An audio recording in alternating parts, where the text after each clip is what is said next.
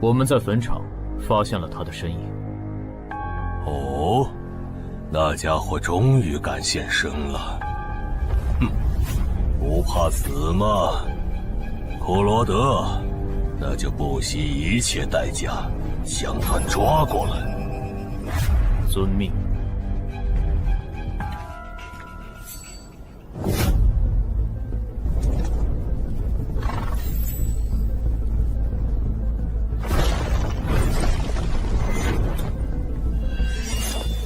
是不是打败你，才会放过我？那看来是没谈拢了。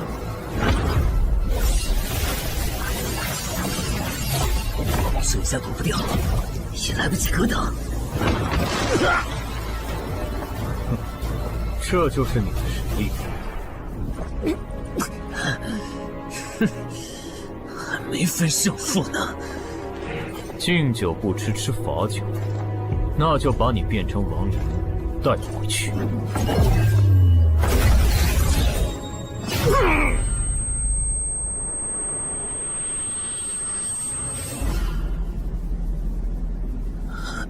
认输吧。做梦。王不灵。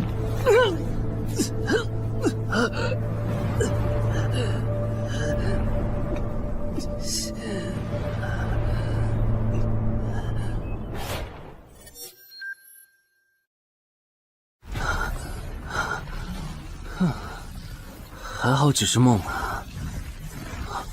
等等，啊！不是，这地下室入口竟然真的上到我家里来了！2030年，世界各地相继出现地下城入口。在经历了一系列探索、争夺、开发和地下城失控所引发的骚乱后，各国政府确认了5件事：一、入口无法被破坏，但攻略地下城可以使其关闭。2. 如果未能在规定期限内攻陷地下城，那么该地下城入口将翻转，地下城内的怪物将永赴这边的世界。3. 误入地下城并存活的人类将成为冒险者，自此踏上超凡之路。4. 地下城内的怪物等级越高，攻略该地下城的收益越高。5. 最高等级的地下城 BOSS 连核弹也无法完全消灭。过去10年，地下城入口逐渐被公众所接受，有关地下城和冒险者的情报也被允许逐步公开给公众。冒险者周刊报道显示，冒险者人员十分稀缺，但却人均千万富豪。这一消息令冒险者这一职业变得非常受欢迎。对普通人来说，冒险者就是一步登天的门票。所以你过去3年的冒险家生涯，为你赚取了超5亿的财富。当然，对于刚刚成为传说级冒险家的我来说，这只是个开始。但少有人知道，每一位高等级冒险者的背后，都有许多普通冒险者和无辜平民的牺牲。而我们的主人公陈海，恰好是知晓这一秘辛的少数人。你还真是给我出了个大难题啊！能让人一夜暴富的地下城，可对我来说也没啥用啊。毕竟我又不缺钱，而且我记得地下城的死亡率好像很高，搞不好我会死。要不把它上交给官方冒险者协会算了，说不定可以换点特别的好处。嘿嘿嘿嘿。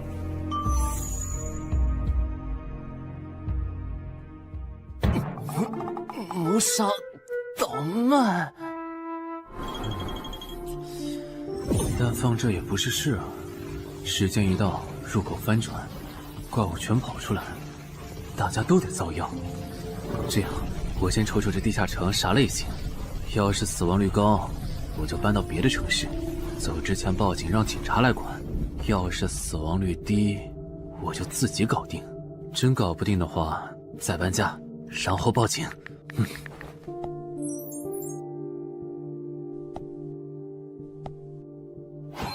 运气不错，是 Level 2的狩猎型入口。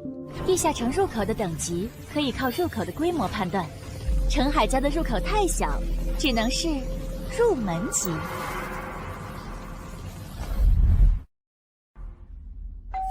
你好，有您的快递。来了，是你的快递，在这签字。好的。说起来，小哥，你该不会是发现了野生的地下城入口吧？不然，为什么要网购锁子甲？完了，不会暴露了吧？我玩全甲格斗的，之前的防具换，打算换新的。怎么了？有问题吗？没问题，我就是随便问问。感觉这人很奇怪啊，难道是我想多了？虽然早就知道一般市民对成为冒险者这件事有多着迷，但是被人这么生硬的试探，还真是有够惊悚的。还好我伪装的不错。不过这个箱子会不会有窃听器啊？还好没发现窃听器。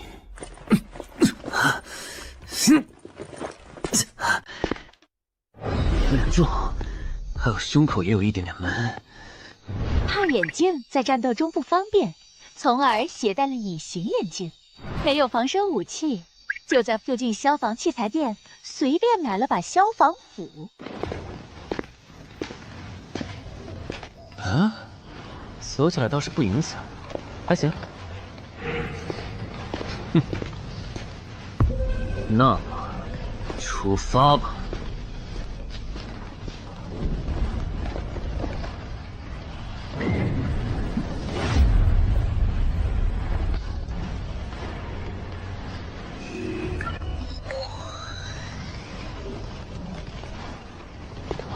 不是地区地形吗？那看来我的首战对手大概率是豺狼人了。讨厌，这套锁子甲没白买。说起来，根据官方提供的情报，新人进入地下城后会激活冒险者面板，脱离条件也会出来。我的呢？来了。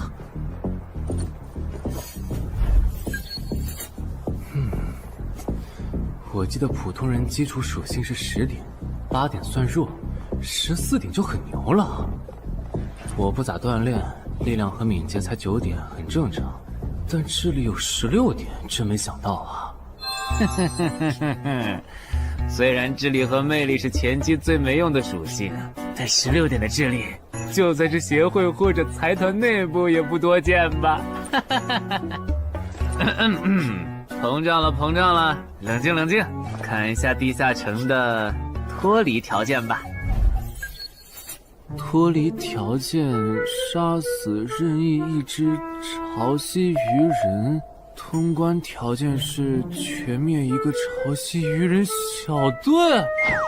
等一下，为什么是鱼人呢？我血产过敏啊！就不能给我安排点正常的对手吗？啊！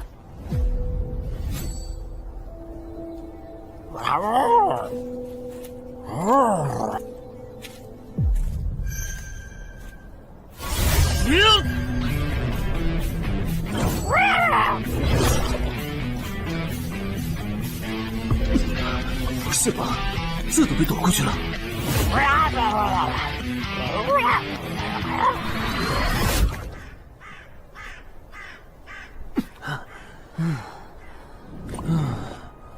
不是，这个地下城的难度标注是不是搞错了？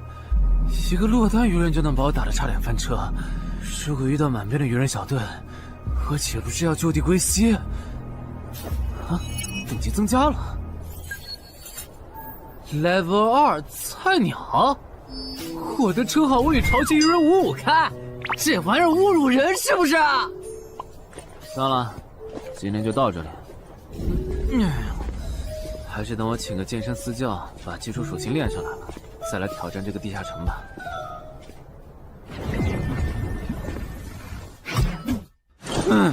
累死我了，半年的运动量都干出来了。又咋了？哦，任务结算呢？我记得地下城的任务结算好像也能爆出奇物的。嘿嘿嘿，我的要求也不是很高，给我瓶加属性的迷药就行。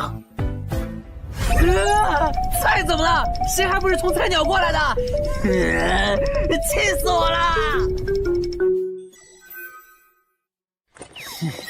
罢了罢了，有总比没有好。让我看看这个保温杯有啥功能。该物品每天可以凝聚500毫升纯净水，可升级。这垃圾东西谁要啊？气死我了！你好，我预约了安教练。哈，您就是陈海先生吧？安教练已经在 VIP 室等您了，请跟我来。好的。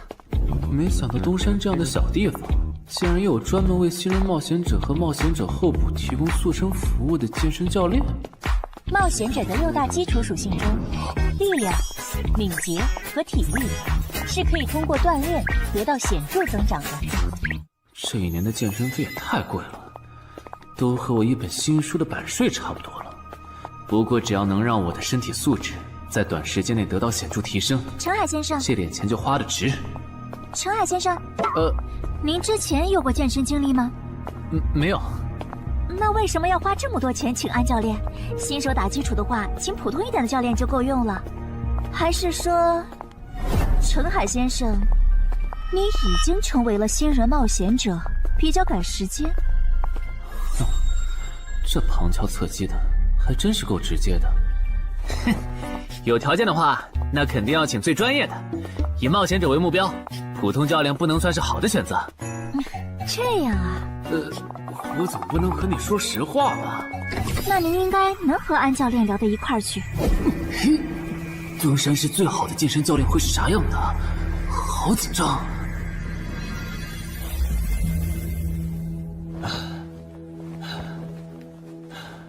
啊！和我预想的完全不一样，我还以为会是个肌肉兄弟，结果到头来，这不是个小白脸吗？课程这么贵，竟然也能预约得出去？开玩笑的吧？就是你想成为冒险者，跟我来吧。3、4。我撑不住了，教练。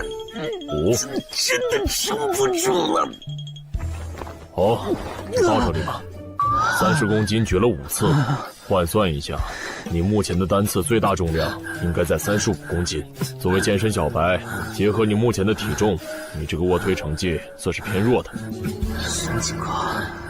虽然我知道我的身体能力低于平均线，但是这也太弱了吧？正常的老哥们不都是人均50公斤起步的吗？陈海先生的基础有点差呢，35公斤的极限数值换算到冒险者面板上的力量属性，应该只有9吧？普通人的力量、体能和敏捷数值是相对平均的，不会偏差太多。他现在这个状况，要在1个月的时间里变成冒险者，几乎不可能。那一般要多久？这个看你，如果天天练的话，差不多1个季度就能达到3个11了。这个11是你成为冒险者后面板上给出的约束，换算下来的话，就是比普通人略强。明白了。所以办卡吗？那就先办一个季卡吧。我去哪儿交钱？让给我就可以了。好耶，以后撸铁不孤单了。认识一下，我叫徐茂，是健身馆的签约冒险者，以后多多关照。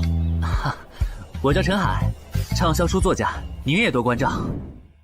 说起来，一般只有家境很好或者跟协会签了长期合约的冒险者，才会找安教练这样的专业教练。因为我不缺钱呀，我写畅销书赚的钱，在东山又花不完。既然以冒险者为目标，那肯定就要找最好的教练，打最牢固的基础。原来如此，我还以为你发现了野生的地下城入口，并且已经成为冒险者了呢。作为前辈，我得教你一些冒险者之间才流通的基础常识，免得你以后被人坑了。冒险者首次下地下城时，表现好能得个称号，带不带都行。要是带了会有加成，但也会被其他冒险者盯着。有些专找低等级地下城入口的猎人，就爱顶着称号，在可疑的人边上晃悠。要是被怀疑的人被称号吸引，表现不自然，那猎人就知道这人是冒险者，接着只要跟着他，就能找到野生地下城入口。啊，这样吗？真是学到了。没啥反应，看来他真不是冒险者，就是个有点钱想当冒险者的弱鸡作家，那就没价值了。幸亏我先和潮汐人任务开这个称号太丢人了，没装上，不然今天肯定暴露了。安哥那边应该已经快拟完你的健身合同了，咱们过去吧。好的。国内有名的畅销书作者，还是专门写冒险者题材的。怪不得他有财力和动机买我的课，是想把身体数据打磨上去以后进军冒险者行业吧。而且他对课程的学期也没有明确要求，不像是发现了野生的地下城入口需要快速通关的样子。确实，程海是冒险者，或者他发现了野生的地下城入口的概率确实很低。这样，如果徐茂带着他回来的时候，他的注意力没有放在我的头顶，那就走正常流程吧。如果他有异常，那就不怪我了。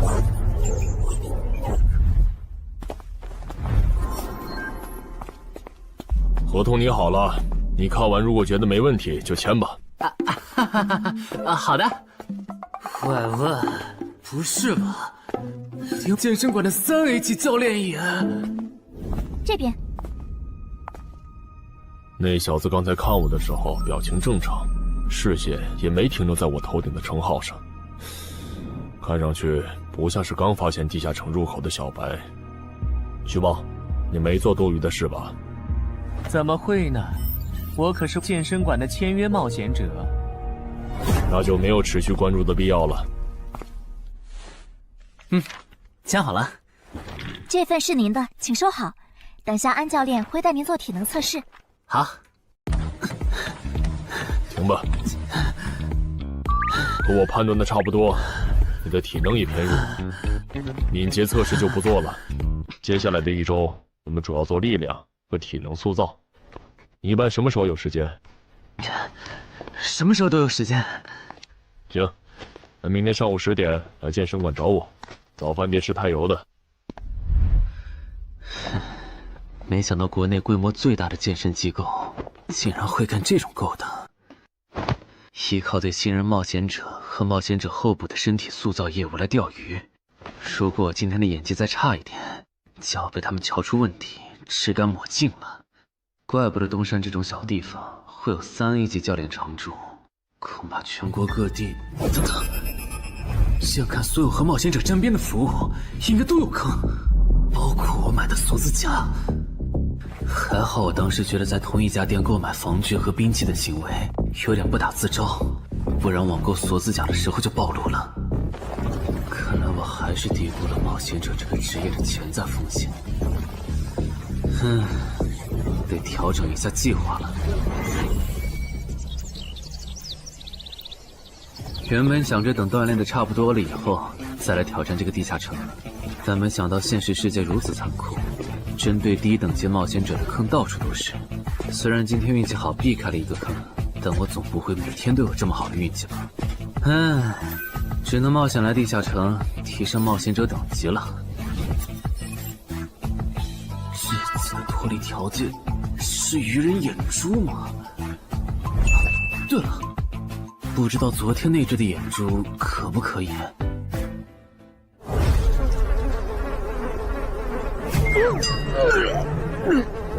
早都被啃光了呀！看来这附近有类似野狗的生物。不过好在眼珠还在。好耶！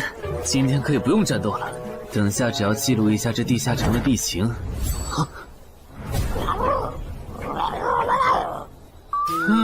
鱼人呢？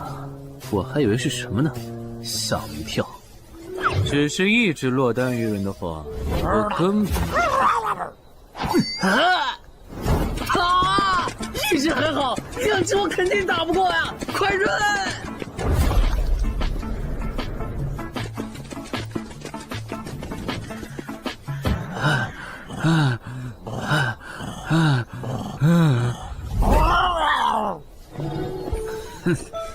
你都死到临头了，还这么嚣张，没发现吗？你和你的同伴跑散了。哼哼，现在换我来进攻了。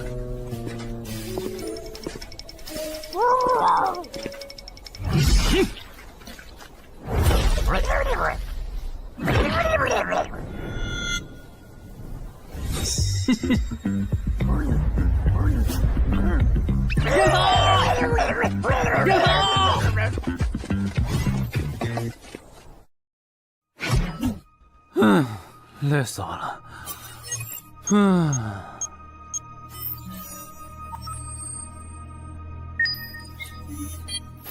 不是吧？这次的评分明明更高，为什么反而没奖励啊？入门级地下城的暴力原来这么低吗？不过如果其他冒险者也是这个情况，那么他们是怎么赚到钱的？还是说有什么常识是别人知道，但我不知道的？明天找机会去问徐茂和教练。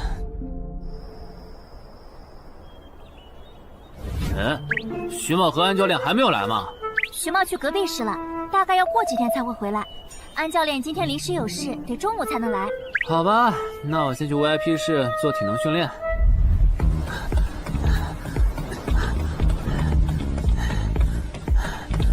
我外出的这几天，他都是这个训练强度。对，那可真够拼的。这样看，用不了多久，他就能把力量和敏捷提升到11了。对，如果他能一直保持一个基础下来，力量、敏捷和体质恐怕都能到12。说起来，教练你就没考虑过把他吸收进健身馆吗？这种有钱又有行动力的好苗子，只要不出意外，以后绝对能成为中间冒险者。你回来之前我就问过了，但被他拒绝了。他想通过黑市的路子成为冒险者，然后当独狼。陈海，你这也太拼了，练这么猛很容易受伤的。还是说你打算今年就成为冒险者？能尽早成为冒险者，肯定要尽早。拖久了，以我的财力恐怕就上不了车了。毕竟时间越往后，冒险者名额的价格也就越贵。倒也是啊。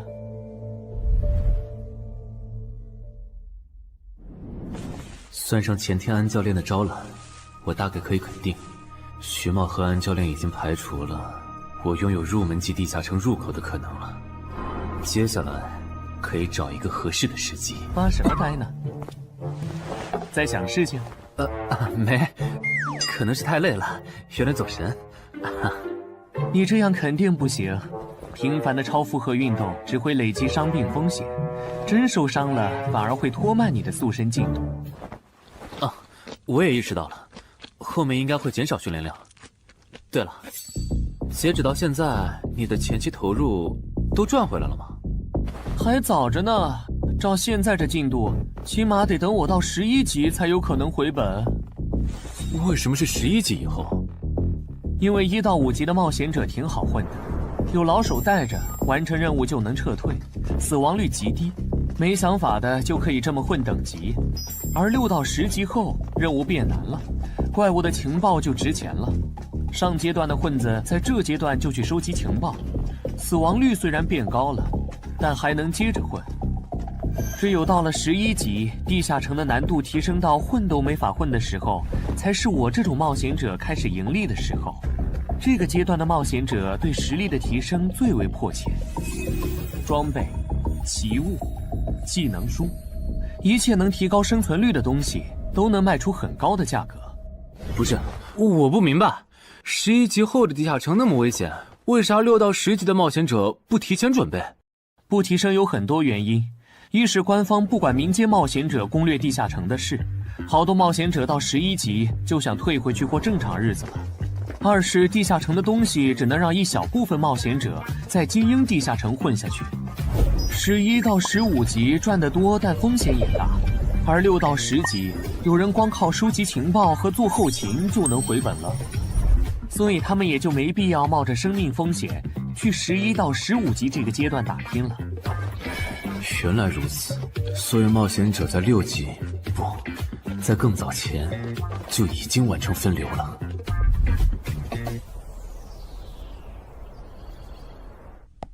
哼，真是学到了，怪不得我在论坛上很少找到有用的情报和攻略，原来有很多人靠卖靠谱攻略和情报赚钱。不过更让我惊讶的还是这件事。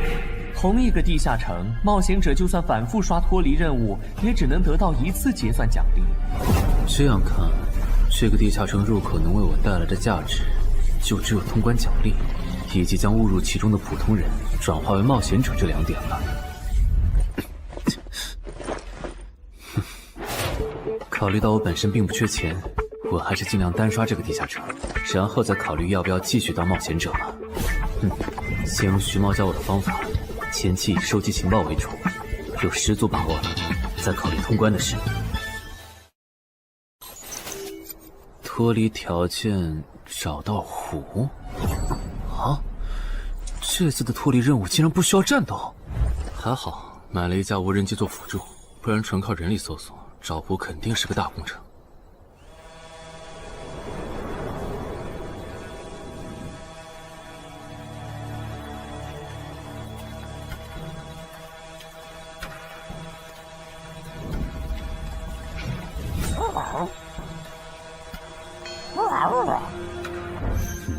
这是什么？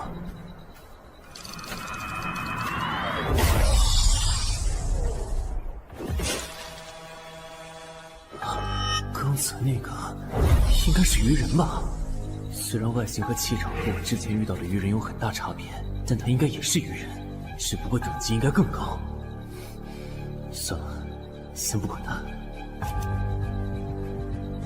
等我完成了脱离任务，再回来找那只橘红色鱼人。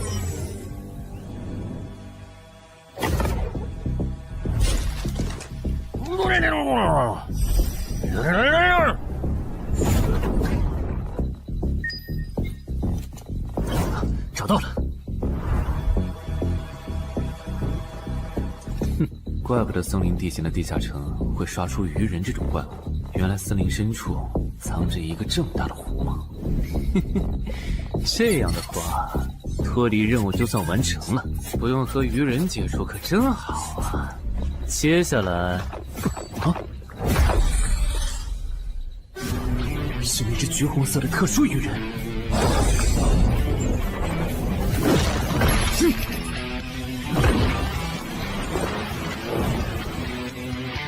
幸亏我刚刚反应快，不然可就重伤了。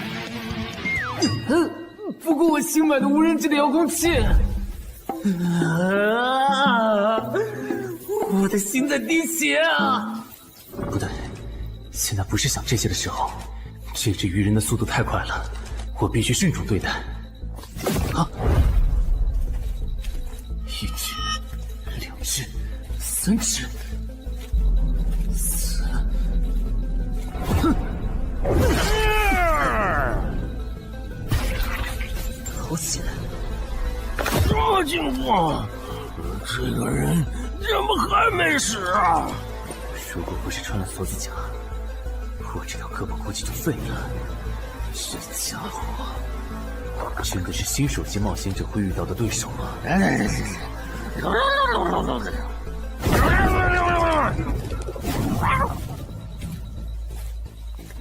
如果只是和这只橘红色鱼人单挑也就算了，关键我还得抽出一部分精力来处理身后这几只杂兵。不管怎么看，这个地下城的难度绝对超纲了呀！要不逃吧？脱离通关任务重置了。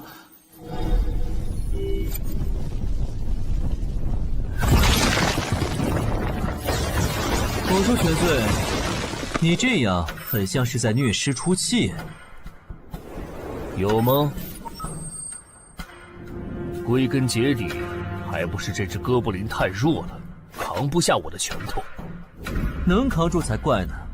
明明只是 Level 5，却有着不下于 Level 9冒险者的综合实力。你这样的怪物，在入门级地下城里，怎么可能会遇到对手嘛？有的哦。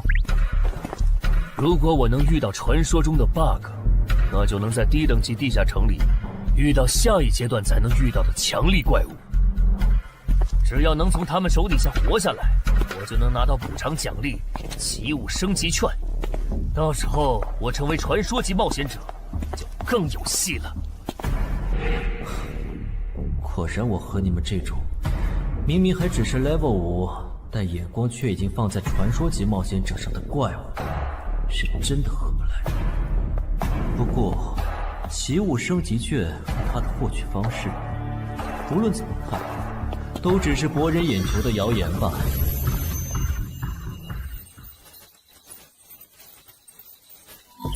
在高战力异常鱼人个体的追杀下活过3分钟，任务完成后将得到额外补偿，奇物升级券。不是吧？我都准备逃命了，你给我整这个，要玩死我吗？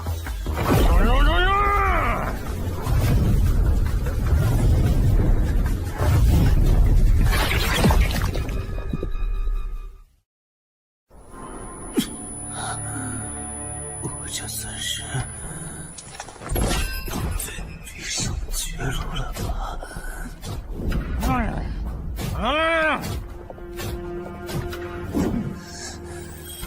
早知道当初就不该成为冒险者，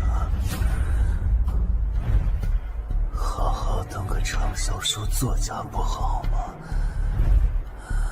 虽然嘴上这么说，但我其实很清楚，这些年因为写冒险小说的缘故，我一直对地下城有向往，向往自己成为冒险者，体验那紧张而刺激的冒险者生涯。是的，虽然我怕死，人怂又不能打，但我的冒险人生绝不该止步于此。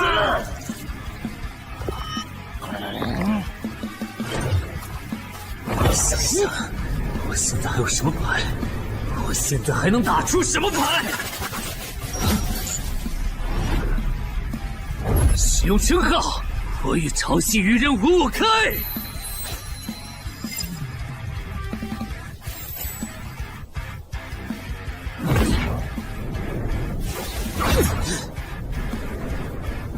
身体变轻盈，力量也变强了一点。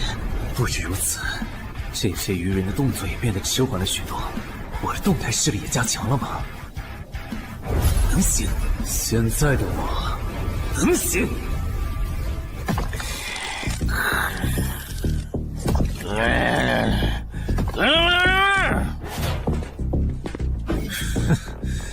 没想到高级鱼人说的话，我竟然能听懂。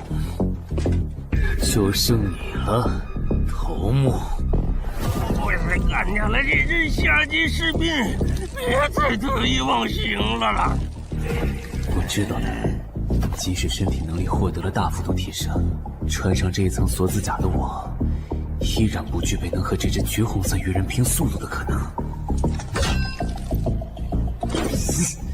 机会只有一次，利用鱼人直线攻击和我头部暴露的弱点，对方的进攻方式、路线和目标都已确定。我要做的就是舍弃头部的防御，用它做诱饵，争取到一次以伤换伤，重创对方的机会。如果这一次机会我没有把握住，那么吃到教训的他，必然不会再给我翻盘的机会了。这种生死皆在一瞬间的体验，真让人血脉喷张，沉醉其中，无法自拔。就是现在！我这不是技能干的吗？可能真的。开什么玩笑！我居然会被这种弱者可恶！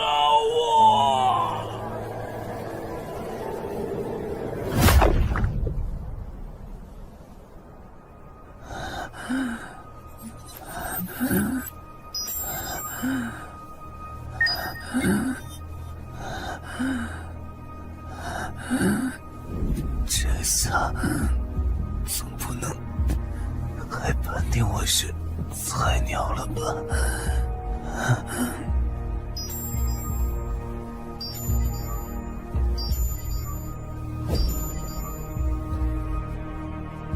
平平无奇的保温杯吗？对，平平无奇保温杯。使用起物升级券。啊！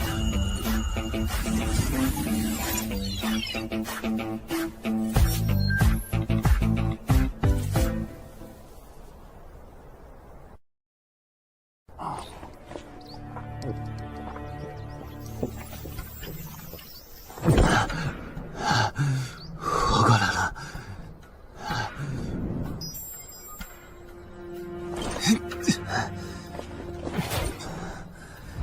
已经愈合了。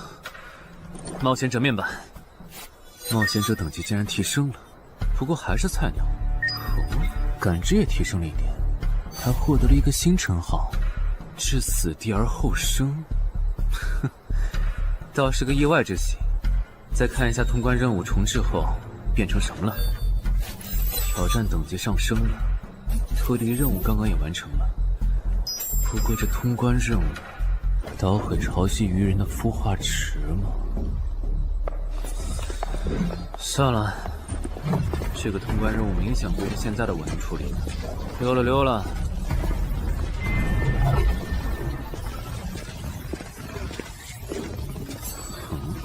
是错觉吗？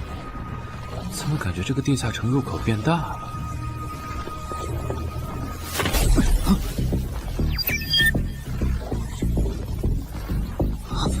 等级不足，这个地下城升级了。这么看来，我刚才完成的脱离任务，其实来自更高等级的地下城。怪不得任务难度提升了那么多，脱离任务掉落的奖励这么丰厚。隐藏之眼，我没记错的话，论坛上有个大佬，好像一直在强调这个东西的稀有性和重要性来着。哼，那必须要转职啊！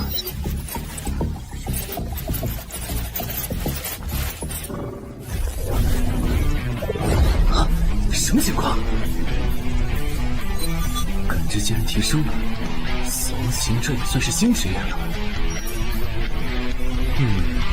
越接近死亡的话，属性点提升就越大，可以1至4点。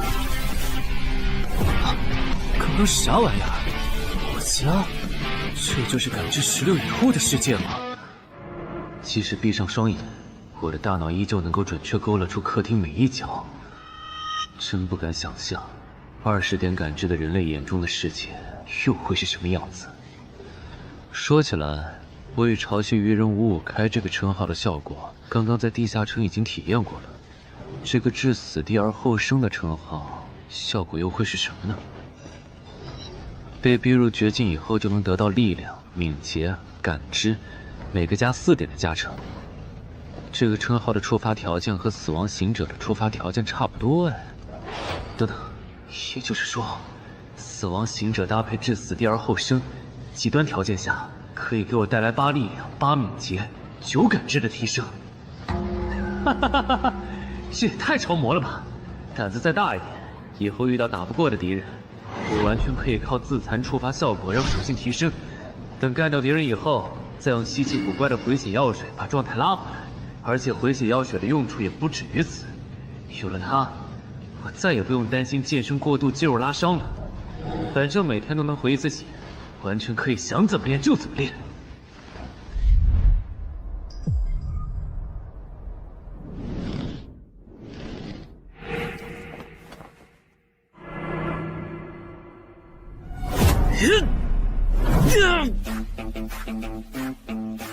真惊人！谁能想到，不久前还只是个健身小白的他，只用了不到2个月，就达到了正常人要用1年才能取得的成果。就他那训练量，换别人来早就去 ICU 报道了。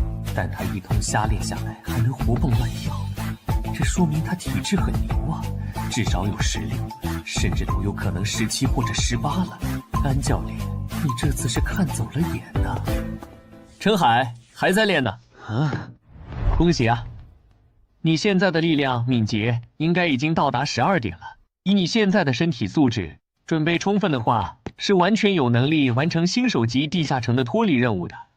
真的不考虑加入健身馆，成为这边的签约冒险者吗？我可不想当一个会被合约束缚的冒险者。那真是太可惜了，我还以为能和你成为同事，以后一起攻略地下城呢。不是同事，也能一起攻略地下城。对了，我打算从散人手里购买冒险者名额，这方面你有什么忠告吗？忠告吗？不是同事，也能一起攻略地下城啊。对了，我打算从散人手里购买冒险者名额，这方面你有什么忠告吗？忠告嘛，那我推荐你去找散人联合。散人联合？我没记错的话，他们好像是国内最大的散人集团吧？对，如果你想走黑市的路子购买冒险者名额，那么我只推荐你选择由散人联合提供担保，或者他们自营的低等级地下城入口。为什么？我感觉找独狼冒险者明显更好啊，省钱又省力。因为涉及到冒险者名额买卖，无论买方还是卖方，其实都存在巨大的交易风险。卖家怕遇到伪装成萌新的入口猎人，买家怕交了钱对方不办事。但有散人联合的介入就不一样了，虽然他们的佣金很高，但是作为冒险者资格地下城相关产出生意的龙头，他们为买卖双方提供的契约书还是很值得信赖的。原来如此。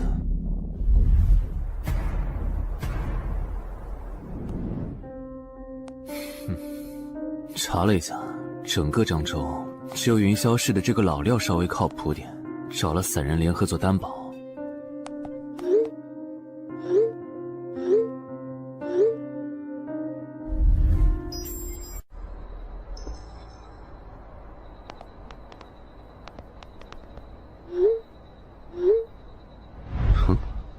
这边，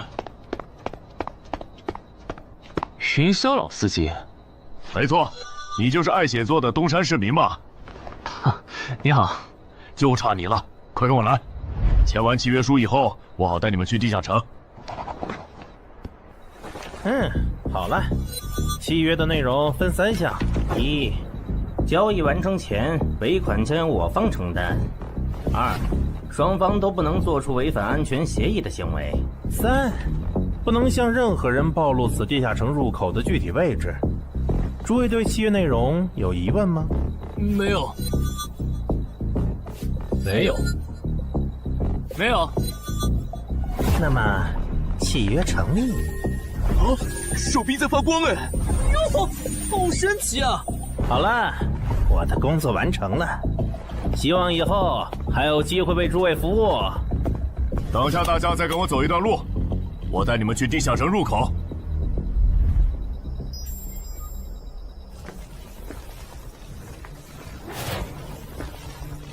这个地下城入口的位置确实隐蔽，难怪没有被官方和云霄市的资本发现。好了，大家排好队，按顺序进入。我先走一步，给大家带路。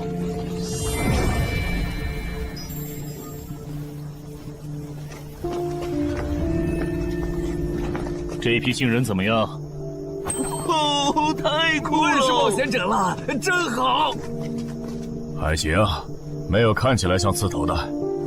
那就好，等会儿记得我们之前说的。卖家原来有2位吗？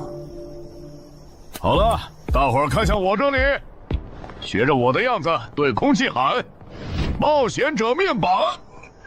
冒险者面板。大家可以在冒险者面板的个人信息栏查看到自己的基础属性，往下滑动，可以在任务栏查询任务。不是吧？我的基础属性原来这么低的吗？冒险者面板上的内容只有冒险者本人才能看到，所以不用担心个人信息暴露的问题哈。麻烦大家把你们的脱离任务报一下，我这边做一个整理。任务？女妖，这个物种论坛的入门级地下城怪物图鉴里好像没有，这个地下城有问题。这个地下城该不会和我家里的那个一样，存在某种致命的设定吧？基于幸存者偏差，如果一个入门级地下城的怪物没有被收录进论坛的新手常见怪物图鉴，那只有2种可能：要么它确实很罕见，要么就是遇到它的冒险者基本都死在地下城里了。警告！警告！此人违反了安全条例，未说出正确的脱离任务。那个眼镜男说谎了？不是吧？这才哪儿到哪儿啊？就有人触发安全条例了？你听我解释，肯定是他出 bug 了。契约师的契约当然不是绝对的，但对你这样的菜鸟来说，它是不会出问题的。你的脱离任务绝对不是采集高价值草药，你骗了我们。他刚进冒险者圈子，不懂规矩，做错事也情有可原。您大人有大量，再给次机会吧，是不是啊？对，再给我次机会吧。下不为例。大家再说一遍自己的脱离任务哈，这次别搞错了。我的任务是找到湖中女妖，我是聆听女妖之声，我的是凝视女妖10秒，我的也是找到女妖。接下来我会带大家去女妖出没的林中湖泊，大家跟紧一点，别掉队哈。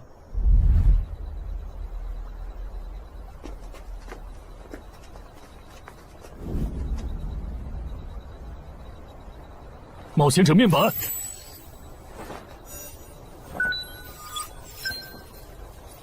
哎，他在干嘛？呼唤湖中女妖。他怎么知道这样做可以召唤湖中女妖的？这就涉及到商业机密了。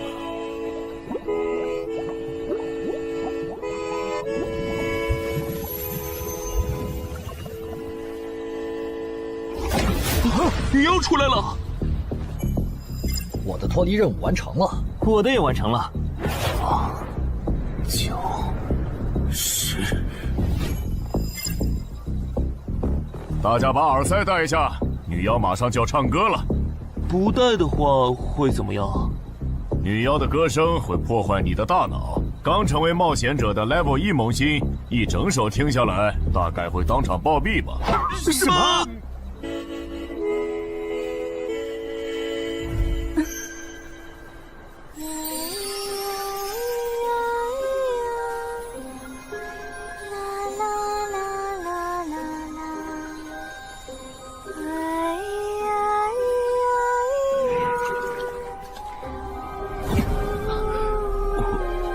被醒了，就听了这一小会儿嘛。还好我戴了耳塞，歌声听得不真切，不然恐怕已经死掉了。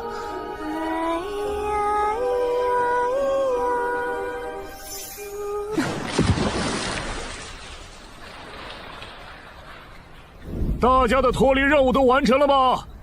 都做完了，那咱们就原路折返回去了哈。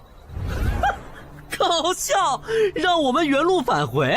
来之前我已经查过了，地下城里的植物和矿产都是很值钱的。你这么急着赶我们走，不会是想要独吞这个地下城的产出吧？我们可是付了钱的，为什么不能在这个地下城采集高价值草药和矿产来回血？等一下，咱们的契约书里可没有这条。但也没有不准我们完成脱离任务后采集高价值草药和矿产的条例吧？原来冒险者还可以在地下城内采集草药和矿产的吗？你不知道吗？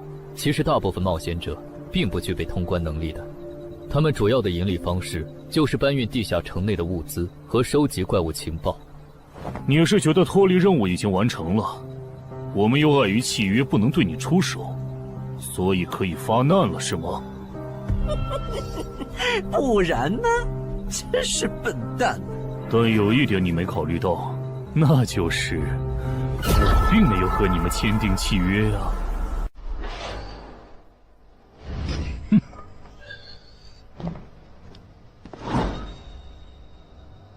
你们两个什么意思？没什么，单纯看不惯而已。我觉得这位朋友的理由其实挺合理的，只是一些药草和矿产，没必要那么计较吧。但是基于契约文书第1条的话，如果有人死亡，我们就拿不到尾款。你可以保护我们，作为回报，我们可以将采集到的一部分物资分给你。不好意思，我们并不想冒这个风险。真的只是因为不想冒这个风险吗？难道不是因为这个地下城藏着别的秘密，你们怕我们发现它吗？我明白了，你不是新人冒险者，你是奔着通关任务来的。老六，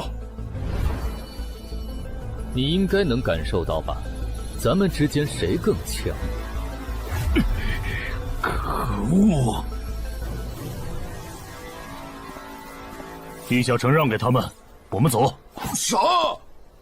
你等等我呀！他们为什么就这样走了？这不很明显吗？这2位帮我们说话的朋友，其实是比那2个人更强的冒险者呀。过奖，其实强的不是我，是我的这位朋友。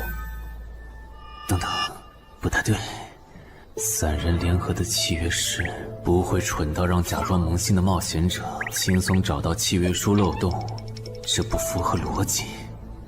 大家可以自行选择，接下来是单独行动，还是跟我们一起行动？单独行动的话，你们的收益可以独享；如果跟随我们一起行动的话，通关奖励我们要1半。1半？这么多？这叫多？你没仔细听吗？是通关奖励的1半。这2位资深冒险者的目标是通关。新人冒险者的通关率一般只有10%，甚至更少。就算分出去1半，我们也领先了90%的新人冒险者。大叔，你别得了便宜还叫委屈啊！所以这其实是好事。对新人来说，第1次通关时间是重要分水岭。新人冒险者越早拿到通关奖励，未来的冒险者之路就会越顺畅。那就是说，就算我只拿到1半的通关奖励，也会比绝大多数同等级的冒险者要强吗？如果你没有浪费这些开局资源的话，确实是你要强一点儿。请让我也加入你们，也包括我。我也要。那帮没良心的，签契约书前都说好了，只涉及脱离任务，其他不包的。任务一完成，他们就变脸了。差不多得了，都走了这么远，他们不可能再跟着了。你不用演了。哦。嘿嘿，不过你这次演技提高了不少嘛。刚才我一度以为你打不过那个顶着战斗专家称号的冒险者来着。我确实打不过他。啊？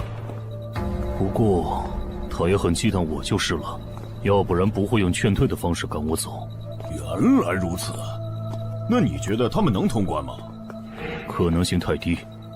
个人判断，这批冒险者里，最多只有1到2个幸运儿能活着走出这个地下城。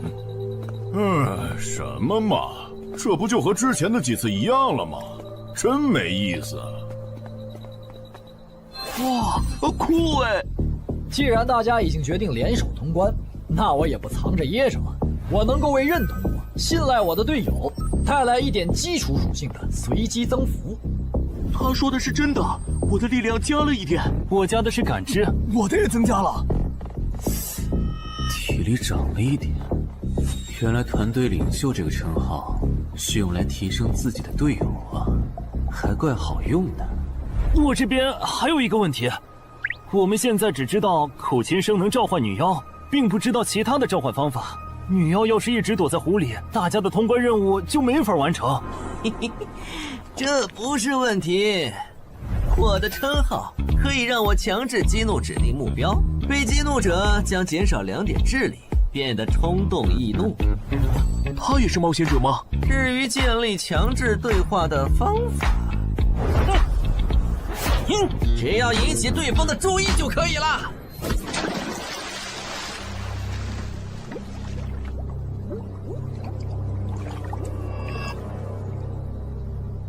蠢货，你过来呀！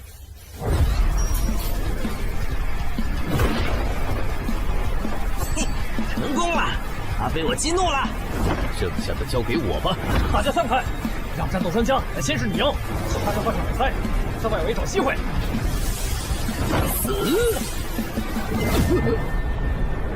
穿过去了？开什么玩笑？竟然是灵体！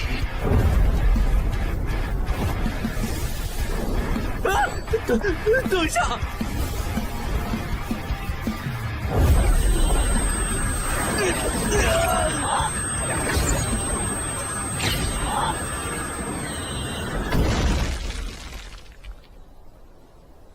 还好有2-3，只是鼻子出血。不是吧？这个女妖原来是个妖魂。娘，有把握吗？有，但是会比较费时间。上一个地下城刷出来的僧侣之拳应该会有效，但熟练度还没上去，打起来会很慢。慢就慢了，这只女妖应该没有其他攻击手段，对我们的威胁很小。我有预感，这个地下城的通关奖励会非常丰厚。哼，愚蠢的选择。等等，你先别走。不是吧？10万个人里都不一定能出一个的感知16点的人，竟然让我……你为什么觉得他们的选择是有问题的？使用称号，他们当我不存在，真晦气。喂，你搁这对空气自言自语什么呢？不是，我刚才……不是没人吗？幻觉吗？有东西过来了！什么东西？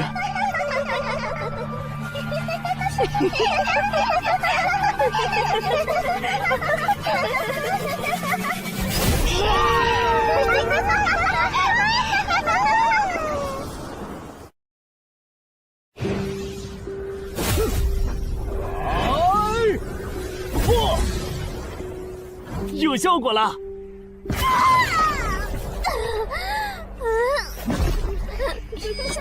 什么声音？我们搞错了，这个地下城不止一个女妖，那2个卖家没安好心。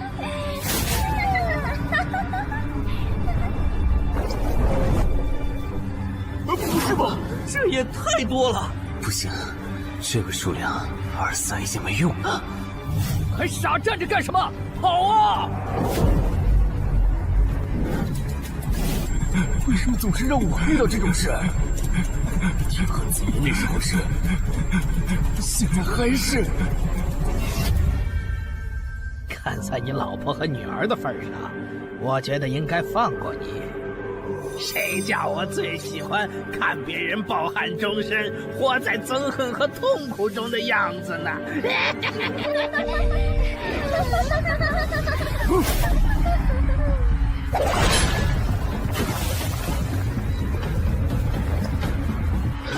你们以为我是谁？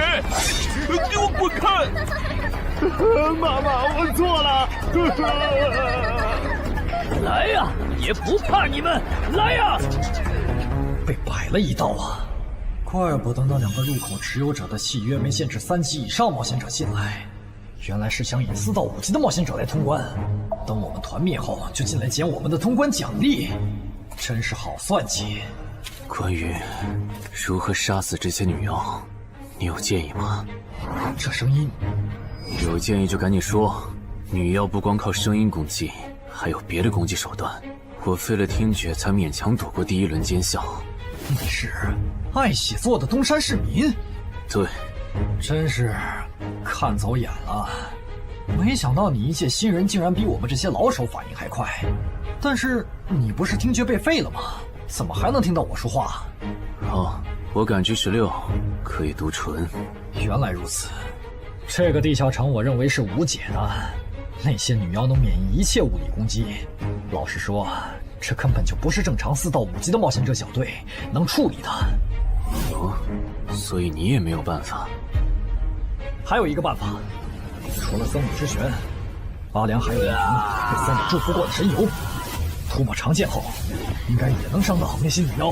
不过，这也就给你能伤到他们的力量。我不信新手冒险者能从这么多幽灵的围攻里杀出去。但总不能坐以待毙吧？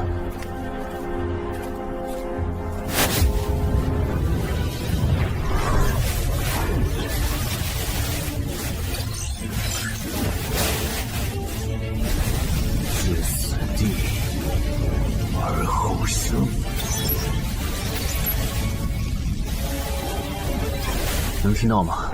我问过你的同伴了，他跟我说，要通关必须从你那里拿到被僧侣祝福过的神油。通关吗？能帮我拿一下吗？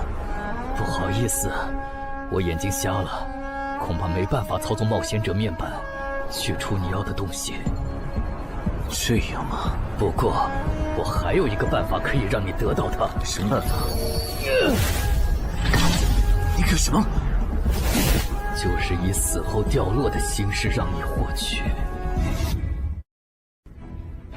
其实我也不是非要那罐油杀人夺宝不可。20点的敏捷足够我甩开女妖逃出地下城了。我就是想试试能不能通关。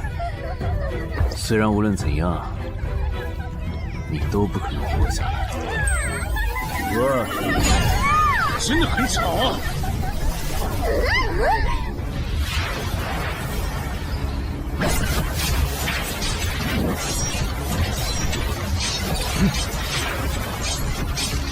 对邪恶生物伤害加点点，那么还是反击吧。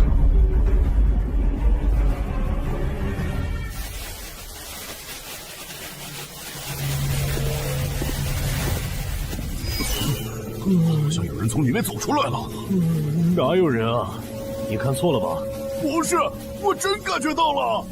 果然，他们那不能攻略的地下城设陷阱，引同等级冒险者来做通关任务，把人坑死在里面，接着捡掉落的东西，或者等冒险者重伤出来就杀人夺宝。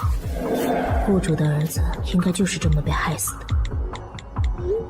食腐秃鹫是指利用高难度地下城坑杀同等级冒险者，然后拾取对方掉落的堕落冒险者。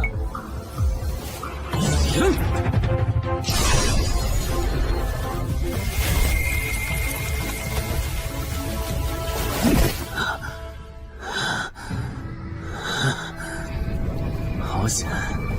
如果再多几只女妖，我恐怕就要被逼出回血药水这个点牌了。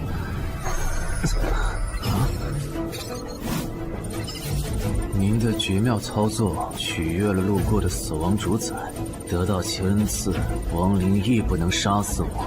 该恩赐可以使您豁免一次来自亡灵生物的死亡判定，免疫一次来自亡灵生物的死亡判定。好霸道的额外奖励！额外奖励都这么丰厚了，合并结算的奖励还高于单独结算，那么肯定要合并了。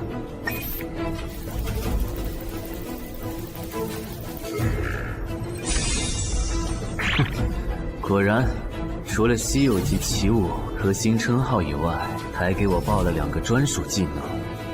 这个地下城的奖励太丰厚了，难怪它的难度如此超标。爱写作的东山市民，你还活着吗？怎么没声音了？哼，差点把他给忘了。你现在感觉如何？能站起来吗？有点难，那只能扶着你了。其他人是不是都死了？胖子、四眼、大叔，还有你的2位同伴，都死了。你应该不是第一次进入地下城吧？哼，我还以为你不会主动说破呢。如果我说我能保守秘密，并将我得到的奖励作为酬劳全部送给你，你能不能不灭我的口？但你死了，同样可以保守秘密。那你就得不到我的通关结算了。而且，云霄老司机和他的同伴肯定在地下城入口附近蹲幸存者。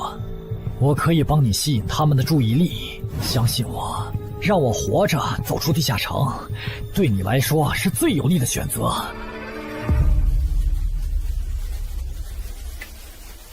看到了吗？这才是真有人出来了。哎呀，刚才那次算我看错行了吧？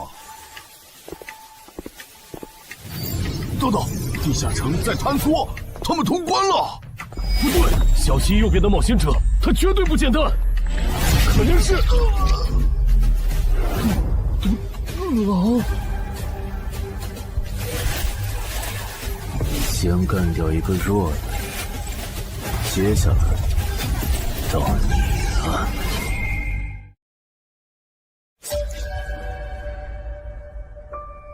东山市民，你好大的胆子！不是吧，不是吧？不会真有人觉得自己坑完人不会被报复吧？呵呵，这么霸道的吗？闭嘴！哎呀，我好怕呀！你这家伙，找死！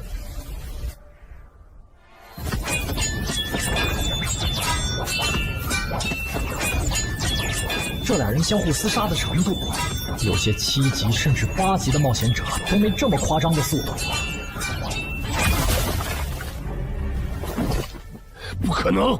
带上这个称号以后，我的速度竟然还是没你快，真是离谱他妈给离谱开门，离谱到家了！你的敏捷难不成有17，甚至18？可，你猜？冒险者面板，哼，不比速度了。不比了。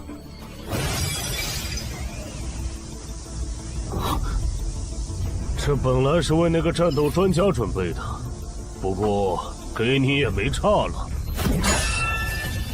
来好好感受一下我从黑市高价购买的变种蜘蛛毒素吧。什么嘛！你这毒套完全不行啊，比普通人还差。连反击的力气都没有了吗？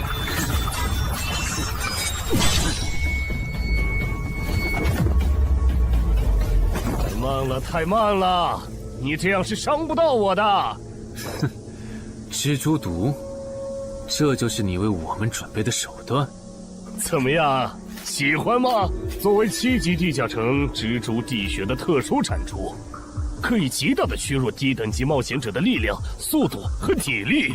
迄今为止，因为他而败在我手上的5级冒险者已经有4个了，而你将会是第5个。然后呢？你应该不只准备了这点手段吧？全都亮出来吧！哼，不会吧？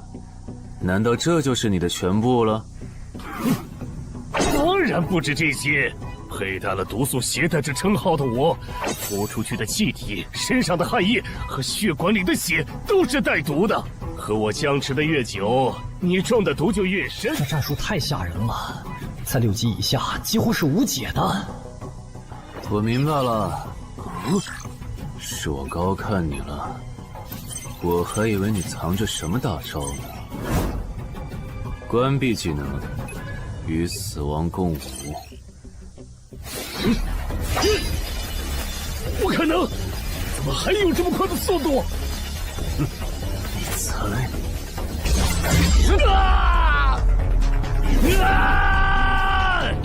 别太得意了！太慢了，太慢了！你这样可是伤不到我的。不可能，绝对不可能！你明明只是个独狼，怎么可能比杀了大量5级冒险者的我还强？没什么不可能的，在舒适区里泡着的你，永远也看不到与死亡同行之人所看到的风景。但是，溺死的往往都是会水的，散人只有劣势更弱小的散人，才能积攒出大量的财力和武力。我的路才是正确的。对普通人来说，或许你才是对的。不过，在我看来，与死亡同行之人，如果走到了极致的话，未必不能超越死亡。不是吧？那么强的人，竟然这么轻易的被……啊！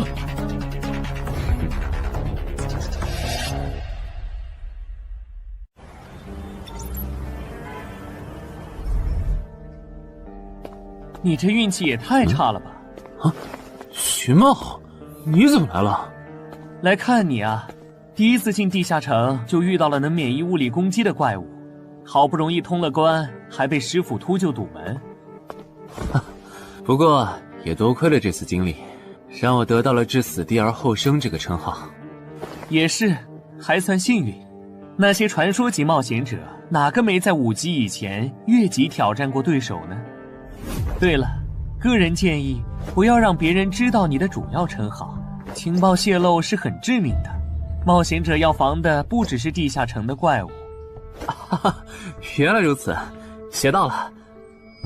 虽然女妖之森的入口持有者，官方说是被另一个幸存者杀了，但我查过，那人主要称号侧重团体战斗，单人作战能力没强到能杀掉2个石斧秃鹫，所以怎么了？我脸上有什么东西吗？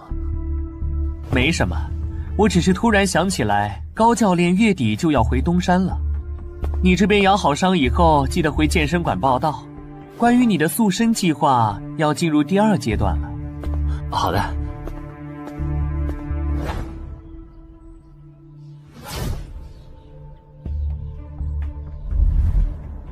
你不打算做攻略型冒险者了？没错，这次地下城经历让我明白，我没当传说级冒险者的本事。与其在这阶段的地下城拼命，还不如到6到10级的地下城多弄点钱，然后就隐退。哎，不过你和我不一样，你有成为传说级冒险者的潜力，但前提是你得改掉独狼的习惯。为什么这么说？独狼玩法在10级前的地下城能提高任务结算评分，多拿奇物、称号和技能，但11级到15级的地下城难度大增，光靠个人根本过不去。如果你想成为传说级冒险者，10级前就得组建自己的攻略团队，不然在11级到15级时，要么会掉队，要么就会被官方财团收编，就没机会再往上提升了。团队嘛。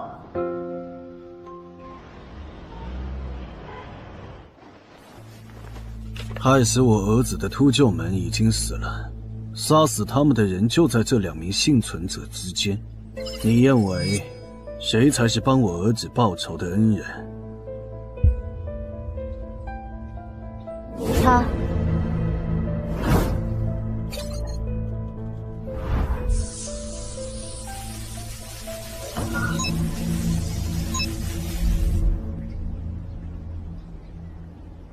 小矮，你就是女妖之森的通关者陈海吧？我们对你在女妖之森得到的通关掉落很感兴趣，你开个价吧。不卖。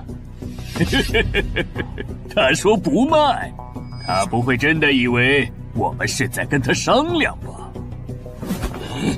那我换种说法，把你在女妖之森得到的东西交出来，立刻马上，不然有你好看。你们在干什么？不许骚扰我们医院的病人，走开！烦人的家伙来了，哥，我们走。切，真晦气。下次他们再来骚扰你，你就来找我。我哥哥是10级冒险者，他们不敢惹我。谢谢。不，该说谢谢的人是我。我的好朋友死在了女妖之森，你和王先生攻略了这个地下城，还铲除了用它钓鱼害人的秃鹫。原来还有这么一层关系啊！我和我死去朋友的家人都想感激你。总之，这是地下城暴走后的随机拉人现象。怎么还会拉我呢？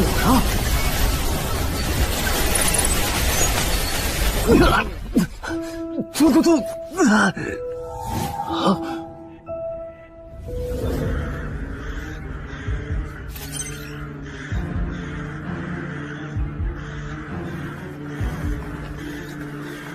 大家不要惊慌，我们只是被拉入了翻转后的入门级地下城。不是吧？我就来医院看个牙的功夫，怎么就被拉入地下城了？现在请大家跟我一起打开冒险者面板，确认你们的脱离任务。展开面板，5级的生存类地下城，哇，这次可能要死很多人。啊！云霄市医院发生入门级地下城翻转现象，有20人因此凭空消失，周德也在这20个人里。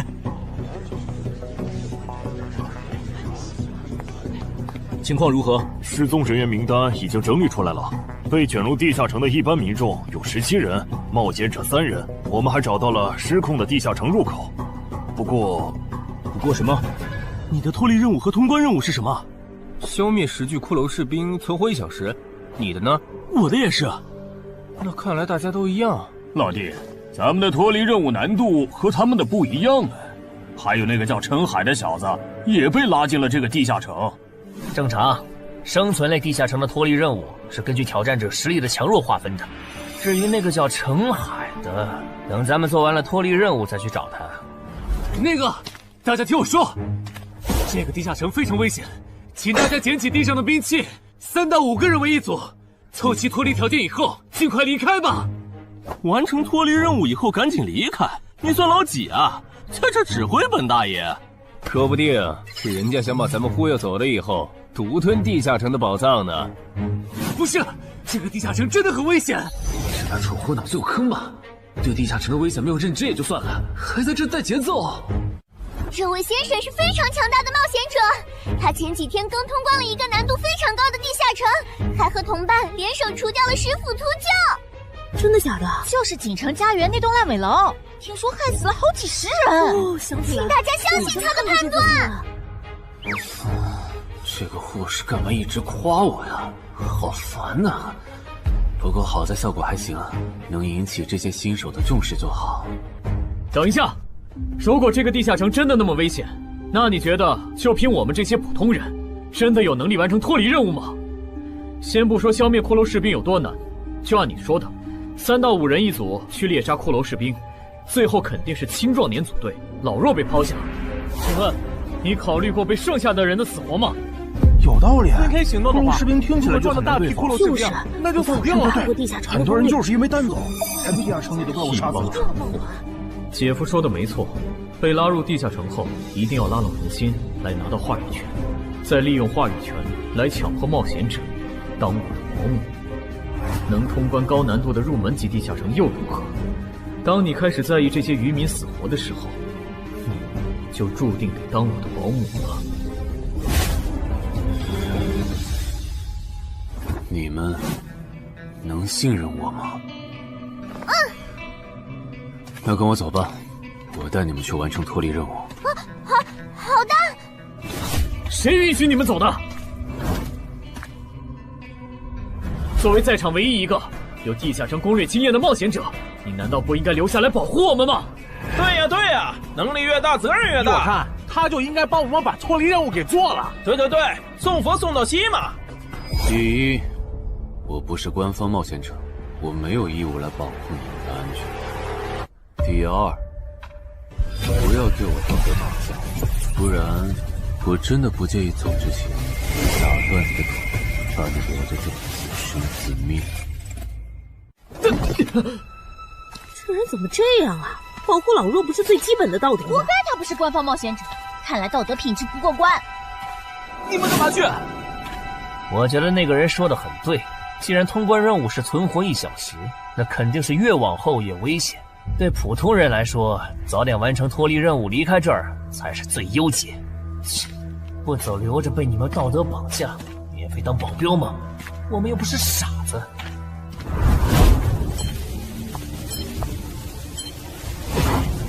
是他。这个地下城有什么问题吗，尚科长？这个地下城最大的问题在于，接下来的1个小时，能有几个人活着走出来？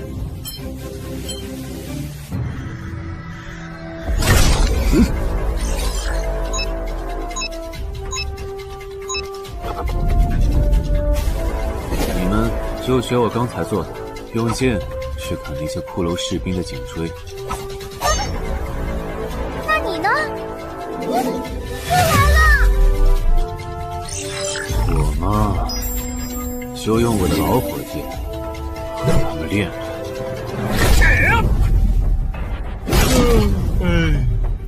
打完这批记得换班啊，老哥。好嘞。骷髅士兵不刷新了，看来并不是无限的。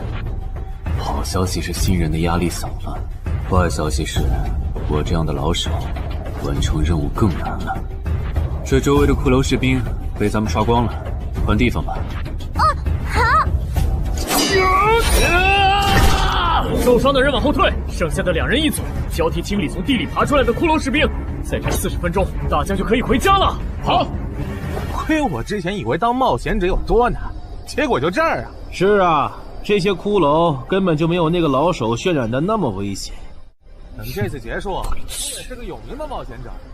这些骷髅虽然弱，可不代表这地下城难度低。正相反，骷髅越弱，越说明地下城有极厉害的 BOSS。更让我烦的是，这地下城怪物也太少了。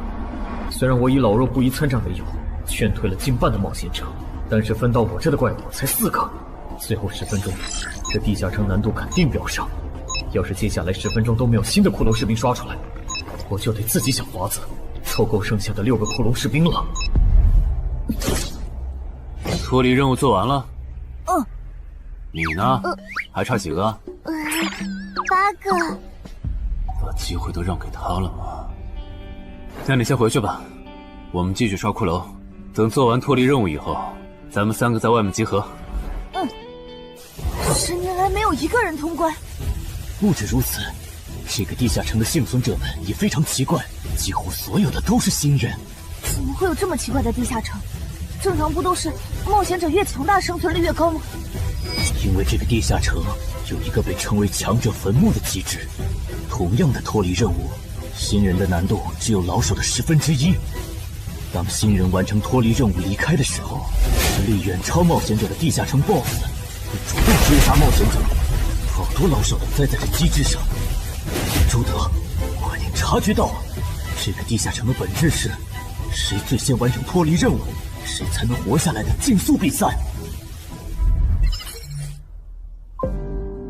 好心的冒险者哥哥，护士姐姐，再见。拜拜。再见。等下遇到的骷髅士兵，我多分给你一点。你先完成脱离任务，和他在外面会合。好的。有人完成脱离任务出来了。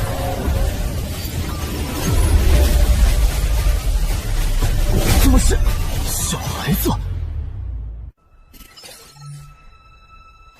有人离开这个地下城了。这个第2阶段是什么意思啊？原来是这么回事吗？这个地下城的本质是竞速。李明、王志勇，你们2个跟我来。老弟，有个人完成脱离任务离开了，是不是那个叫陈海的人呢？不可能，先不说他还带着2个累赘，光冒险者们要杀的100个骷髅士兵就不好找。那会是谁呢？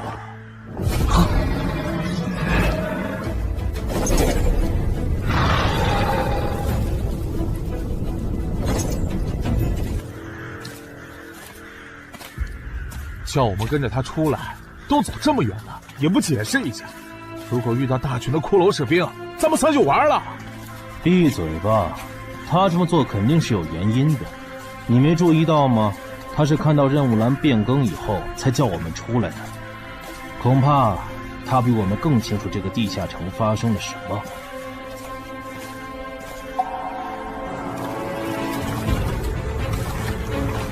准备战斗！他们3怎么走得这么像咱们不来？周德当初就不该气走那个冒险者，不离了。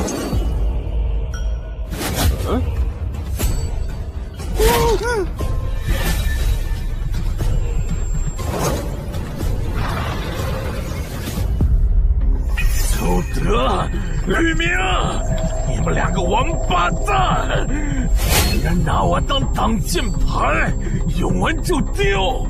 你们这2个小人！你还差几个？3个。那快了，我们再找些小股的骷髅士兵杀，应该能赶上。等等，不对劲，幸存者的数量在减少，营地那边出事了。说什么？陈海哥，这阶段是什么意思啊？可能是难度提升，接下来会出现更强的怪物的意思吧？这个你别管。你的脱离任务做到哪儿了？我看看啊，陈海哥出事了，其他人都死了，现在只剩4个幸存者了。什么？92、62，剧组都说了，是这个地下城的 BOSS 降临了，要想活命必须就地折返，在 BOSS 找到我们之前完成脱离任务。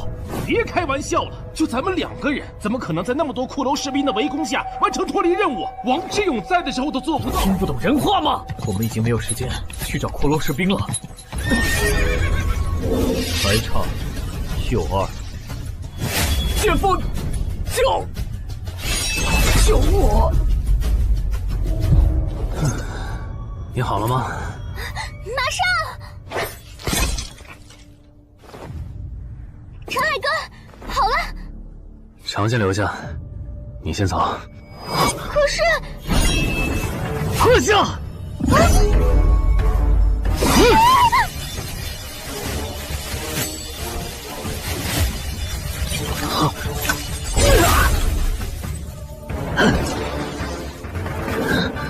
好强！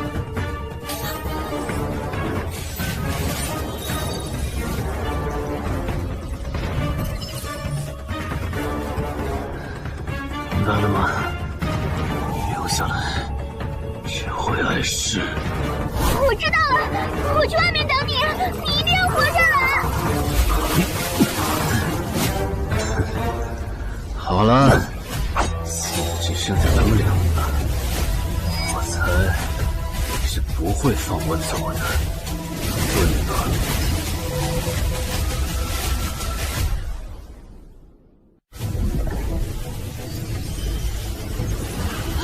是护士姐姐，对面还有幸存者吗？有，但是陈海先生他……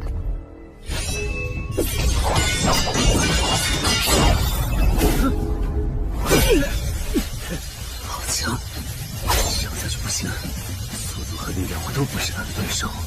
就算能大概猜出他下一步动作，肯定会一直忙着抵挡。一次出错的话就会死。要走！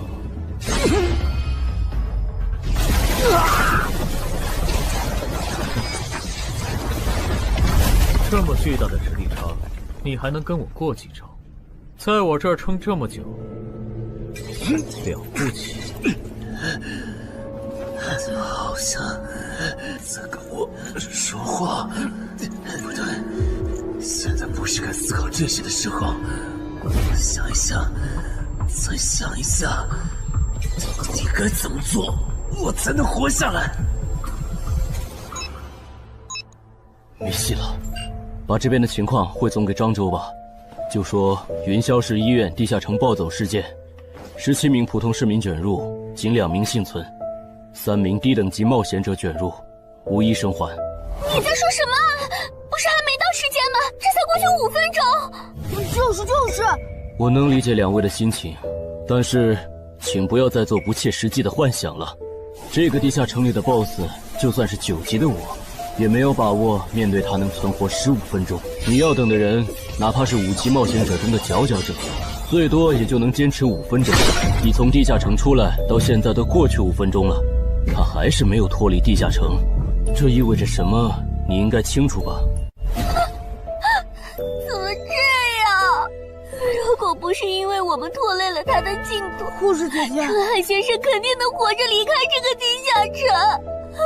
都是因为我们。是啊，全都是因为你们。如果没有那个多管闲事的冒险者帮你俩完成脱离任务，周德才是最有可能活着离开这个地下城的人。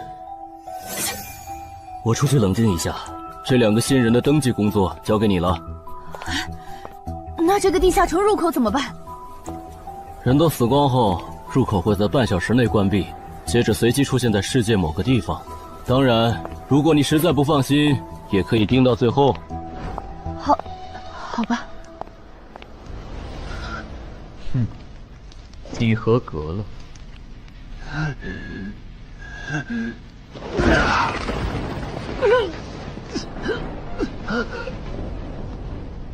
我很期待你成为亡灵后的表现。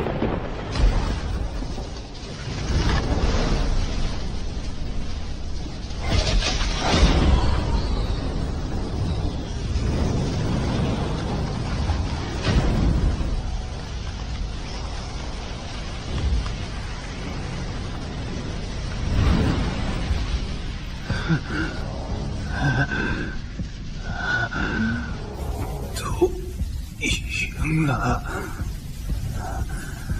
对这个 BOSS 来说，完整的我更有价值。在他回来之前，是死亡主宰的恩赐。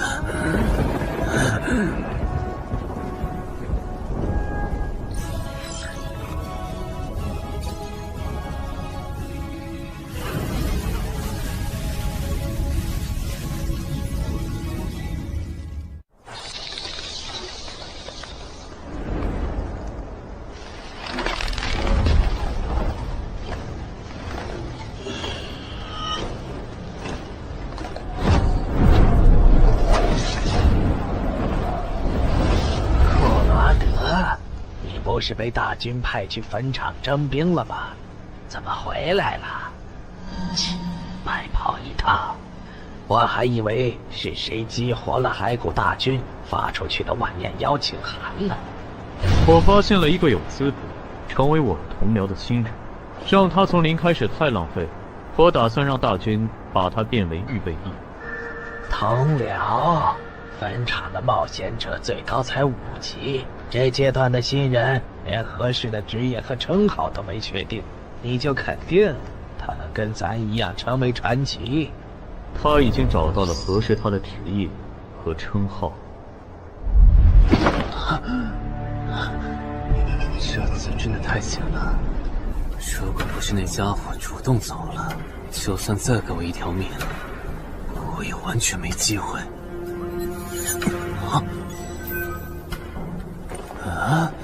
通关任务都显示完成了，为什么没有弹出来脱离选项？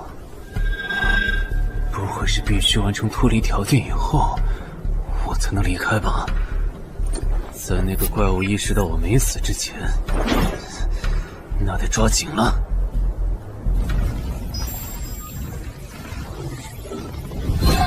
没有关闭，这个地下城的入口还没关闭。澄海先生还在战斗，他还活着。我去找尚科长。周德死在地下城里，他姐知道后一定会迁怒同期的幸存者。如果处理不当，尚科长，怎么了？慌张成这个样子？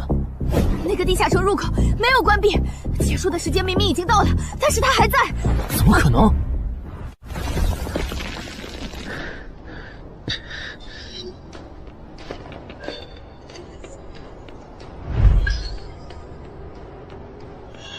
合并结算。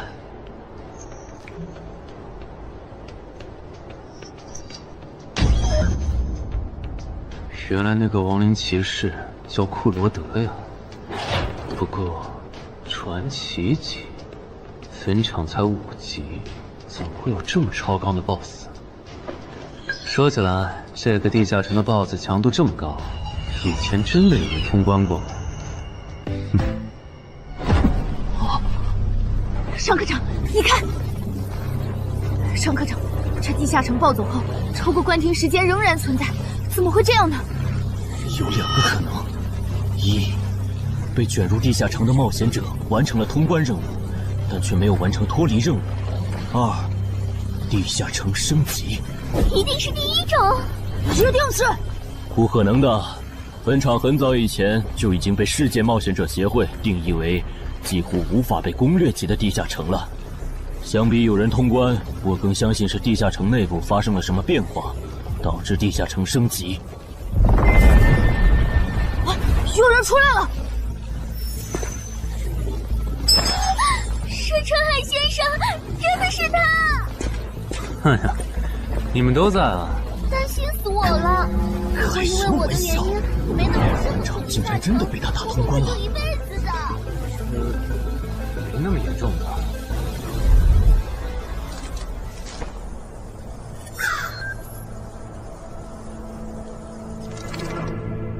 吴王，这是你驻守坟场以来第一次主动觐见吧？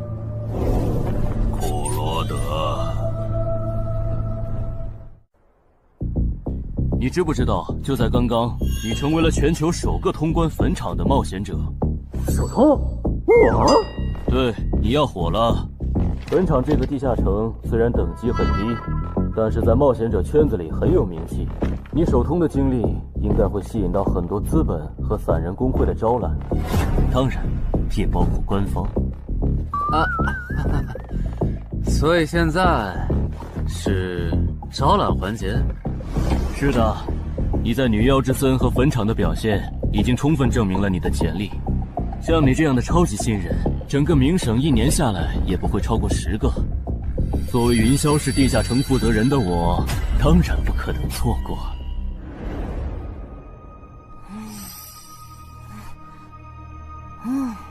恩姐，你说那个叫双李的，是不是想抢走陈海哥的通关奖励啊？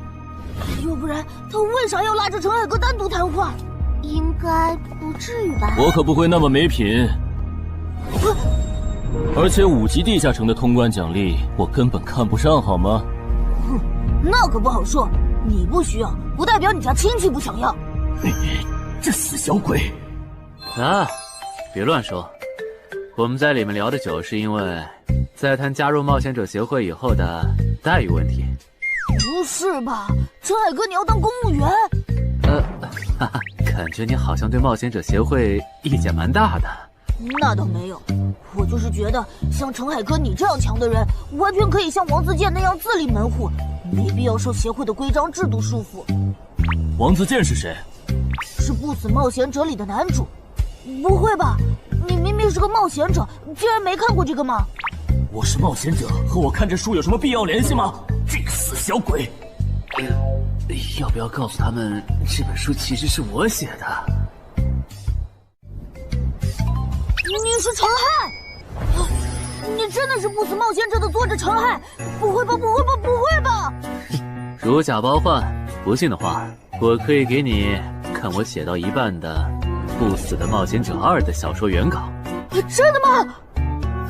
啊，你怎么了？怎么感觉你受委屈了？陈海先生，你能不能不要加入冒险者协会？为什么？我以前听我哥和他朋友说过，那些加入官方的冒险者很多都后悔了。你哥有说是什么原因吗？没有，但我还记得他们谈话时的表情，非常的严肃，甚至还发生了激烈的争吵。这样吗？我会慎重考虑的，谢谢你为我考虑这么多。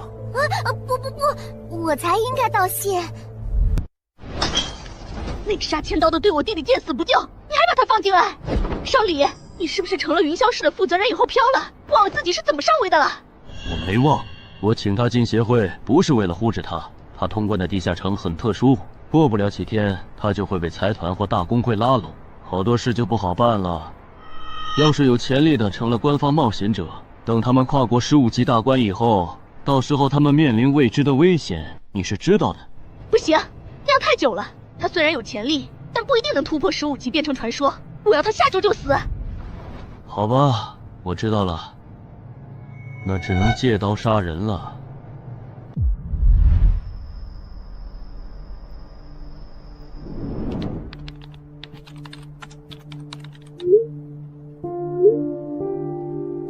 坟场，这个地下城的情报不是早就挖无可挖了吗？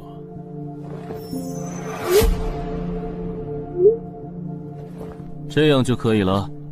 你确定？5级地下城的首通奖励对普通人来说不算什么，但对6到10级的通缉犯来说那就不一样了。要是澄海的情报到了黑市，不出3天，闽粤2省的通缉犯都会跑到云霄市，这样就能给你弟弟报仇了。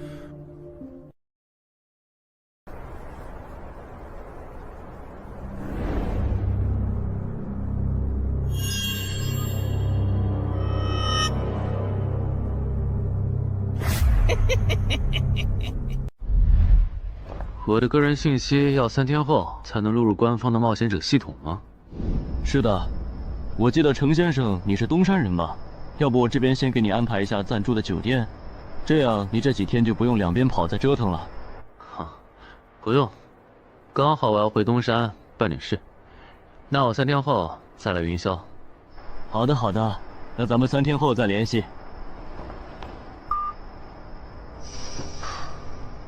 前提是3天后你还活着。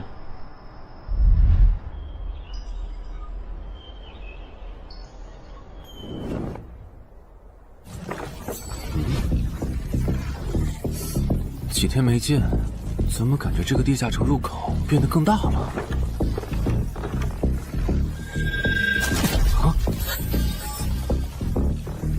准入等级6级，也就是说，这个地下城的等级现在介于6到10级之间了。我现在是5级，按照之前的升级速度，只需要再打1个到2个5级地下城，就能升到6级了。上次翻论坛的时候，我记得东山这边好像有一个5级的地下城正在招募人手，我看看还在不在。好耶，还在。你好，请问你们的招募条件是？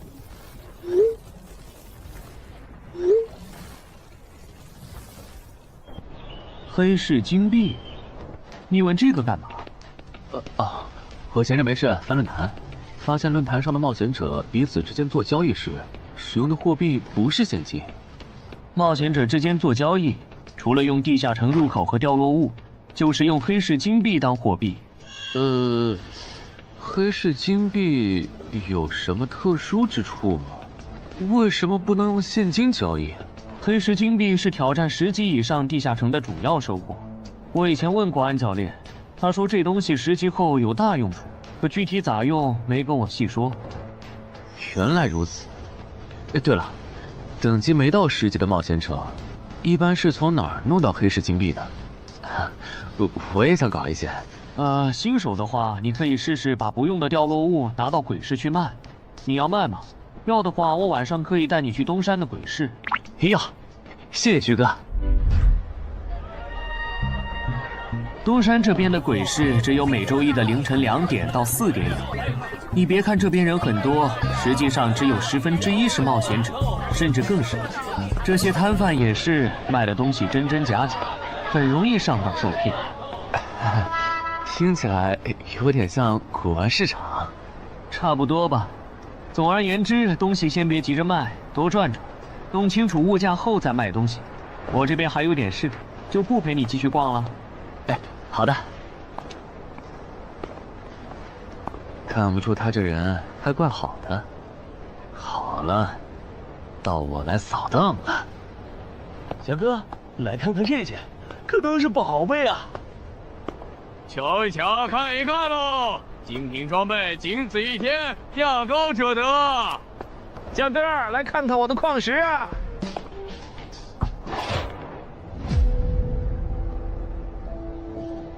看他求购的内容，这个人想要攻略的地下城，该不会是女妖之僧吧？这位小哥，你有我要的东西吗？如果是对付女妖的话，口琴和长剑应该可以。哈，有啊。你打算以什么价格收？我得先看看货，货好，价格都好说。要看货，你得等我半个小时，我回家拿去。那你得快点，如果在这期间有别人卖我要的东西了，我可就不收了。哼，知道了。都在这里了。这个口琴确实可以吸引女妖，我可以给你6枚黑市金币。Nice。至于这把剑，这剑携带圣化属性，对邪恶生物伤害加2点，能够有效攻击女妖。哦，有点意思。爷爷，你这把剑我可以给你8枚黑市金币，咱们加个微信吧。之后我这边如果再有需要，交易起来也方便。好啊，加好了。慢走啊！赚大发了。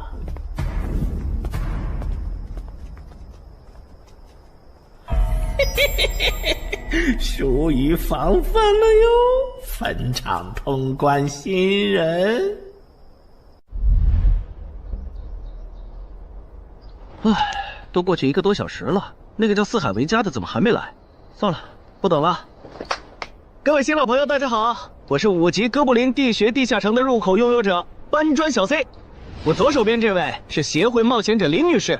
哟，本次攻略已在官方备案，大家可以不用担心秃鹫的问题。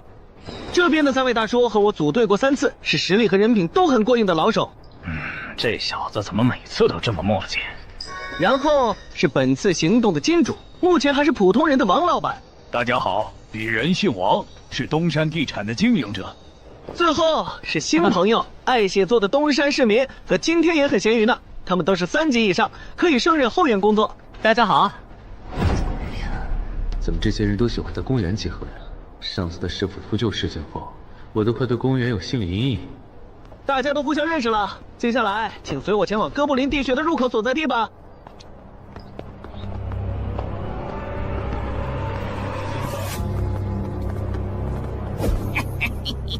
我就知道，他没用黑市金币购买装备，一定是用来换东山这边的低等级地下城的攻略门票了。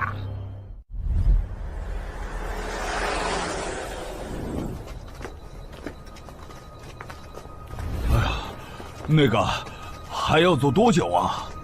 啊，快了，入口就在前面。小三，这入口你是怎么发现的？这也太偏了。不是我发现的，是本地的一位驴友发现，然后卖给我的。真的假的？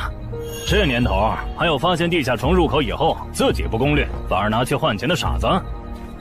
因为哥布林地穴对新手来说太难了，当时发现这个入口的驴友不止1个，但最后完成脱离任务活下来的就只剩下1个人了。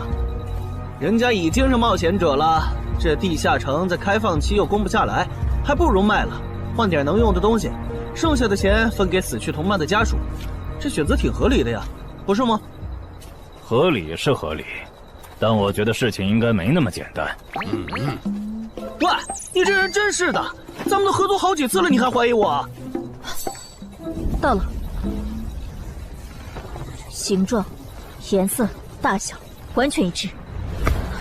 没错，这个就是5级的地下城，风险评估过了，可以进。讨厌，这一下你放心了吧？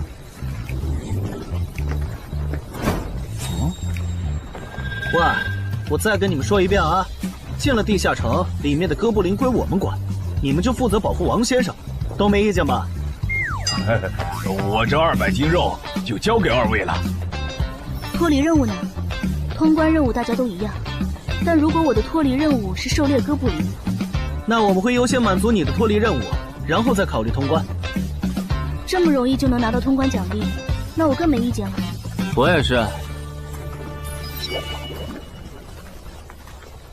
你们脱离任务是什么？杀死2只哥布林。哦，我的也是。看来咱们的任务类型都一样，只是数量上有差异。王老板，你放心，脱离任务是按冒险者等级来的，2到3级冒险者得进入地穴，4到5级冒险者要干掉一些哥布林。你是新手，只要找到哥布林地穴就行，很简单的。原来如此，怪不得我和他的任务不一样。哎，大家听我说，考虑到东山市民和咸鱼小姐的工作是保护王老板，所以等下遇到哥布林，优先让给他们完成脱离任务，没问题吧？没问题。那好，咱们出发。只用交手就行了，感觉也不难呐。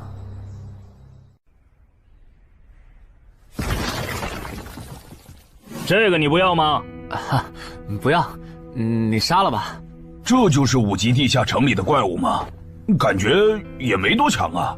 那是因为现在遇到的都是小怪，真正难搞的 BOSS， 得深入地穴以后才能遇到。一般情况下，哥布林地穴的 BOSS 哥布林勇士，得3、5个老手一起上才能干掉。哦，原来如此。那如果这个地穴里有2只甚至更多的哥布林勇士，咱们能对付得了吗？那肯定是对付不了的。不过一个哥布林部落只会诞生1只哥布林勇士，目前全球就1对冒险者遇过双胞胎哥布林勇士，这种小概率事件，咱们肯定碰不上。哦，那我就放心了。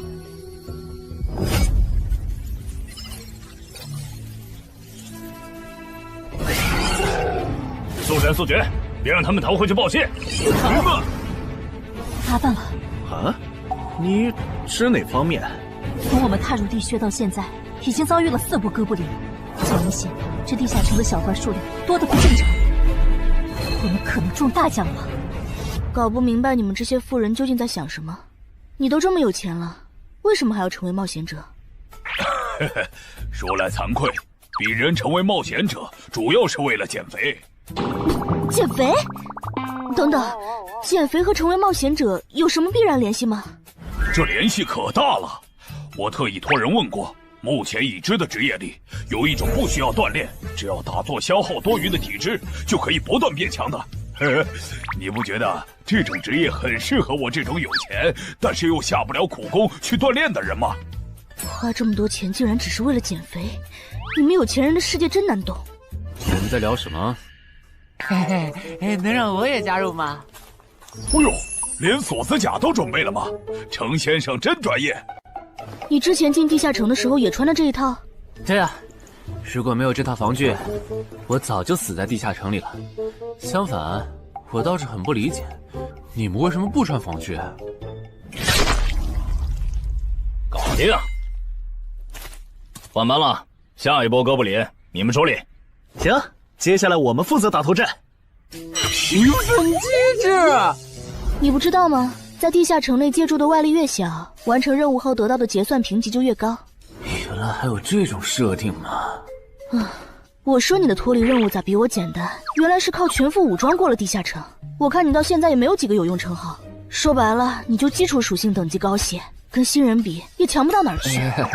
其实难搞。虽然知道野队不靠谱，但是没想到会这么不靠谱。8人组里竟然有2个新手要保护。你们3个等会儿再聊。拦路的哥布林小队已经清理掉了，可以继续前进了。好的。怎么有3个岔路？正常的5级地穴不是最多只有2个吗？看来我之前的担忧没错，咱们遇到了 bug。这是还不能透露给大众的地下城情报。平均每50个低等级地下城就会有一次实际挑战难度比当前等级高，甚至高很多的特殊情况，也就是 bug。bug 主要分3种情况，第一种是小怪数量的提升，第2种是 BOSS 数量的提升，第3种是 BOSS 强度的提升。比如我们现在遇到的按照他这个说法，就很接近第一种。我之前经历的地下城好像多多少少都有点问题。请问，出现 bug 的地下城，结算奖励会比平时多吗？这个要看地下城的实际攻略难度提升了多少。听说运气好，能出14、15级冒险者都眼馋的宝贝。所以，我们如果继续深入，可能会遭遇更多的哥布林。是的。听起来有点危险呢。要不这次就算了，咱们回去吧。反正我也成为冒险者了。不能回。这个地穴的哥布林数量虽然变多了，但 BOSS 的强度没变化呀。我们只要把 BOSS 解决了不就行了？只要速战速决，在大多数哥布林发现我们之前，找到并杀死这个地下城的 BOSS， 其实和正常通关没多大区别。BOSS 的强度没变化，只是你的猜测。要是 BOSS 强度大幅提高，无法快速击杀，等他的援兵一来，咱恐怕就得被困死在这地下城了。所以就要放弃啊？这点风险都不肯担，那还不如尽早转职当后勤算了。这是一点风险，情报不足就去挑战等级比自己高的地下城，简直就是找死。那个，要不这样好了，咱们举手表决，想要继续的留下，想退出的就原路返回。这主意行，两不耽误。来去自如，这你满意了吧？现在开始举手表决，要留下的举手。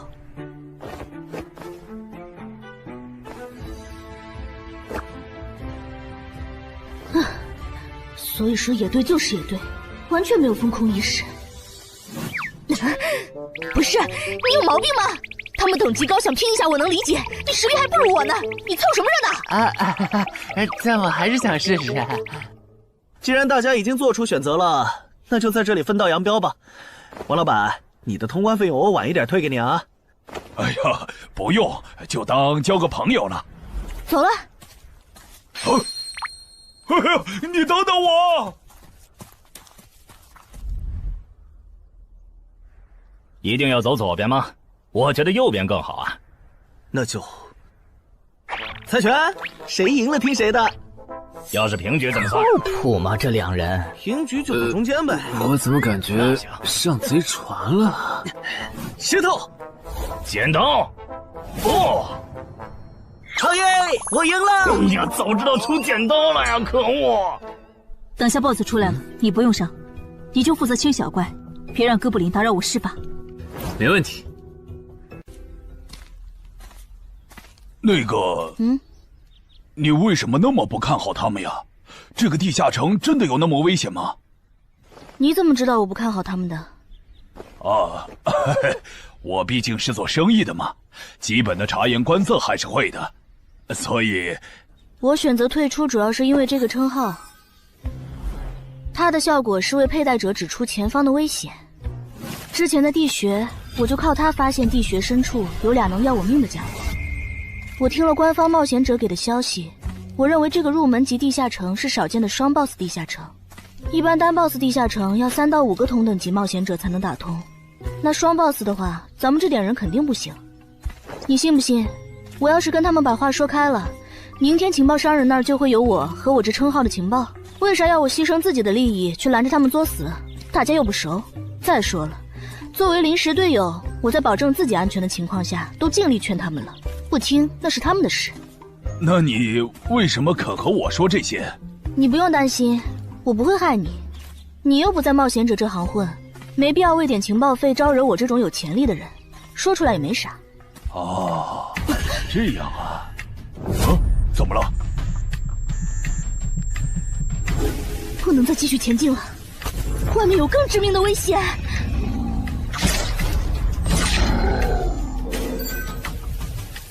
2级速能法术，烈焰炮。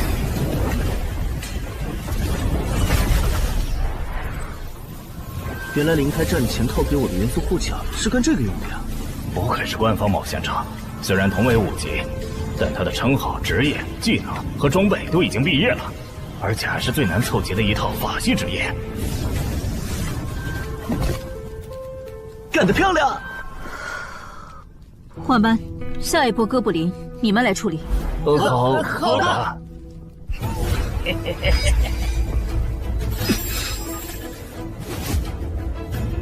啊！你们看，那是不是 BOSS 啊？怎么感觉有点不太一样啊？应该不是吧？这么矮，和哥布林勇士完全不沾边啊！等等，这是……大家小心，这确实是 BOSS， 只不过不是哥布林勇士，是哥布林萨满。给我冲！大家速战速决，在哥布林勇士出现以前结束战斗，不然我们就危险了。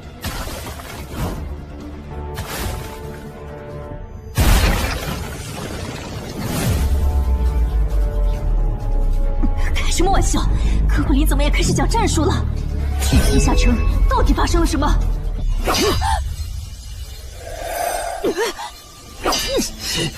快走！我来会会这家伙。林那边好像遇到麻烦了，你们出个人去帮忙。你在开玩笑吗？这么多哥布林，我们哪抽得出人手？快去帮他们呀！这边我一个人能行。可是，走啊！待在这儿，影响我发挥。我会尽快解决掉哥布林萨满，然后来帮你。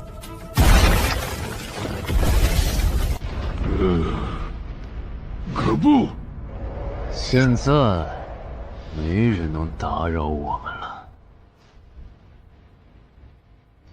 来。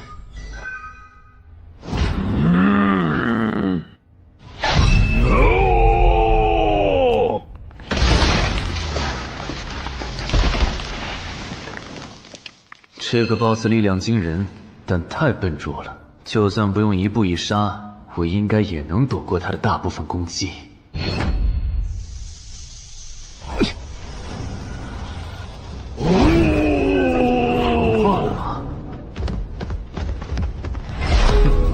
太简单了。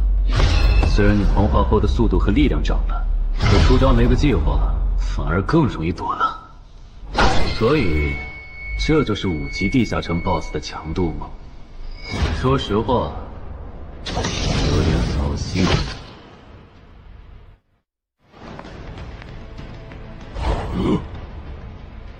你这种程度，连当我的开胃前菜都不配。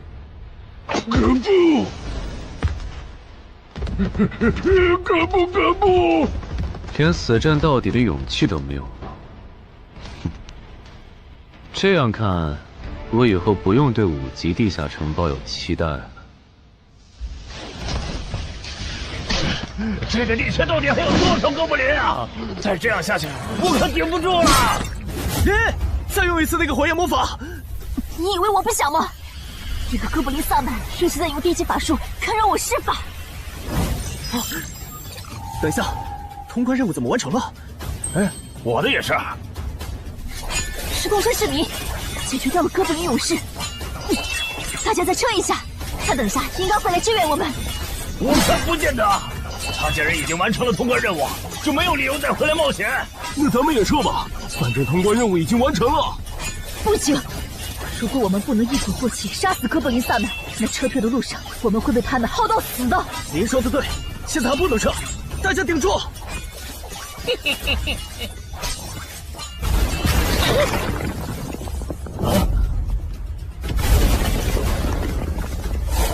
石洞山市民，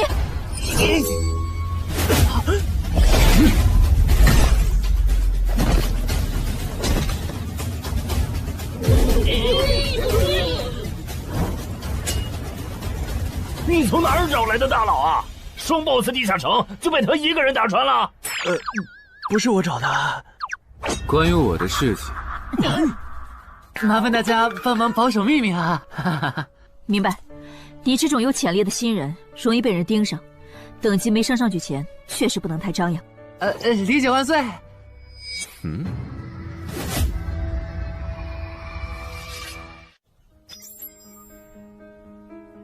不能出去，外面有更致命的危险。啊，更致命的危险？就是有一个危险程度远比双 BOSS 大的冒险者守在外面，我们出去就会被杀。那怎么办？回去找其他人，说服他们一起抱团冲出去。啊！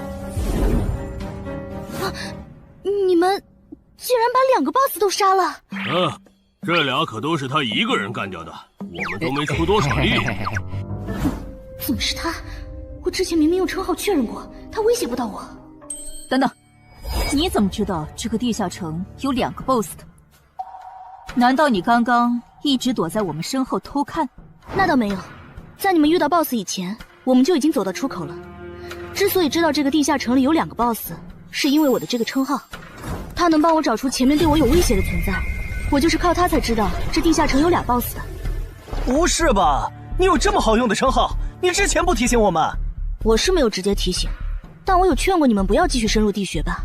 那你为什么又折返回来？因为出口那边有一个比双 BOSS 更强、敌意更浓的高等级冒险者在堵门。外面有高等级冒险者在堵门，你确定？确定。先是地下城难度超标，再是高等级冒险者堵门，可疑的地方太多了。说，是不是你搞的鬼？不是我，不信咱们签单项契约确认。等等，堵门的高等级冒险者，不会是那个爽约没来的四海为家吧？那个，我想问一下，你的称号可以预知危险，那如果我对你流露出杀意，你能判断我和堵门的人谁更强吗？能。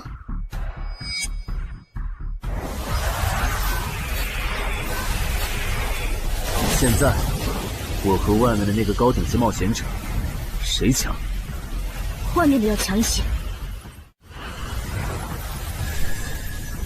明白了。那摆在我们面前的，就只有一条路了。大家先去结算各自的脱离和通关任务，等提升完，咱们就去和出口的堵门者拼命。也只能这样了。早知道买这个地下城会出这么多事，我当时就不该手贱。事已至此，后悔也没用了。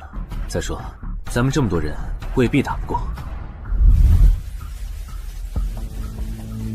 这都多久了，怎么还没人出来？那个通关坟场的小子不会死里边了吧？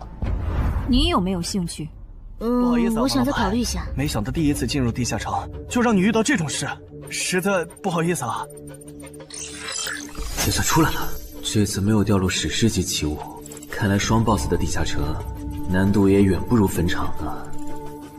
感觉下一个地下城可以跳过6级，直接尝试7级了。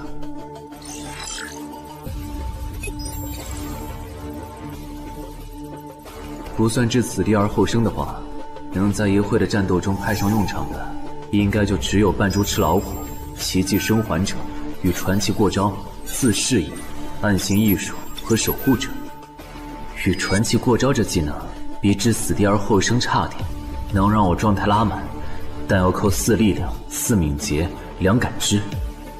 至于暗行艺术，应该是和扮猪吃老虎搭配，靠扮猪吃老虎走到目标的视野盲区，然后换暗行艺术逐渐接近目标，最后再切到置死地而后生，从而打出完美的偷袭。至于守护者，最合理的应该是依靠与传奇过招的感知加2，提前确定目标的下一步动作。要是目标跑去攻击别人，就切换称号守护者去阻拦他。围绕这2个称号展开的战术，感觉都还可以，但如果硬要选一个，还真不太好选。先瞅瞅新得的职业技能和奇物有啥效果，再决定下一步。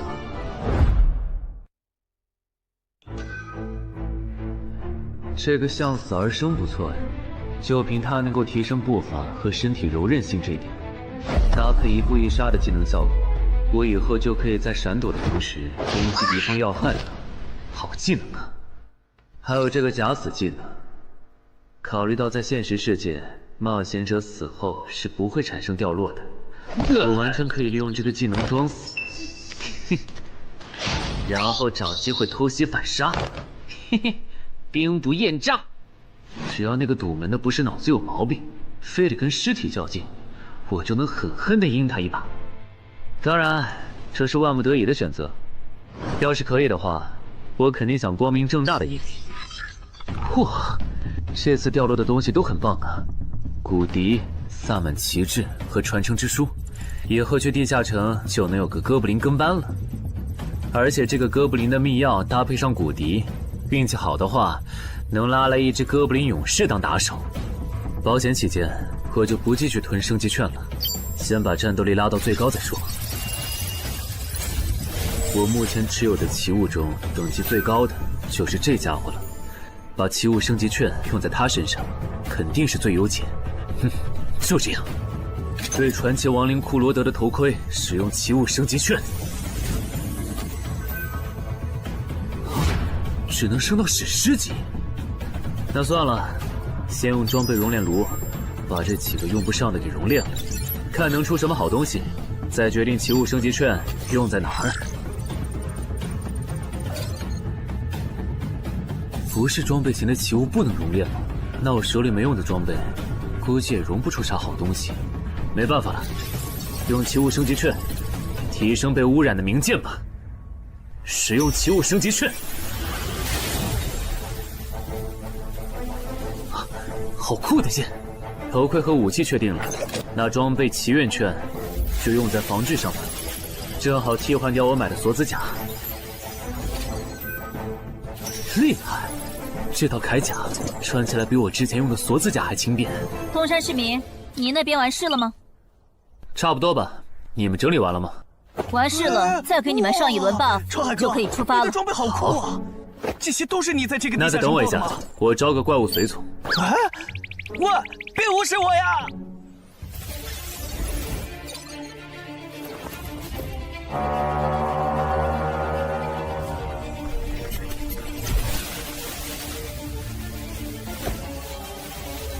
哥布林，你招个这样的怪物随从，没什么意义吧？这小东西连半个战力都算不上，不帮倒忙就不错了。别急，我还没完事。接着，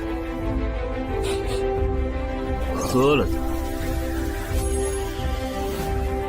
这不。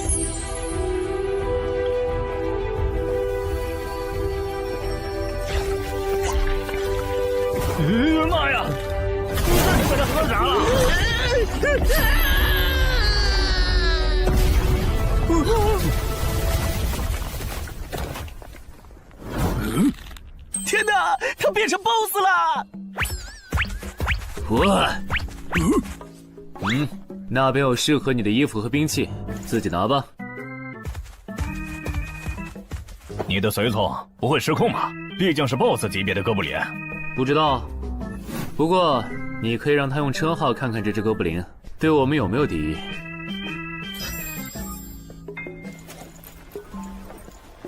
看了，他对我们没有恶意。那就好。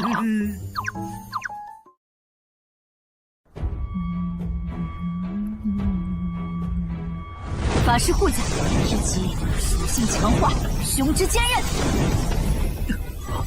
好厉害，体质竟然加强了2点。属性增益只有1个小时。法师护甲能给没穿护甲的地方加点防护，虽说比不上你身上这套的防护力，不过有总比没有强。我呢？好耶！你没事吧？没事，休息一会儿就好。嘿嘿，终于出来了！啊，怎么还混进去了一只哥布林勇士？说好的有人在出口堵门呢，这也没有啊。估计是藏起来了，你用称号看一下他在哪儿。好。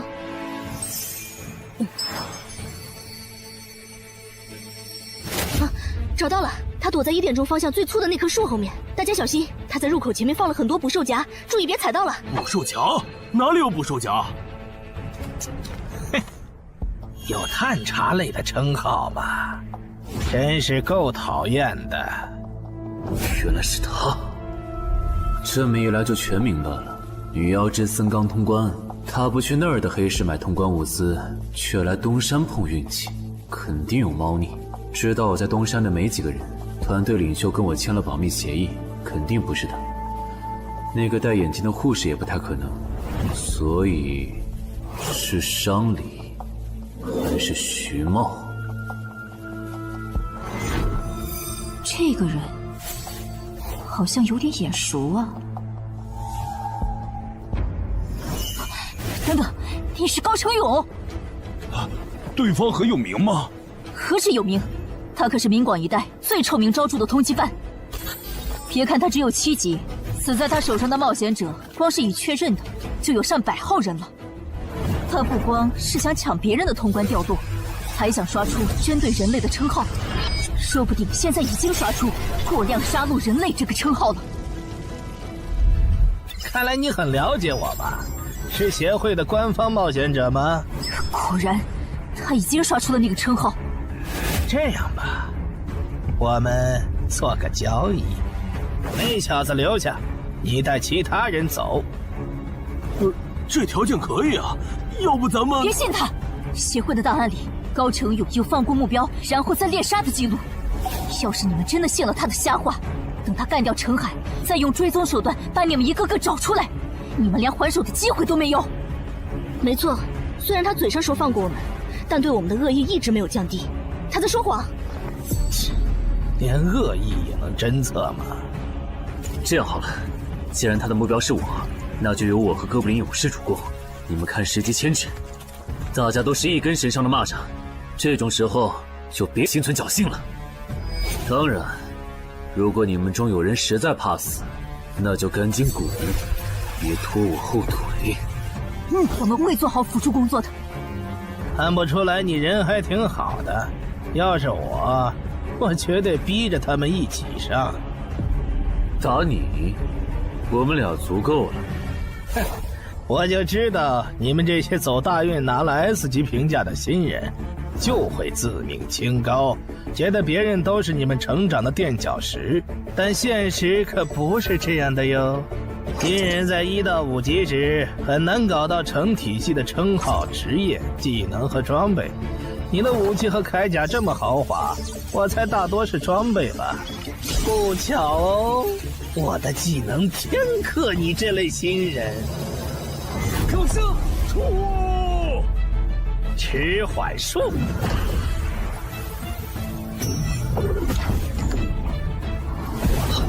速度变慢了。迟缓术可不只是速度变慢而已。遇到使用长镰这种冷门兵器的我，被上了迟缓术的我，也根本接不住你的招。你是这么想的吧？很遗憾，如果你就只有这点东西的话，那很不幸的告诉你，今天你踢到铁板了。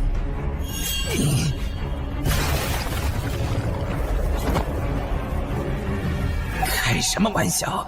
我百试百灵的组合技，竟然被他这么简单的破了吗？这真的是只经历了3个地下城的新人该有的水平吗？那个高成勇也没有你说的那么厉害啊！一上来就被陈海大佬没收武器了，感觉陈海大佬都用不上咱们了。不是高成勇不厉害，是陈海太强了。现在的他，恐怕和明省分部重点培养的那位超新星是一个水平。如果我说我认栽，那把长镰我也不要了，能放我一马吧？换位思考的话，你会吗？说的也是。消失了，那件披风的效果是隐身。一想到超新星要死在我手里，我就感到惭愧呀。如果你没遇到我这样的新人杀手，大概会成为传说级冒险者吧。可惜，今天你就要死在这儿了，是你选择的死战。陈海，小心，那人没走，就在你周围。你这娘们儿！你在看哪儿呢？你不可能！你怎么知道我在这里的？因为我感知20，你的一举一动在我这儿都是明白。蛮感知吗？这个人你来上。好嘞。老天，真是不公平！我想问一下，3人冒险者如果要加入协会，录入个人信息大概要多久？工作日的话，半天。这么看来，就是云霄市协会泄露消息的。我申请加入东山的官方冒险者协会，不过我前天口头上答应要加入云霄市的，他们还没录入我的个人信息。现在换到东山，程序上合规吗？当然，我代表东山市冒险者协会欢迎你的加入。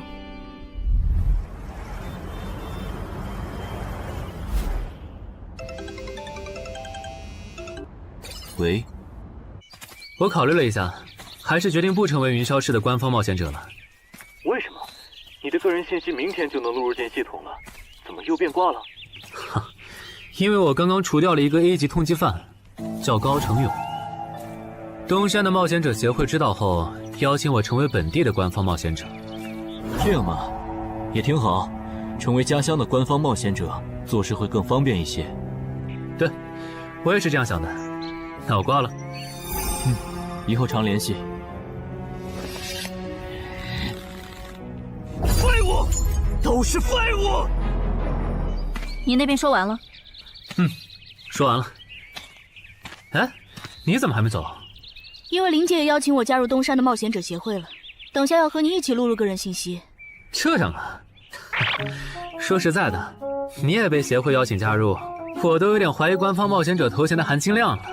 我不就是在地下城的时候嘴了你几句吗？至于这么阴阳怪气吗？小心眼。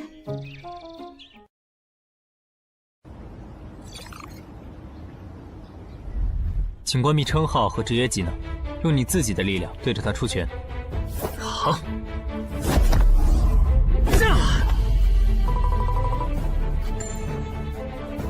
不愧是官方，测技术属性的工具比健身馆的强太多了。12点，那我呢？他们测完了吗？测完了，他的力啥玩意儿都是12。17点，只有12吗？这跟他之前的表现差太远了，我以为他至少14甚至15呢。只有12点却能杀掉9级的高成勇，主流的职业称号肯定很大。等我激活了职业和称号，再测一次，肯定压过你。陈海先生，你的个人信息已经录入了，这是你的证件。这么快？特事特办，你可是以一己之力打穿了双 BOSS 地下城，还单枪匹马完胜高成勇。另外，6到10级官方冒险者每年得通关2次协会指定的同级地下城，不然就得从攻略组调走去情报或资源采集组，把时间花在身体塑造和实战训练上，半年通关1个地下城就行。没问题。还有就是，总部时不时会有借调任务，借调时你表现出色就有奖励，奖励能换协会里的称号线索、转职证书和奇物。不过一般只有9级以上的冒险者才会被借调，你暂时不用考虑这些。有一个问题。你说。称号线索是什么？称号线索是总结好的称号获得办法，你回去用证件 UID 登内网，看看协会称号图鉴里有没有你喜欢的。要是手里有没用的奇物或图鉴里没有的称号线索，就卖给协会，换自己想要的东西。了解。对了，你打算什么时候遣散你的随从？不能在这边养吗？我这只哥布林骨笛是随机召唤哥布林啊，送回去的话，下次召来的可能就不是这只了，那我不就亏了一瓶秘药吗？这你不用担心，除非你的哥布林勇士在那边的世界战死，或者你打算随机召唤别的哥布林。原来如此。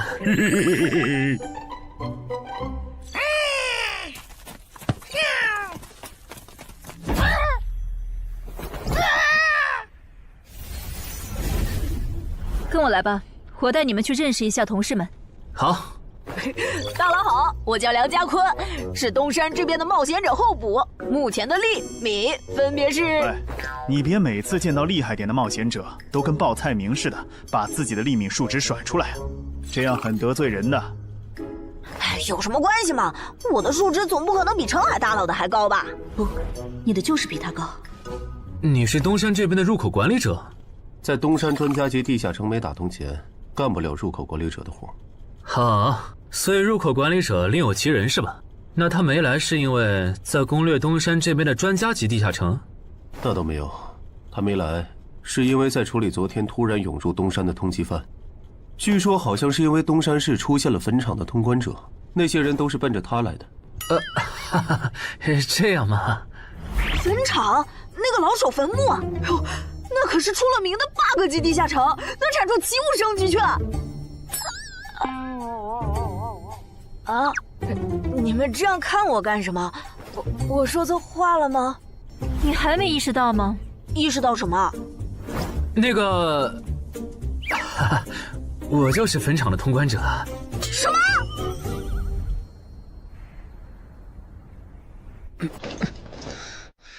虽然已经说好这段时间把精力用在属性提升和恶补地下城知识上，但家里这个入口，我还是想有始有终。一个人单刷的，我全力以赴的时候，大概相当于10级，完成脱离任务应该也没什么难度吧。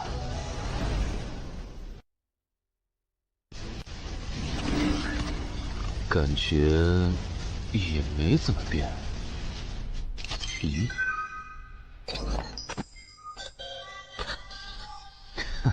原来冒险者面板还能升级吗？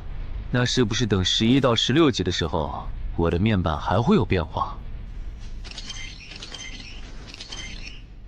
怎么感觉升到6级后的限制反而变多了？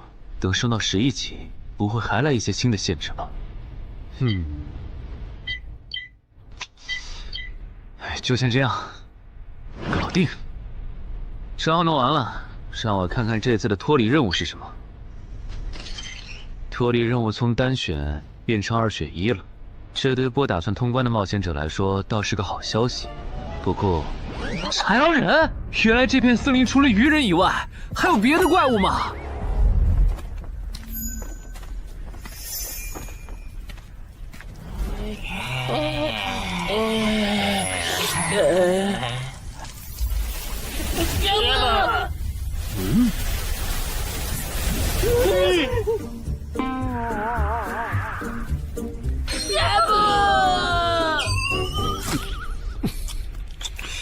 所以在你看来，那些豺狼人阴险狡诈，并且还特别喜欢欺负弱小，是吗？没错没错，就是这样。切，这不就一群森林恶霸吗？嘿嘿，答对了。那这一次就不做和豺狼人有关的轮换任务了，先找到潮汐鱼人的孵化池，然后试试能不能通关。好了，我要问的问完了，你可以回去了。什么？我不要！你不想回去？是的。好吧，你留下来也行。好耶好耶！但我先说好，这个地下城的挑战等级是7级，你悠着点。放心吧，我很强的。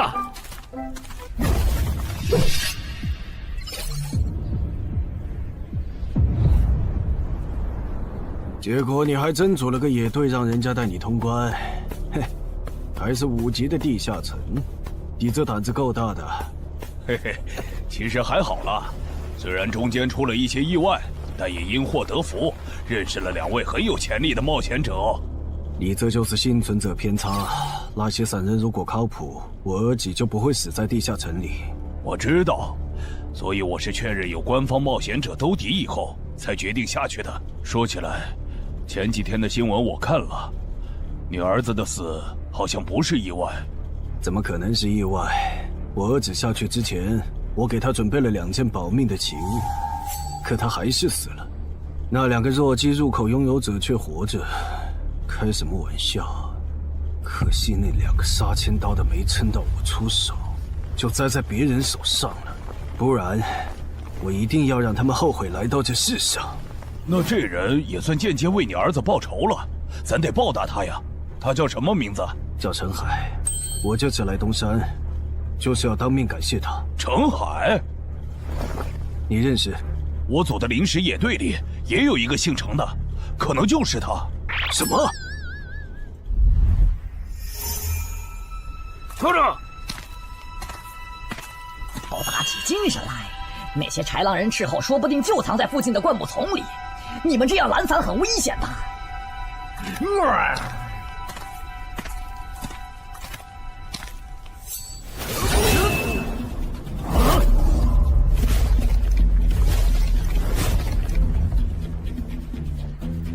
话说，你会说他们的语言吗？当然，需要我帮忙翻译吗？先不，我有一个能在这种场合上派上用场的奇物，如果它不好用，我再找你。你们的孵化池在哪？告诉我，我可以留你们一。你以为我会出卖我的族群吗？绿皮傻大个的小跟班儿！你以为我会出卖我的族群吗？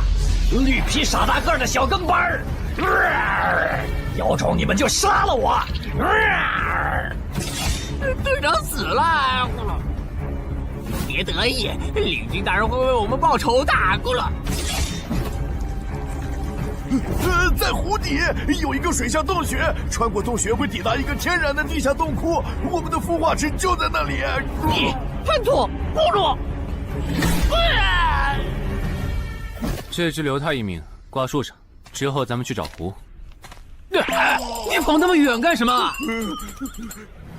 人类果然都不是好东西。那个冒险者很强。不好，是白战的霍格。去通知游击队，把湖里的鱼人引出来，给这个冒险者创造破坏孵化池的机会。好的，霍格老大。至于你，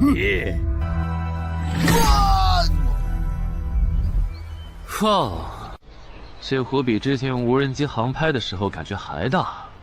得先找到水下洞穴，然后游好久才能到孵化池。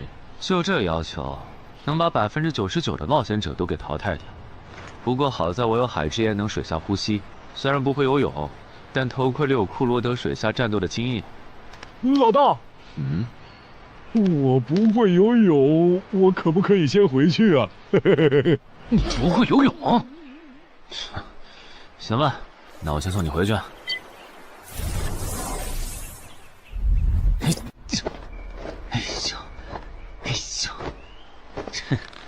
好了，热身完毕。出发了！果然，依靠海之岩和库罗德的头盔，就算是我这种旱鸭子，在水里畅游，那还不是小菜一碟？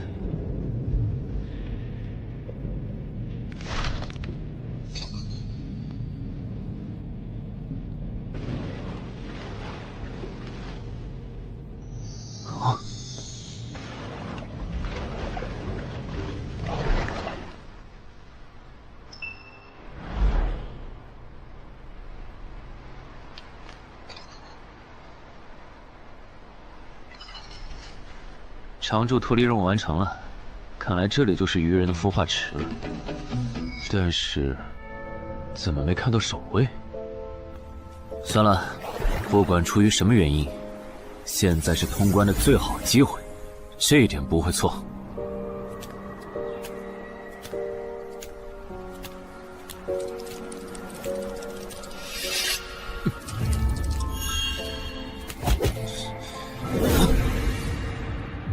就一个咕噜，有点不够分呐，咕噜。都过去这么久了，竟然还有不知死活的笨蛋想要捣毁孵化池，咕噜。是啊，不过没想到的是，这次来的竟然不是豺狼人，而是人类啊，咕噜。原来守卫一直藏在上面吗？1对4，他们应该不会给我穿装备的时间，用这死地而后生，速战速决吧。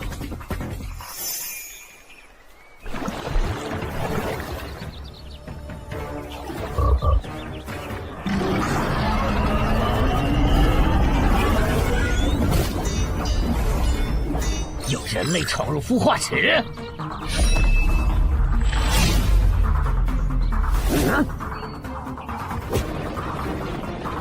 霍格老大，鱼人撤了，应该是湖里的鱼人哨兵发现那个人类冒险者了。派个机灵点的去湖边盯着，如果那个人类冒险者逃出来了，就通知我。好的，霍格老大。这几只守卫的强度比哥布林勇士高不少，他们应该就是这个地下城的 BOSS 吧。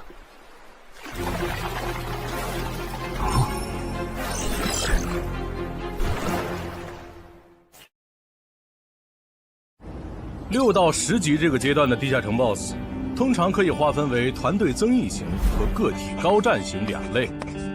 前者实力一般，但可以为同种族个体提升综合实力。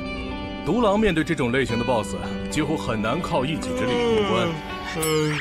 每次上我的课，你不是翘课就是打哈欠，怎么？我的课有那么无聊吗？但你今天讲的内容之前不是讲过吗？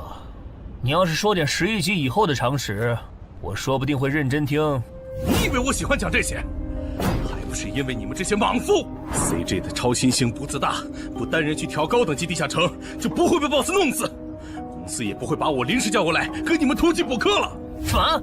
顺治死了？是啊，你这几天没上论坛吗？大家都吵翻天了，说他的死浪费了 CJ 对他的投资。这我还真不知道，到底怎么回事？你快和我说说。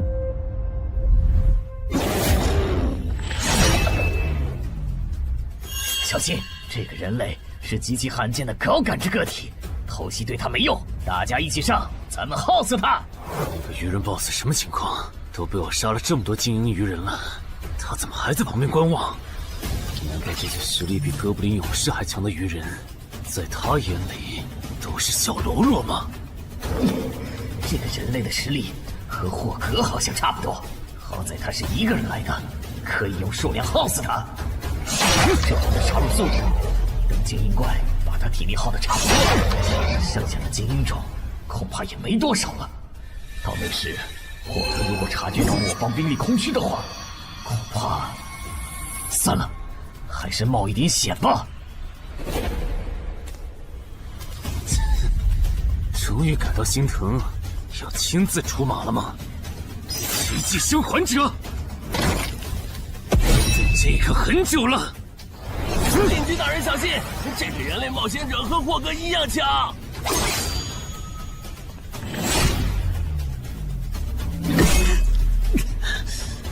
很好，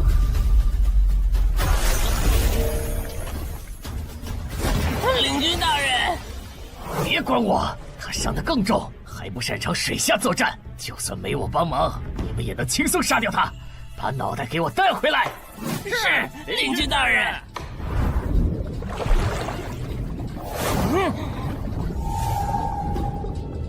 那个人类不是重伤了吗？他咋能这么快逃到这儿，还迅速干掉鱼人哨兵的？他是被人潜到身后，然后一招毙命的。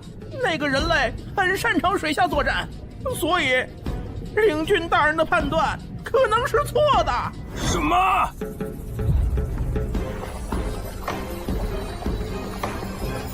该死，总算活着逃出来了。多亏了这个奇迹生还者呀，不然我就得交代在这儿了。果然和我预想的一样，那个鱼人 BOSS 沉不住气，要是他再晚点，我就会被耗死了。怪不得团长说，独狼到了更高级的地下城会越来越吃力。一挑多肯定没胜算呢，看来我还是得找些厉害的队友了。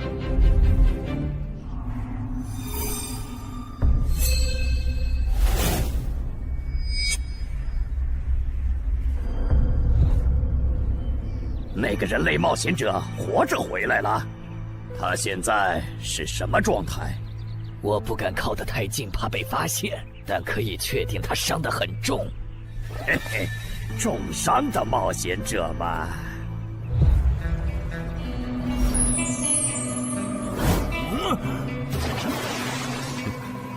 下次再找你们算账。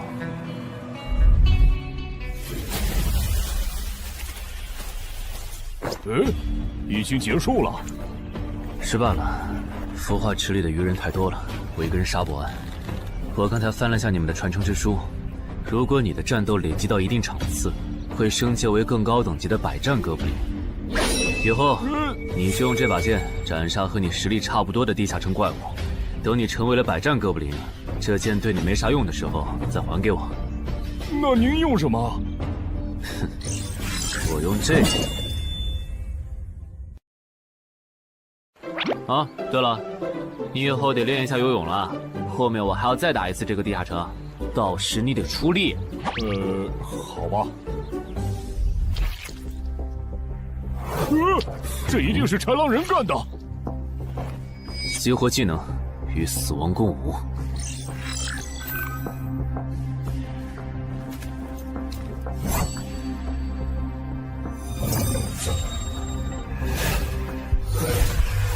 用脚破绽，好快！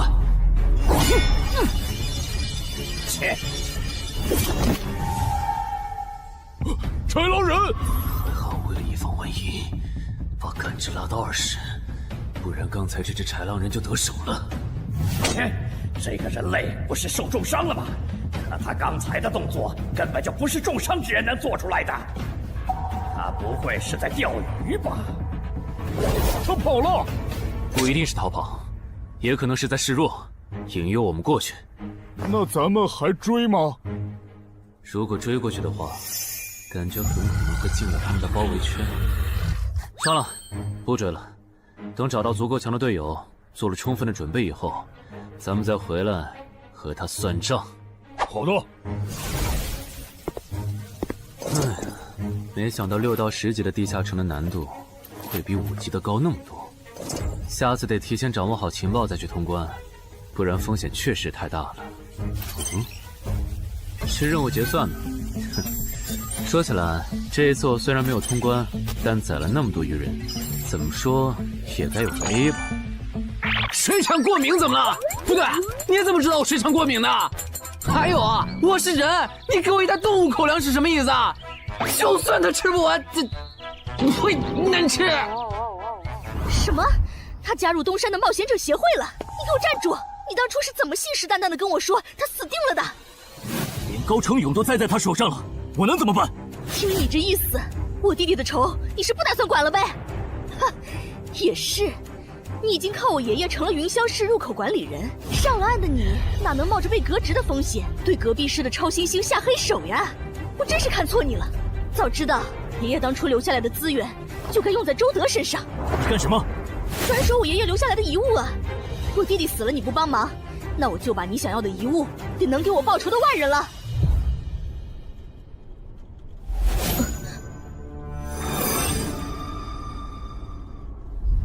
361、362、363。安然，黑市上出现了个你可能会感兴趣的悬赏。内容。有人用传说级冒险者的遗物作为奖品，悬赏东山市某位超新星的命。徐茂又惹到谁了？不是徐茂，但这个人咱们都认识。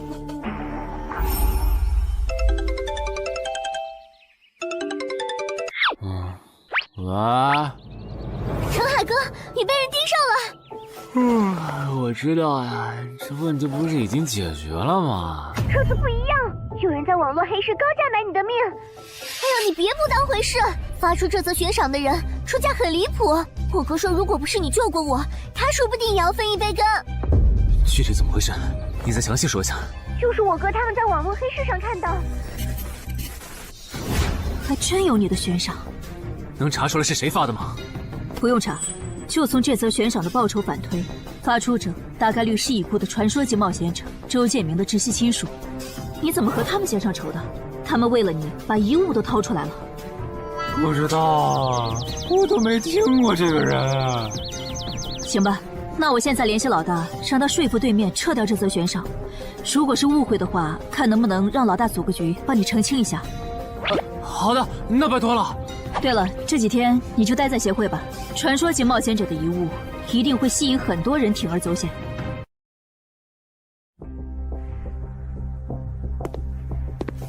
被人捷足先登了？不对，这里似乎没发生战斗。看来那个叫程海的，当时应该在攻略自己家里的地下城。真不知道他是幸运还是不幸。虽然因为家里的地下城躲过了第一波袭击，但被堵在地下城里的话，他连逃都没地方逃。除了我和目标以外，这个地下城还有4个人，不知道是敌是友。你卑鄙！哪有你们人类有病？我不就派了个斥候守在出口吗？至于让你们杀过来吗？搞得我现在受伤不说，手底下的兵也被消耗的差不多了。如果昨天那个冒险者又回来了，不行，留得青山在，不愁没柴烧。这点不能待了，得赶紧走。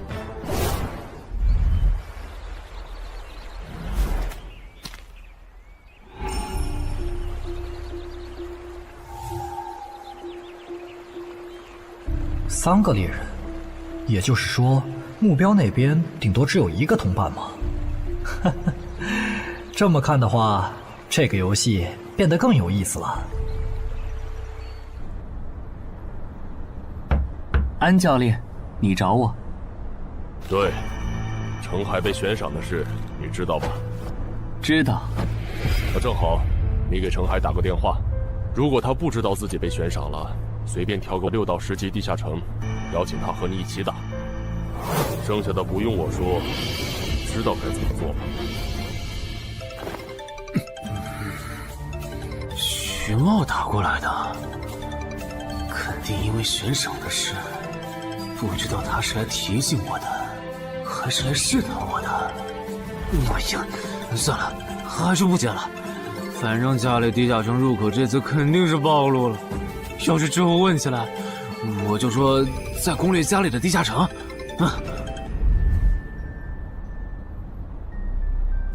咱们来晚了，那个叫程海的，应该是被前面的人逼进这个地下城里了。我们还进去吗？进。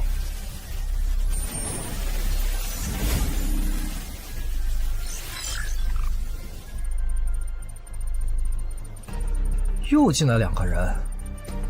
等等，这个轮换脱离任务怎么变得无法完成了？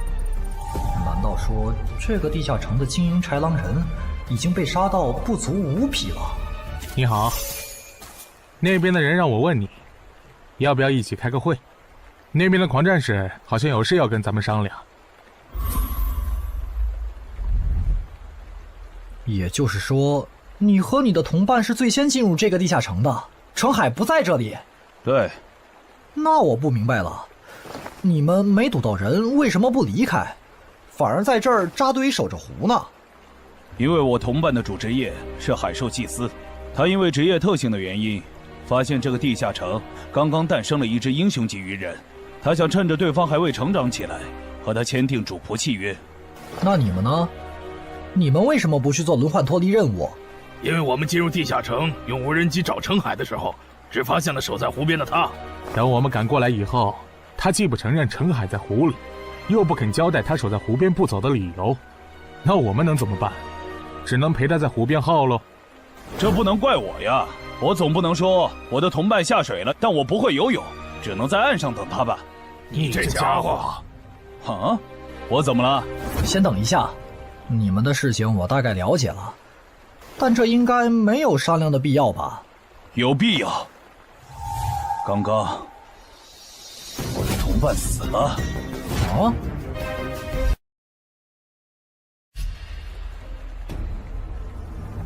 力量涌上来了。这样的食物外面有很多吗？除了偶尔出现的人类冒险者，附近的森林里还有一批豺狼人。很好，把他们带过来。现在恐怕不行，因为昨天和今天的冒险者已经把我们的兵力削弱到无法和豺狼人抗衡了。那需要多久？50个日升和日落。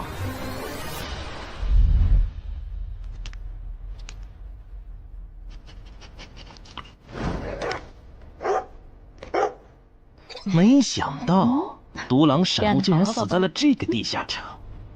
他不是一直这样忙吗？遇到克制自身的地下城，就会因为没有人帮他兜底而陨落。是这个道理，但这白痴为了断其他人的后路，单独猎杀豺狼人，结果把自己给玩死，是我没想到的。那我们之后怎么办？鱼人的孵化池大概率在水中，我们的职业和奇物都不适合在水下作战。完不成脱离任务的话，我们会被困在这个地下城的。这个地下城的最大挑战者数是15，除了我们和这个白痴以外，还有12个名额。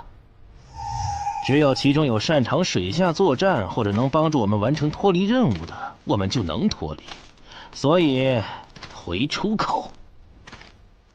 我都说多少遍了，我的同伴是海兽祭司啊！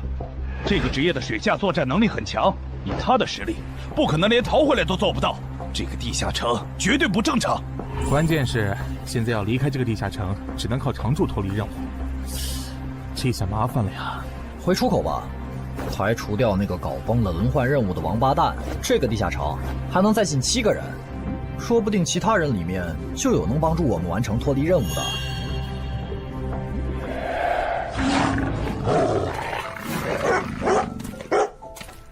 自杀者王二，他不是去月省了吗？怎么会出现在这里？你们得手了？没，目标可能根本就没进来，咱们被耍了。可以啊，海哥，我还是第一次听说有6级冒险者的悬赏金能和史诗级奇物挂钩的。这又不是什么值得骄傲的事，而且不管从哪个角度看，官方冒险者被公开悬赏这件事都太奇怪了吧？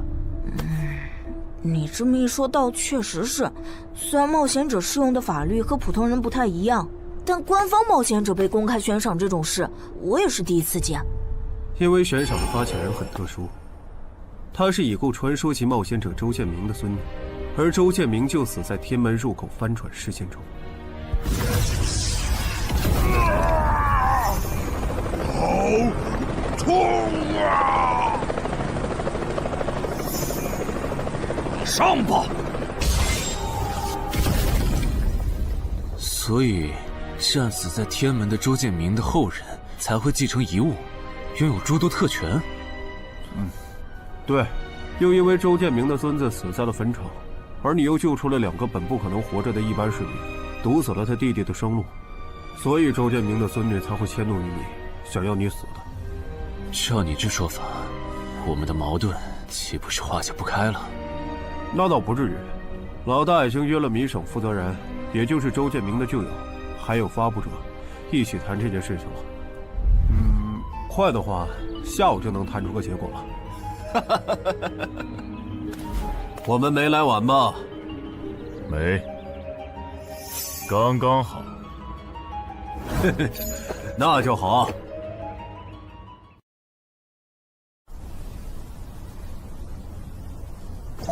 啥情况？怎么进不去？刚刚那个人还可以的，不会刚好到我就满员不让进了吧？我觉得我们现在得团结起来，一起完成任务。话说，你们找到程海了没？他根本不在里面。啥？程海不在这个地下城？脱离任务需要下水才能完成？对，本来轮换任务不用下水的，现在任务推进不了，只能等入口翻转以后再进去了。关键是这片森林里的物资，可能不够我们撑到入口翻转的那一天。那怎么办？有人的物品栏里带了足量的食物和水吗？我可以高价收。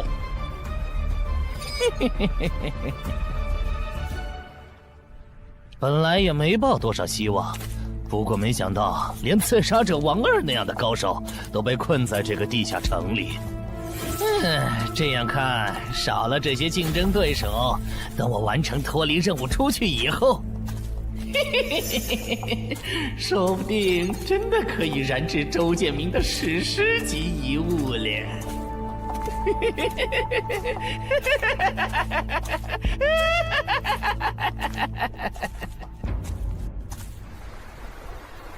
什么？有远方的鱼人部落派使者来拜访我们？是的，对方自称是寇涛鱼人的大祭司。大祭司？吞噬者大人，要和他见一面吗？见，不过以防万一，把放出去的鱼人都叫回来吧。寇涛鱼人嘛，我还真挺想知道他是怎么找到我这里的。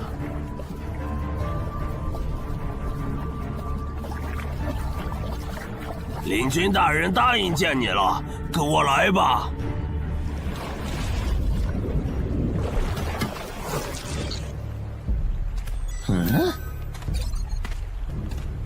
这就完成脱离任务了，真是得来全不费工夫。你在看什么？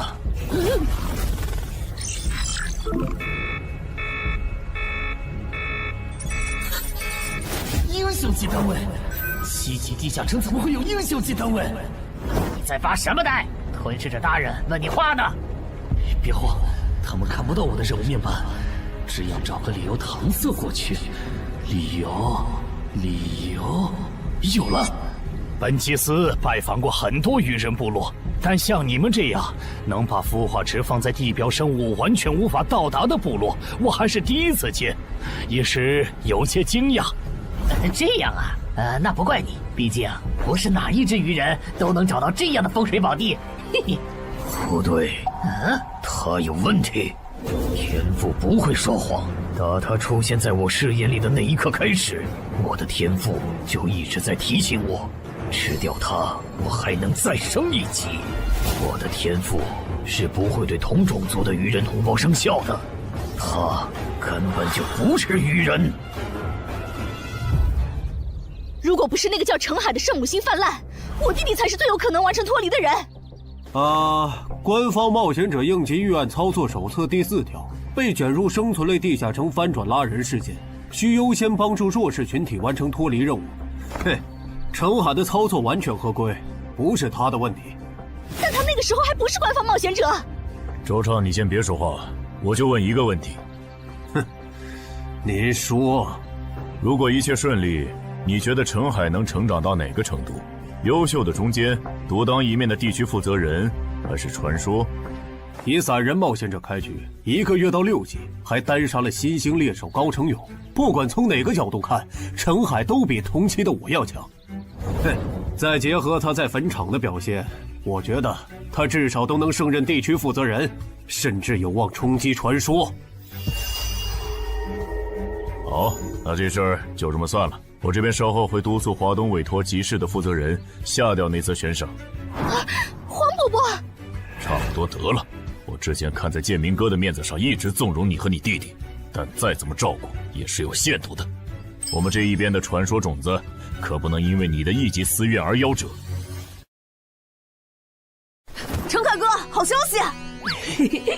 啊，你的悬赏被撤掉了。好耶！哎，澄海的悬赏没了，这才24小时不到吧？谁这么效率啊？看来只是悬赏被撤回，不是有人有事。他刚微信回我了。所以是郑仁君出面私保了吗？没想到他这么看好这个新人。洪伯伯，那则悬赏是您点头了以后我才发的，为什么那个郑仁君说几句您就改口了？他郑仁君的面子有那么大吗？如果只有东山方面的施压，我其实还能帮你扛几天。但现在是除了协会内部，还有别的方向的压力也给到了我这里。那个叫澄海的人脉比你想的要广。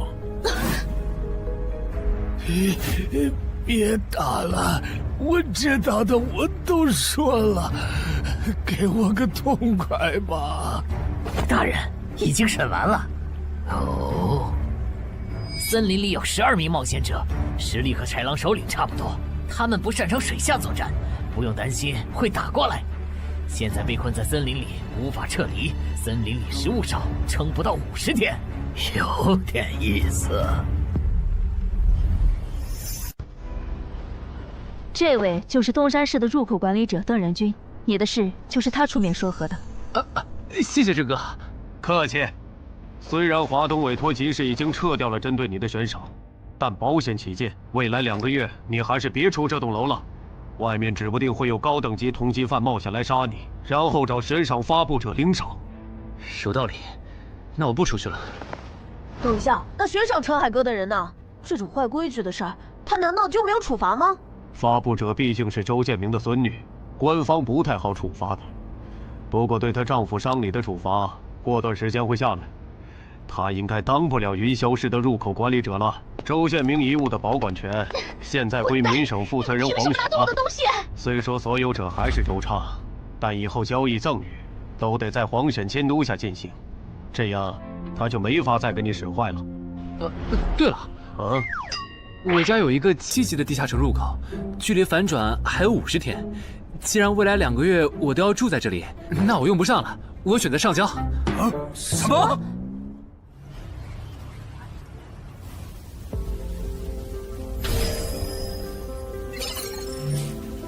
确实是6级到10级地下城，而且挑战人数已达上限，现在进不去了。哼，有意思。让后勤部过来安装几个微型摄像头，之后如果有人从这个地下城脱离，你就通知我。那澄海呢？按规章制度来。你隐瞒了地下城入口，违反官方冒险者的规定。不过念在你中途才进协会，又没培训过，就从轻发落。等你到9级时，多接一次协会例行任务就行。对于这个处罚标准，你能接受吗？能。还有就是，从明天开始，你要和常经川、梁家宽一起上地下城相关的常识课，早上8点，别迟到了。好。什么？他们还对你做了内部处罚？真过分！明明没有造成影响，而且澄海哥你跟他们报备的时间也不算晚啊，为什么要处罚你？因为相关条例就是这样，而且他们的处罚程度也很轻，所以也还好吧。相比起来，我更担心那些进地下城的赏金猎人。我家地下城有点邪门，他们要是掉以轻心，很可能被坑死在里面。澄海哥，你人太好了，明明是他们要害你，你却还在为他们考虑。你搞错了，我只是怕他们被困在地下城，到时候导致入口翻转，连累到我。说起来，你刚才说除了东山冒险者协会和你哥哥所在的散人联合以外，还有其他人也在帮我施压。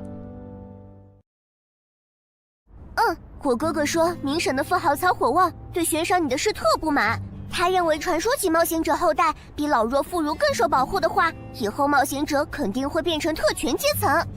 听说这事还惊动了华东地区的负责人，所以关于你的悬赏才会这么快被撤下来。好，那替我跟你哥哥道声歉，等风头过了，我做东，咱们一起吃个饭吧。曹火旺吗？一起吃饭。小妹真是的，为了个不知道从哪儿冒出来的野小子，竟然让大哥你用掉了这些年积攒下来的人情。人家毕竟救了咱们妹妹，我这个做大哥的不能就这么看着。怎么又有电话？喂，我是乔火旺。你可能不认得我。没，我听朋友说了，是您出面施压，我的悬赏才会这么快被撤销的。你已经知道了，那我就开门见山了。您说，我儿子死在了女妖之身，我调查到那个所有者后来被你杀死了，这样看你算是帮我儿子报了仇，所以咱们现在谁也不欠谁的，账清了。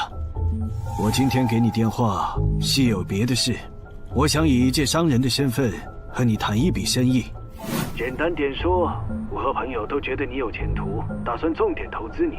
你以后要是成了地区负责人，选辖区时可以适当听取我们的建议。如果你觉得可以谈，咱们线下细聊。我是基础属性与称号常识课的客座讲师朱伟，很高兴认识大家。开始前，我想问大家一个问题：你们觉得对于新人冒险者来说，力、敏、体、智、感、魅这6种属性哪个最重要？这还用问？肯定是力量，毕竟脱离和通关任务大多需要击杀指定怪物才能完成。现在都知道，进地下城得备好防具和开刃武器，有兵器帮忙，哪怕身体弱得像软脚虾，也能击杀低等级怪物。对新人来说，力量够就成，多了那也是白搭。反倒是敏捷更能提高冒险者的生存率。这位学员说对了，在协会统计的数据中，刨除掉称号、职业和装备，对低等级冒险者的存活率和内战胜率影响最大的属性就是敏捷。敏捷影响冒险者在地下城内的存活率，这点好理解。但冒险者之间的内战为什么也是敏捷占主导？很简单，低等级冒险者的称号、职业和装备都不成套，没法弄出有效的攻防体系，所以他们内战时谁先动手谁赢面大。这时候敏捷就很关键了。原来如此，怪不得我遇到的秃鹫和通缉犯不是速度很快，就是打法非常克制、速度快的冒险者。原来点在这里。极限加敏捷的冒险者到6到10级就不好使了。一是这阶段冒险者能靠地下城掉落完美攻防，二是地下城等级一高，怪物种类和数量猛涨，光靠敏捷自己单干没法应对任务和怪物都变强的新情况。那6到10级这个阶段，哪种属性收益最大？6级之后，除了必定作为攻略组核心的超新星以外，其他冒险者都得按团队需求调整自己。这时候别管啥属性收益高，得看团队要你咋发展。原来如此。但不同属性之间多少会有一个模糊的价值差吧？比如同样是1点属性，加在感知和加在力量上，谁更划算？这个确实有，目前公认的排序是魅力大于感知，大于智力，大于体质，大于敏捷，大于力量。魅力最高，为什么？我也不知道，不过这个排序是传说们公认的。作为金字塔最顶层的冒险者，他们的判断必定有其缘由。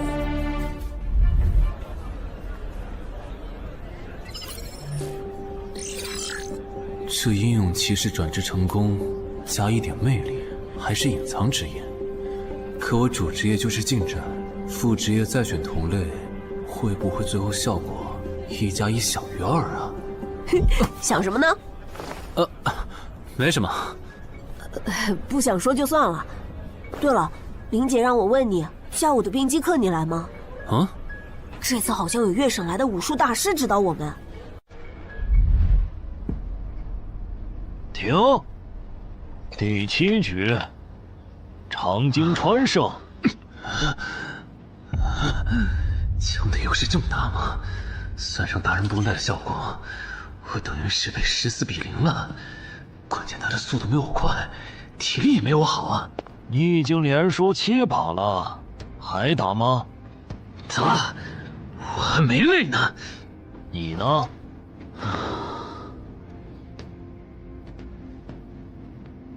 打。好，休息3分钟，然后继续。怎么感觉不用称号和职业技能的陈海哥表现还不如我啊？你说的没错，他做了个基础身体塑造，就去女妖之3了。靠着地下城和坟场暴走事件，成了华东新星。要是光论基本功，他确实比不上你。啊，这样吗？哼，不过作为冰姬的门外汉，他的表现已经足够出色了。他现在已经能一步步跟上常青川的节奏，我估计5局之后，他应该就会开始赢了。停，第8局，常青川胜。开什么玩笑？这才10局不到，他就变得比梁家坤强了。他的智力到底有多高？感觉不是打法的问题，如果我的爆发力再强一点，刚才那一局说不定能赢。陈海，啊，下一局你用称号和职业技能吧。你确定？哼，确定。我想更直观的感受我和超新星的差距。常青川亮称号了。什么？他们好像要来真的。行吧，老爷爷，您往旁边站一点，我怕待会儿打起来会碰到您。不用顾及我。好吧，那我尽量快点结束。置死地而后生，看起来好像是增加爆发力的称号。我准备好了，你先攻吗？不用。好，来吧，让我领教一下超新星的含金量。那你不要眨眼哦，现在的我可比之前快多了。好快！我出手更快！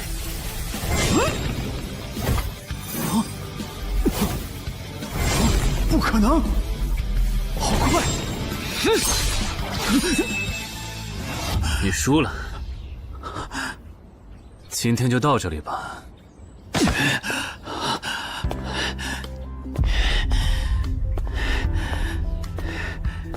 喂，我完事了，换班换班。我和他的差距原来这么大吗？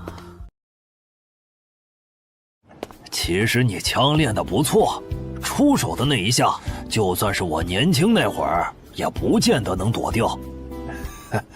别灰心，你只是运气不好，遇到了能阅读你下一步动向的特例。阅读下一步？展开来说就是，人在出招时破绽最大，能抓住这个瞬间的人，轻松就能无招胜有招。使用者必须要在对手出招前阅读到对方的下一步动作。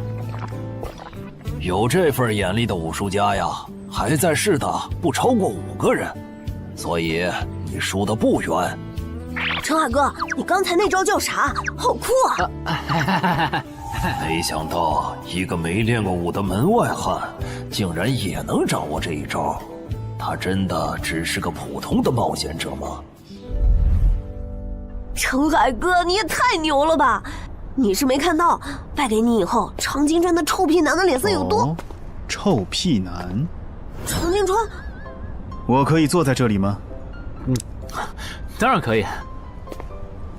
其实，我原本是把你当做我的竞争对手的，但现在看来是我没眼力见了。以你的实力和潜力，东山这种小地方根本就留不下你。这不明摆着吗？坟场那种全球公认的 bug 级地下城都被陈海哥打通了，他肯定不会自降身份来跟咱抢下人东山市入口管理者的位子呀。说不定到那个时候，他已经是一手负责人了。喂，等一下，你说他以后能成为传说级冒险者，我不反对，但一手负责人，这俩人真吵啊！啊，你问我副职业怎么选？哎，对，我这不是6级了吗？之前探索地下城的时候，发现冒险者面板升级了，除了在用的职业以外，我还可以再激活一个副职业。但我不知道副职业该怎么选，所以来问问你。哦，这个在主副职业常识课上会讲。不过你既然问了，那我就简单说下。一般来说，冒险者主职业分常见和隐藏两种，常见职业很多，进阶方法也大都搞清楚了。你的主职业要是常见的，去内网一搜就知道和哪个副职业最配了。那如果主职业是隐藏职业呢？果然，你是隐藏职业。隐藏职业因其获取难度，目前协会只掌握了个别职业的最优路径，其余的就只能凭感觉来了。啊？凭感觉？那如果选错了，后续不就完蛋了？谁也打不过了呀？不一定。毕竟常规职业冒险者，就算是成为传说，实力也只能排到中等偏下这样。如果你真是隐藏职业，只要没选和主职业互拖后腿的副职业，那上限就不会低。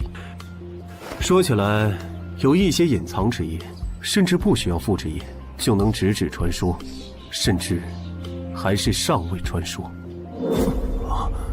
这样吗？不过这种，就算在隐藏职业里也是非常稀有的，就像八美人的骑士。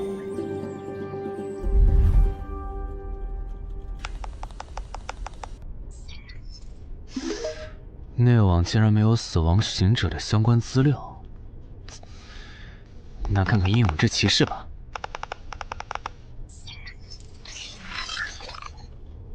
没想到我手痛坟场得到的转职道具，竟然在全球冒险者圈子里被无数人追逐。看他们的评论，这个转职徽章除了挑战难度高的离谱以外，没有别的缺点，而且挑战次数也没有限制。那么只要转职成功，就必然能成为上位传说。嘿嘿嘿。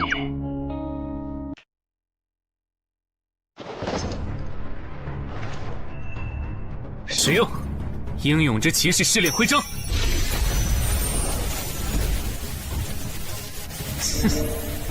那么，出发吧。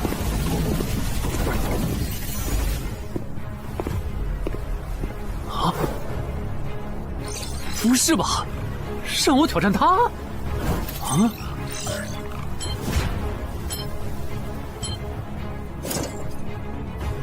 直接开始了这个任务描述啥意思呀？是要撑过10分钟吗？还是用10分钟得到他的承认？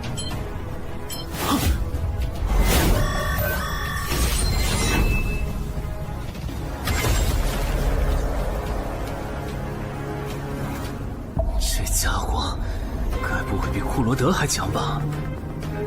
完了，第一把先试试水，先弄清楚我和他的差距。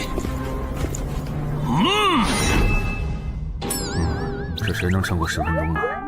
我这种配置都3分钟嗝屁，10级以下，我不信有人能完成试炼。感觉得换个能保命的称号，但那样感知就不够18点，没法开一步一杀的隐藏效果。这么搞下来，说不定输得更厉害。等等，我不是还有那个吗？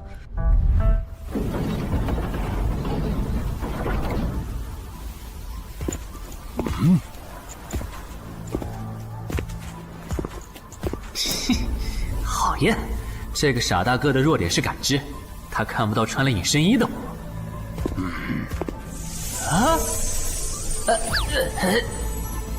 那是什么？定。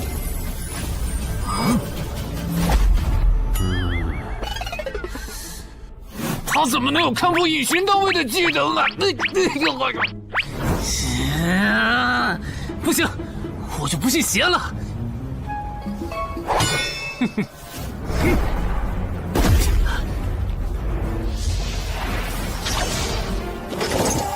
完蛋！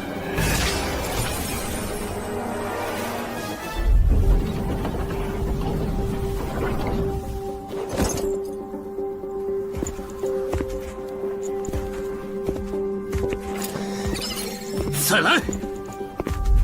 啊，那些冒险者还在我家？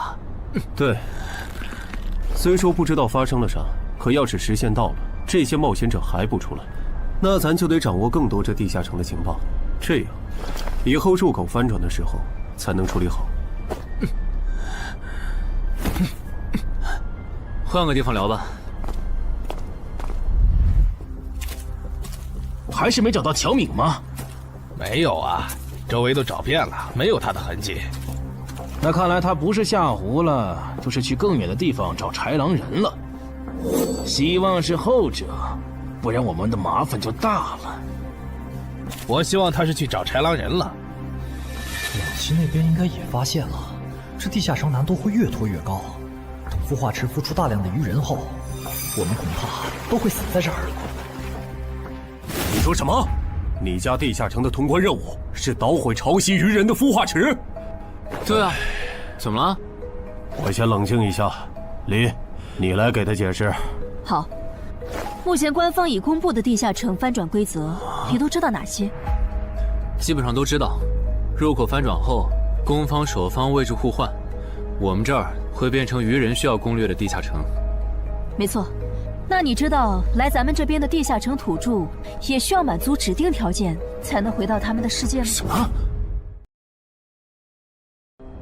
等等，你的意思是那些土著也会有脱离和通关任务？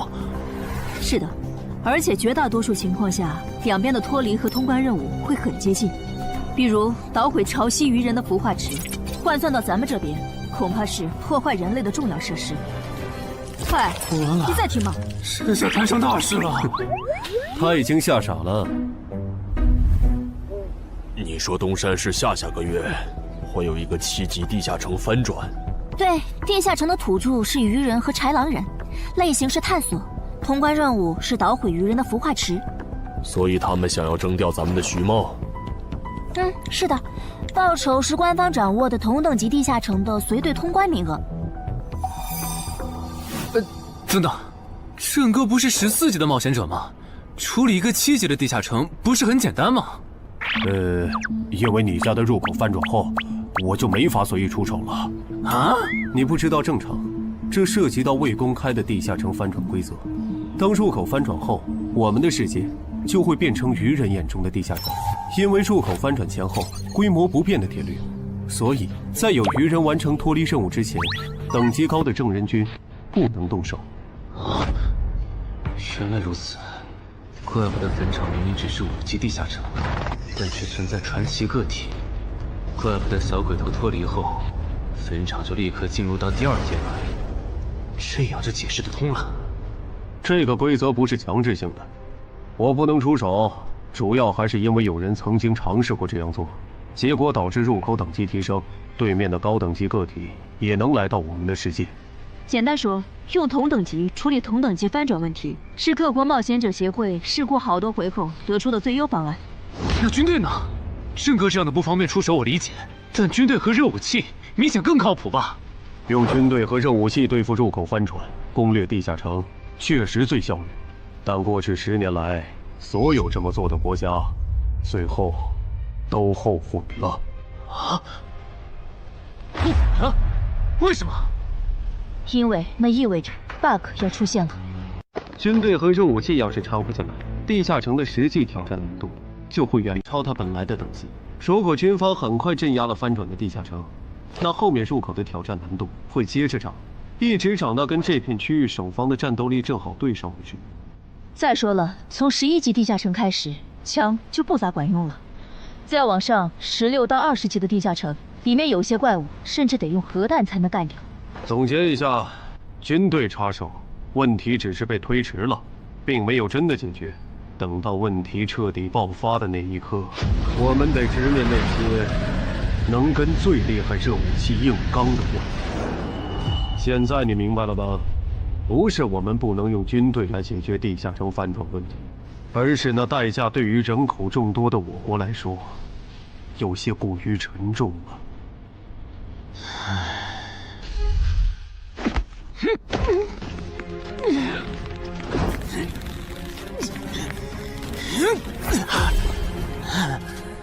陈海哥这也太拼了吧！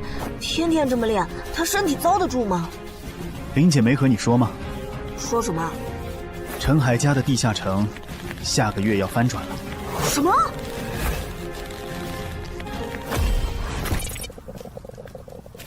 你那边怎么样了？老样子，湖里的鱼人不肯上岸。我猜这个地下城的 BOSS 已经察觉到我们被困了。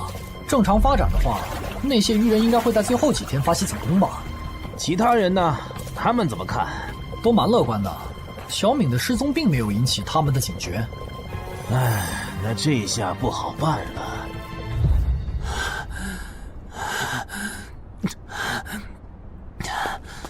给。啊？今天周四，你不用上学吗？上啊！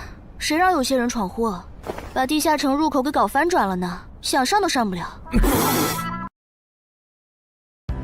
应东山市入口管理人的要求，原定课程现在换成入口翻转规则普及课。因为本节课还有大量未准许披露给民间的内容，所以开讲前需要大家签署这份保密契约书。谁先来？我。我签完了，下一个谁来？给我吧。然后给我。那我收尾。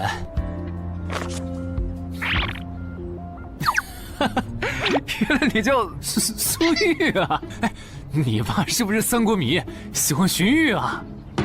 闭嘴，快点签！最后重复一遍，我接下来讲的内容，你们不可以透露给协会外的人。一旦违例，协会的档案师和守密人就会针对违反保密协议的人进行内部处罚。相信我，绝对会让你们后悔泄密的。下面开始正式上课。官方已公开的入口翻转规则，你们都看过吧？看过。好，那我就用东山市要翻转的7级鱼人地下城做切入展开来讲。地下城翻转完后，入口还在老地方，东山市会出现对鱼人来讲难度一样的7级人类地下城。在该区域内，你们将无法使用称号。为什么？目前学术界尚无定论，但主流观点是，这是基于守方有利现状做出的平衡性调整。其实很好理解，攻方鱼人们初入城市，不了解地形，处于压倒性的劣势。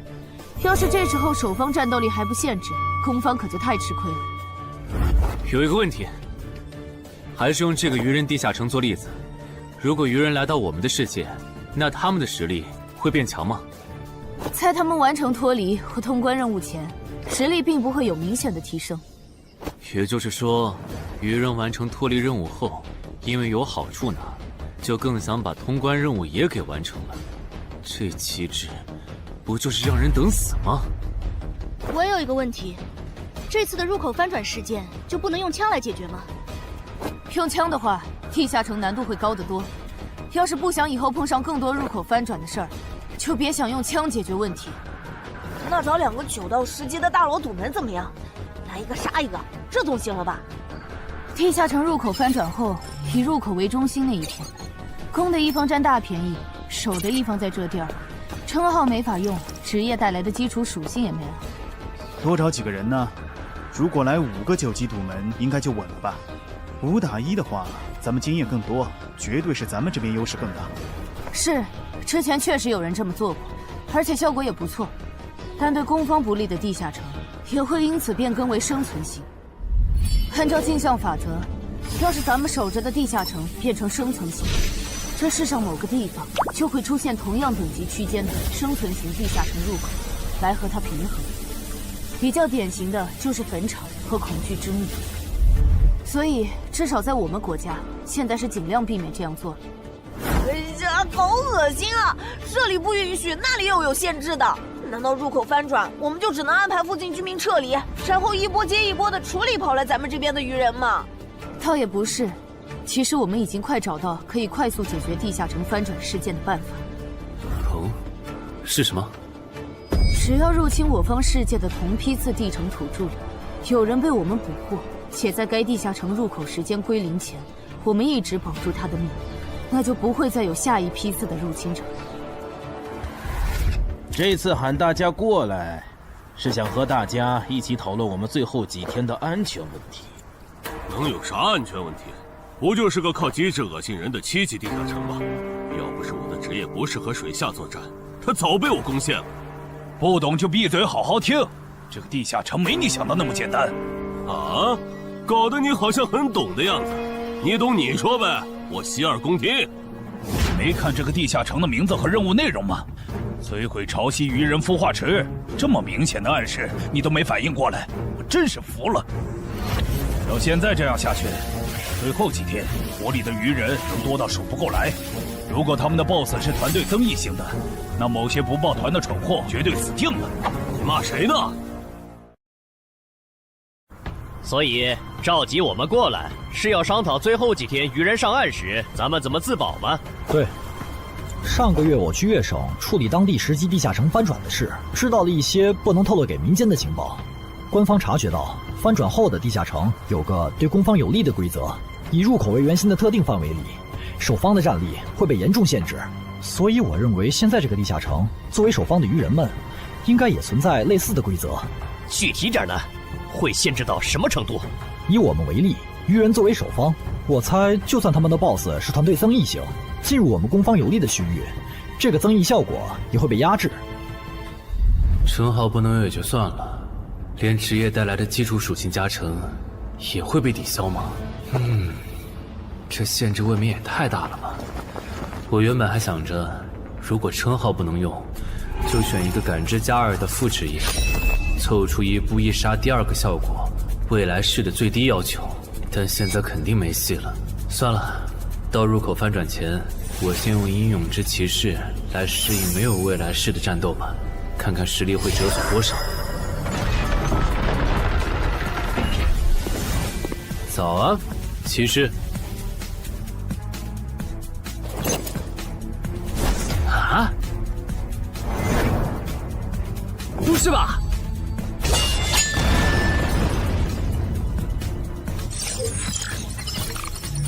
没了未来式和称号加成的我，实力原来会下降这么多吗？这么看的话，我还是得找个能加感知的副职业，至少要把未来式点出来。你找姚文忠？对，我想找一个能加2点感知的副职业，想问他有没有推荐。还有，协会内部是可以用贡献点兑换副职业的转职道具的吧？能是能，但这种和智、感、魅有关的副职业转职道具，所需要的贡献点有点多。你除掉高成勇得到的贡献点肯定不够。我知道，我来之前已经查过了。我有2个称号未被收录进官方的称号图鉴，我可以提交他们的获得线索来换取贡献点。行，那我叫姚文忠帮你整理一下。你现在就要定副职业，不再等等吗？距离你被强制征召进地下城还有半年呢，没准过几个月，新隐藏职业的最佳升级路线就能搞清楚了。不等了，我家地下城翻转后，我主职业的核心技能就会没了称号加成，得再加2点感知才能开启。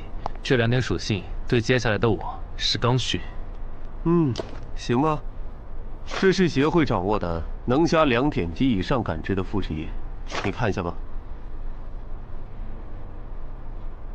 寻物师，你确定就要这个？不改了？啊，就它了，寻物师。行吧，那我现在就去联系福州的冒险者协会，让他们派评估师来东山看一下你手里的称号值多少贡献。如果价值大于寻物师的职业证书，我就向总部打申请。那麻烦姚哥了。您就是陈海先生吧？你可以叫我蔡奇，我的副职业是评估师。接下来由我为您评估至死地而后生和与传奇过招这2个称号的价值。好的。算完了，这2个称号虽然效果惊人，但他们的获取难度和激活所需要的前置条件太苛刻了，所以价值相比于同等级称号会有很大的折损。具体会折损到什么程度？请你放心，足够您兑换寻物师的转职证书了。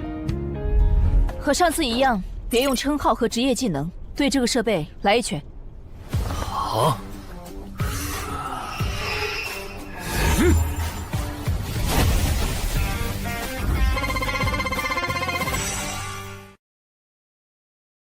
陈海哥的基础力量怎么只有13？我还以为他至少有14的。你别看他现在只有13，等他家鱼人地下城翻转的时候，他保底能练到14，也有可能是15。啊，虽然陈海哥很拼，但13到14这个阶段，就连姚哥都用了2个月。陈海哥再快也不至于到15吧？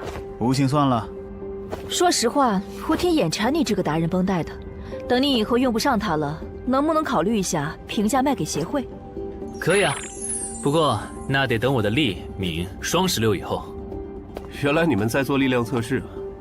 我说怎么找不到你们？程海，你的副职业转职证书到了。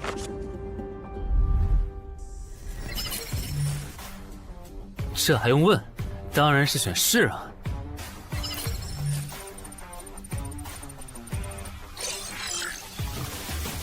等等，不会吧？不会吧？蒙对了，死亡行者的最佳搭配竟然是寻物师。我原以为死亡行者的效果1和效果2已经够超模了，没想到他的效果3更加离谱。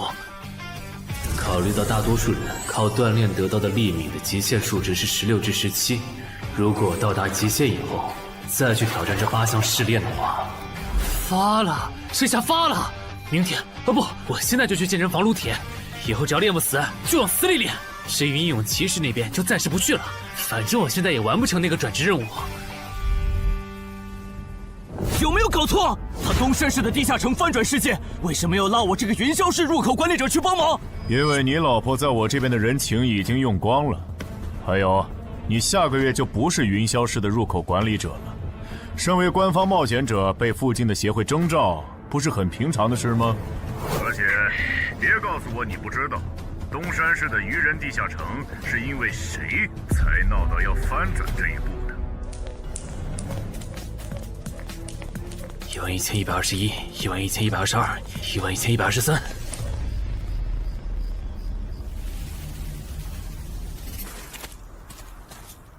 大家再坚持坚持，最后一天了，扛过去，咱们就能回家了。曼哈努斯大人，巢穴现在有守卫24只，精英鱼人69只，哨兵队长和士兵共800。很好，我要用他们来提升我的等级，杀死森林里的冒险者，把他们的尸体拖回来。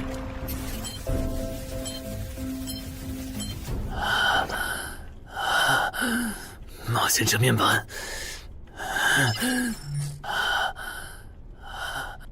你这人真怪，明明再过几个小时地下城就翻转了，你不养精蓄锐，却在这里做力量训练，临阵磨枪也没你这么磨的吧？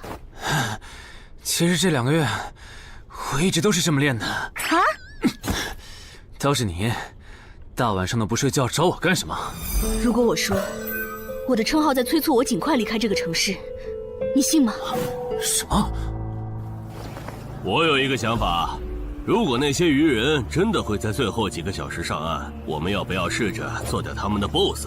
只要 BOSS 死了，剩下的鱼人就算数量再多，也不过是一群小喽啰。不是，你有毛病吧？明明已经说好了，大家守在出口，等任务时限到了就一起回去，你加什么戏啊？而且任务没完成，你杀 BOSS 也没奖励啊！不是我非要杀 BOSS， 是我问过王二了，我们没完成脱离任务，想搭地下城翻转的顺风车回家，是会占用翻转后地下城的挑战名额的。确实如此。那么基于镜像原则，翻转后地下城的挑战人数上也会是15。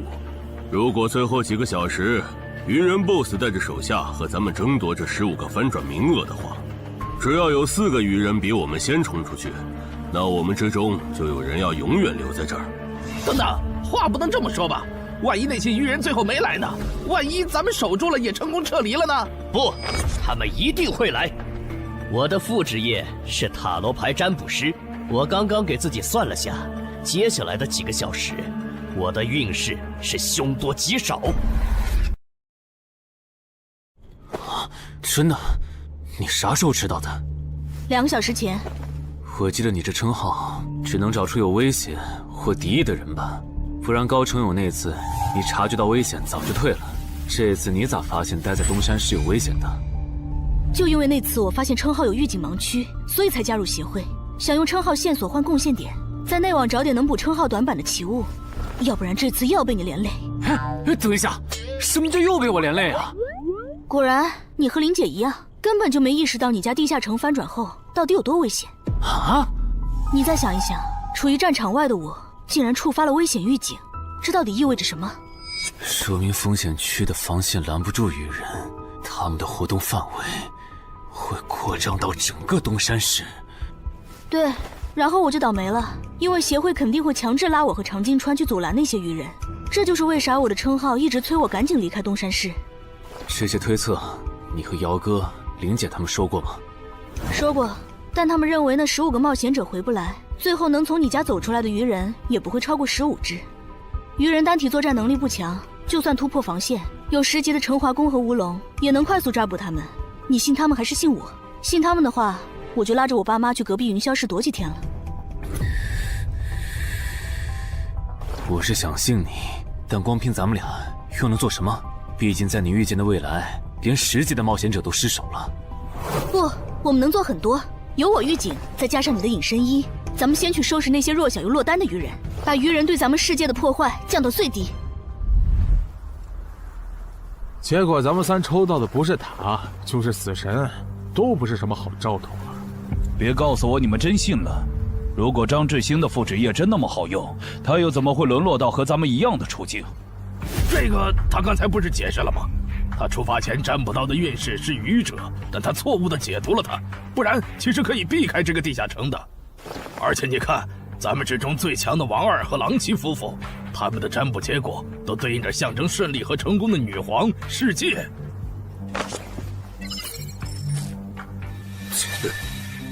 我抽到的牌和你一样，也就是说，如果我保持现状，最后下场也会和你差不多，对吧？对，咱们很有可能走不出这个地下城。那你再占卜一下，如果按我的计划，大家合力干掉 BOSS， 把剩下的鱼人赶回湖里，我的运势会不会好转？行，等一下，先别占卜。你的计划还有完善的空间。这地下城里的鱼人，现在估计已经繁殖到好几百甚至上千了。如果他们的 BOSS 是团队增益型的，那我们和他们贸然开战，绝对会死很多人。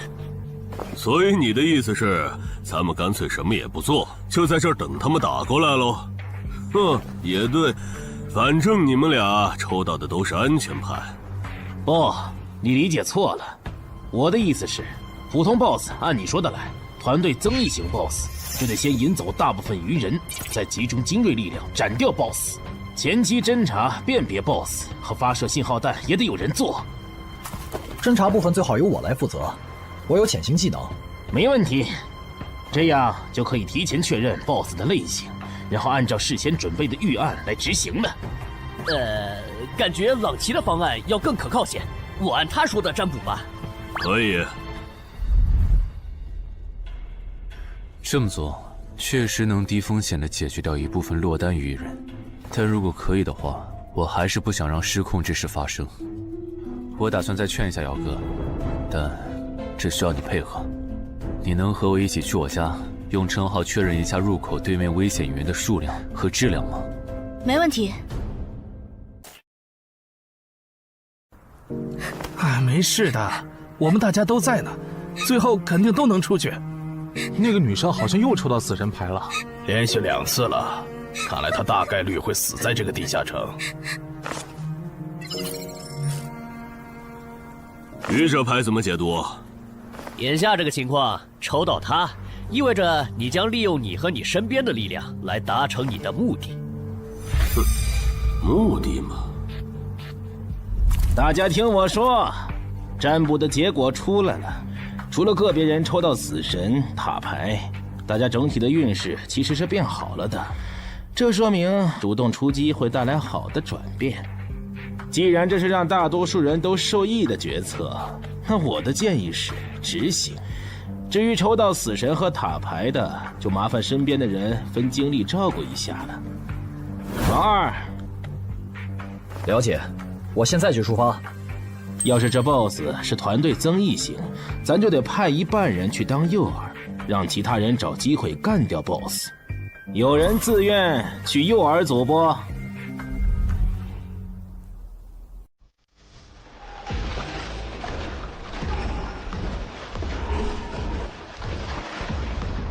坐镇后方，身边还有同种族精英保护，是团队增益型 BOSS 没错了，得赶快把这个情报同步给朗奇他们。开始了吗？愚人的总攻，红色的是团队增益型 BOSS。惨喽，要当诱饵了。王二发出的信号弹，你们也看到了，来的是团队增益型的 BOSS。按计划，诱饵组先去原定位置落位，等你们吸引够了足够多的愚人，我们这边就开始行动。好，要是得手了，我们会放信号弹，之前就麻烦你们撑住了。好，最后预祝各位克敌制胜，平安归来。就是这里吧？对，那我放信号弹了啊。那个，能不能和你们商量个事儿？我的主职业是魔射手，正面作战能力比较差，我可不可以去附近的树上蹲着？什么情况？你远程职业为什么要来诱饵组？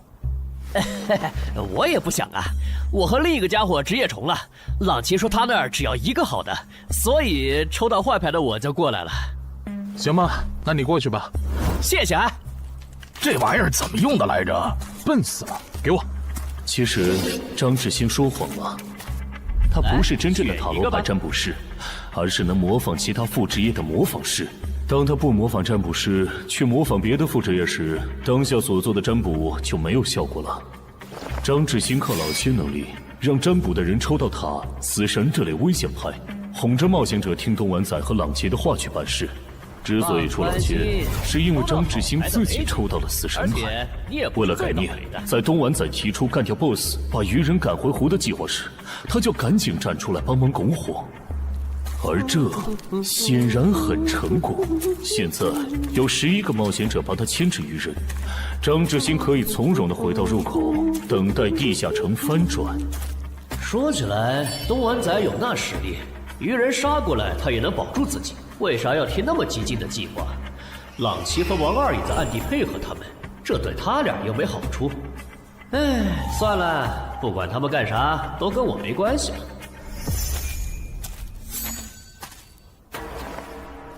这好像是个一次性的异世界奇物，林军。这个就是刚才发送红色的发光物的武器，其作用八成是提醒他的同伴们我们上岸了。林军大人，你看天上，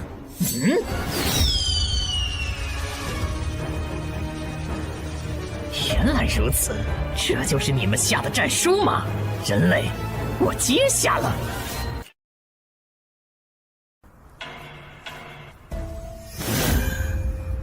过去这么久了，怎么还没有冒险者的尸体被带回来？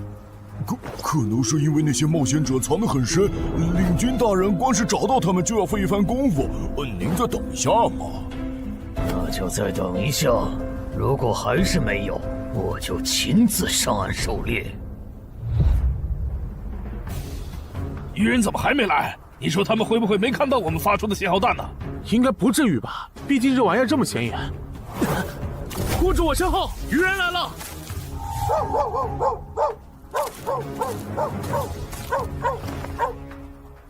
！BOSS 呢？沿着这个方向走5分钟就能看到他。不过我不建议你们去讨伐他，现在他身边的愚人还是太多了，就咱们这点人手，正面作战根本没办法速推。这哨兵和巡逻队太密了，我就算开潜行都很难靠近 BOSS。你们没潜行技能就更不行了，要是直接硬冲，肯定会打上持久战。拖太久的话，去对付诱饵队的愚人，很可能会回来支援。那再分兵呢？你们去吸引愚人的注意力，创造一个能让我和 BOSS 1对1的环境。5分钟，只要你们能拖住5分钟，我就能宰了那头团队增益型 BOSS。5分钟吗？你们怎么看？我都行，可以试试。好，那就按你的想法来。不过丑话说前头，你只有5分钟。明白。这么紧张的时候，你竟然还能犯困？不好，有人来了！啊！点狼烟，冒险者们打过来了！果然，那2封战书是诱饵，这些冒险者想削减我的兵力，然后趁机杀死守卫不足的我。这些人类和霍格一样狡猾。既然敌人已露面，咱们要不要分一半的巢穴守卫去帮忙？不，已经露面的未必是敌人的精锐。之前霍格就喜欢用大部队拖住我的主力，然后只身潜入军中暗杀我。这些人类也有可能这样做。不是吧？这样都没乱吧？难搞啊！算了，不等了。大人您别冲动啊，暗哨现在很危险的。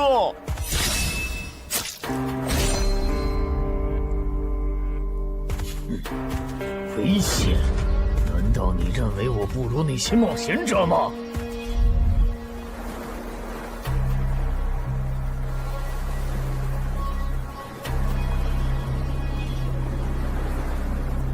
好香的味道，太香了！我的，都是我的，这些美味都是我的。不知道东莞仔那边咋样了？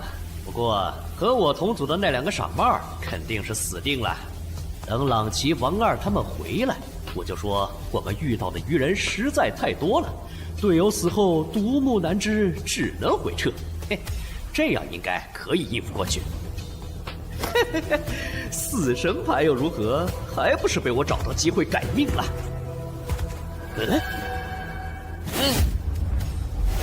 那个鱼人怎么回事？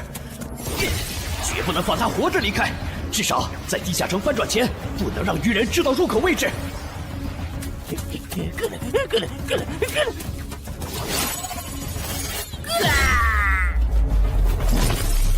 有没有搞错？这样都没死，这鱼人该不会再次吃到团队增益的 buff 了吧？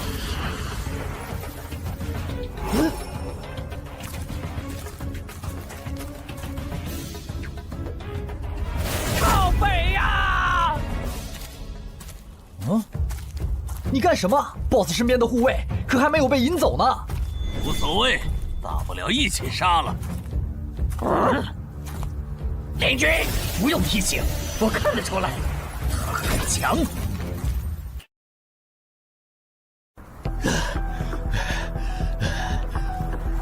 靠北，被摆了一道。这些鱼人跟谁学的诱饵和埋伏？我差点被他们给阴死了。不会吧？BOSS，虽然咸吃你有点浪费，但没办法，谁让你落单了？而我又需要快速提升等级呢。这个地下城的 BOSS 怎么会出现在我这儿？东莞仔和朗奇他们到底在干什么呀？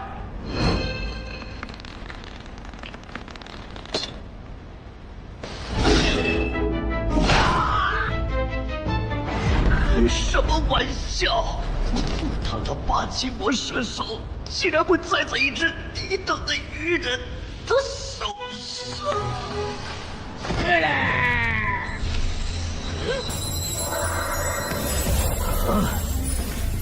竟然还可以这样！原来低等级的鱼人击杀高等级的人类冒险者可以升阶。小子，大人，你把发生在你身上的事一字不差的去说给鱼人领军，然后让他分一点鱼人来我这边。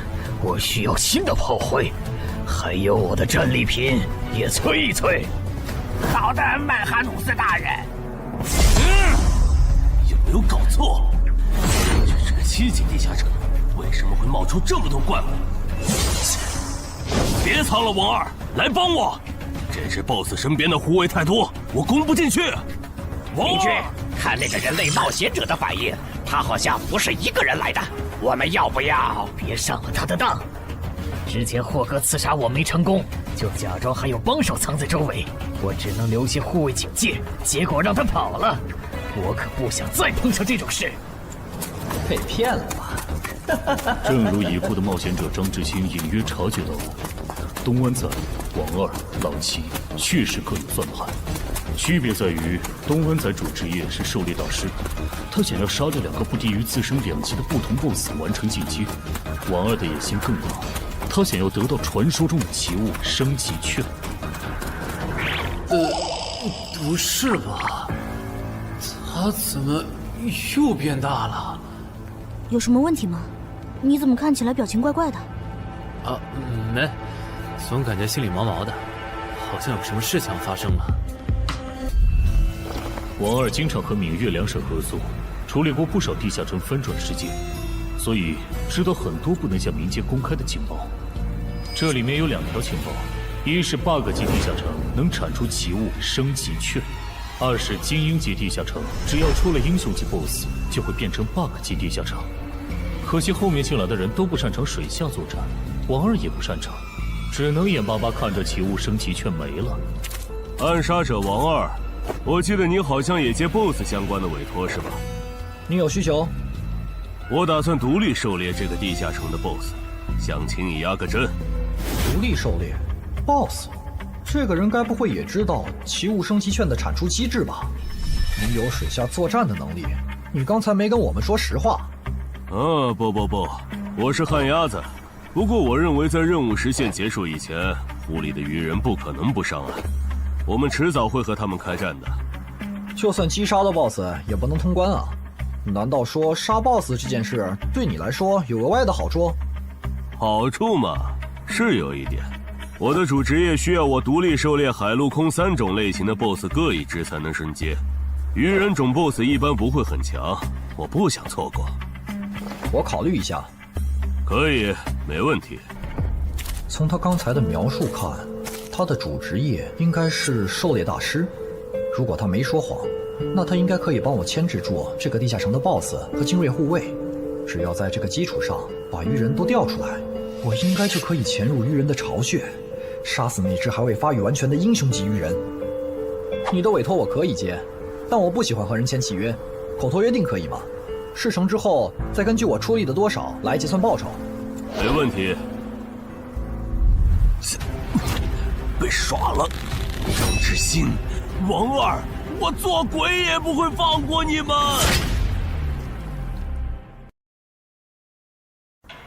这就是你说的杀死人类的冒险者后会进化？为什么他没有？可能是还有别的触发条件，但我们不知道吧。领军，我先带着尸体去找曼哈努斯大人。去吧，等我这边弄清楚进化条件以后，过去找你们。这都多久？东莞仔那边还没完事儿吧？连个信号也不发，他不会已经死了吧？哦，不管他们了，我们撤。许愿，法术等级3，水中呼吸。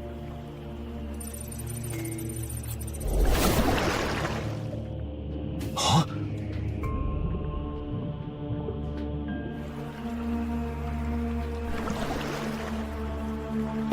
湖里没有鱼人，巢穴里也没看到，看来他们确实都被调走了。啊！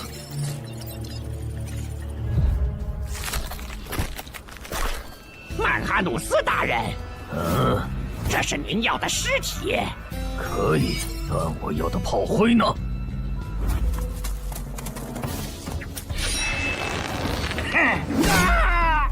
分开跑，能跑一个是一个。哦，原来杀死人类的冒险者可以让我们进化呀！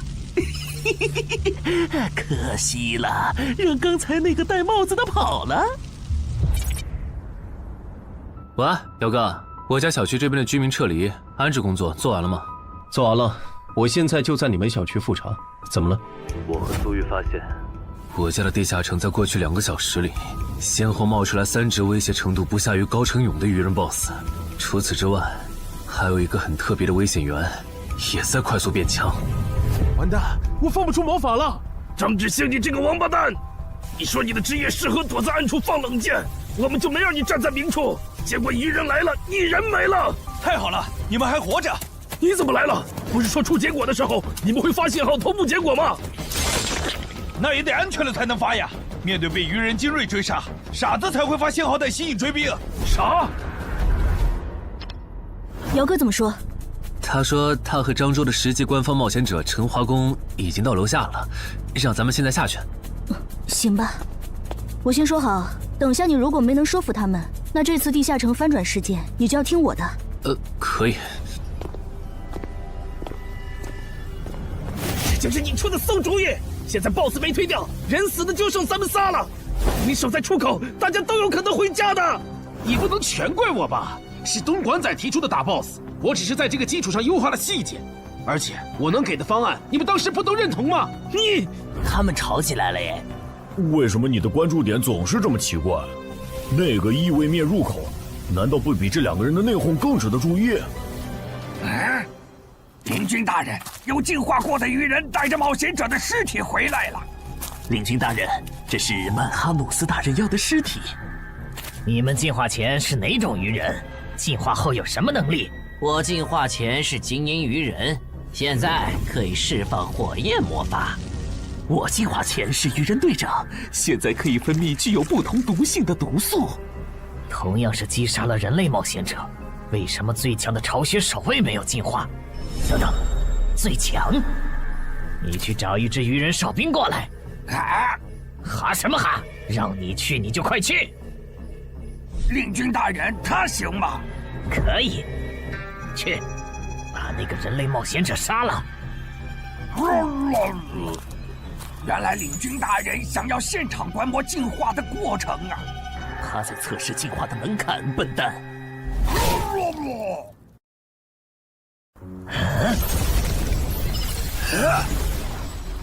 原来如此，所以进化的先决条件是等级差吗？难怪我和巢穴守卫没能进化，因为我们和这些冒险者的等级差没达到引起海之母布里伯杜普注意的程度。这样的话，把森林里的鱼人都叫过来，我有事要说。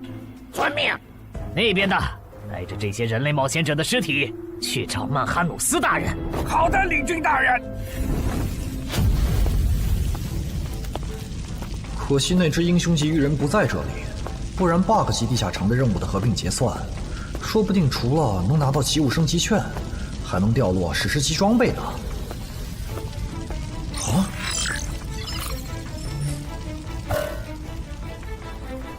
搞什么？我刚完成通关任务，任务就被重置了，没这样玩的吧？还有这个重置后的通关任务，鱼人种英雄级个体的成长速度都这么快吗？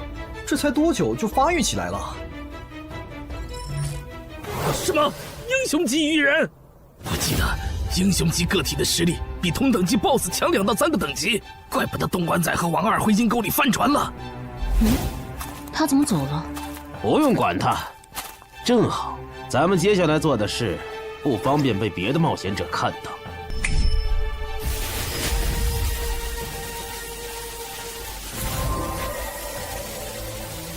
把死在地下城冒险者的灵魂和掉落带回来。啥情况呀？更新的通关任务是怎么回事？王二不是说英雄级个体的发育速度很慢，在翻转前他不会成为我们的威胁吗？怪不得他让咱们瞒下地下城有英雄级鱼人的事。之前他说帮湛江处理地下城翻转时，知道些不能公开的情报。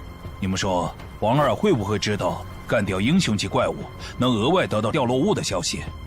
还真有这个可能。这么看，他说不定还藏了一些底牌没跟咱们同步，比如有可以帮他完成脱离或通关任务的奇物。对，正好湖里的鱼人现在都跑上岸了 ，BOSS 又在被东莞仔讨伐，我猜王二一定会趁此机会潜入鱼人巢穴，尝试通关。可惜地下城因为英雄级鱼人超前发育的原因，升级了任务内容，也跟着重置了，他白折腾了。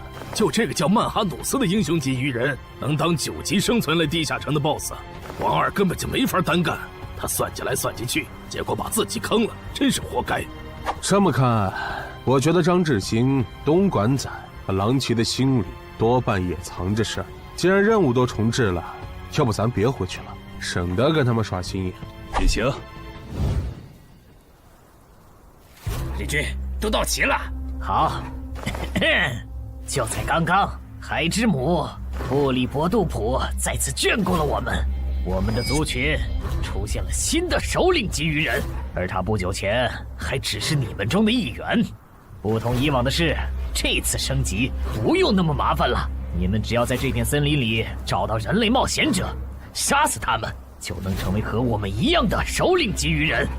我们还找到了通往冒险者世界的入口，那个世界肯定有能让咱们再次进化的目标。不过在此之前，你们得先把这片森林里的人类冒险者解决掉，让自己变强。所以去杀戮吧，去升级吧，去用冒险者的血来取悦我们的神明布里伯杜普吧。等一下，曼哈努斯大人，这片森林还剩7个人类冒险者，其中3个正在快速远离我们，还有1个落单的。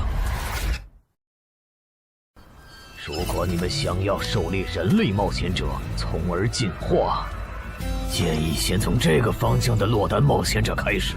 不可思议，吃了这么多冒险者的曼哈努斯大人竟然变得平和了。要是曼哈努斯大人能一直保持现在这样，那培养出了曼哈努斯大人还有好多首领级鱼人的我们，说不定真能回到拜戈尔格陛下的鱼人国度。你哭什么？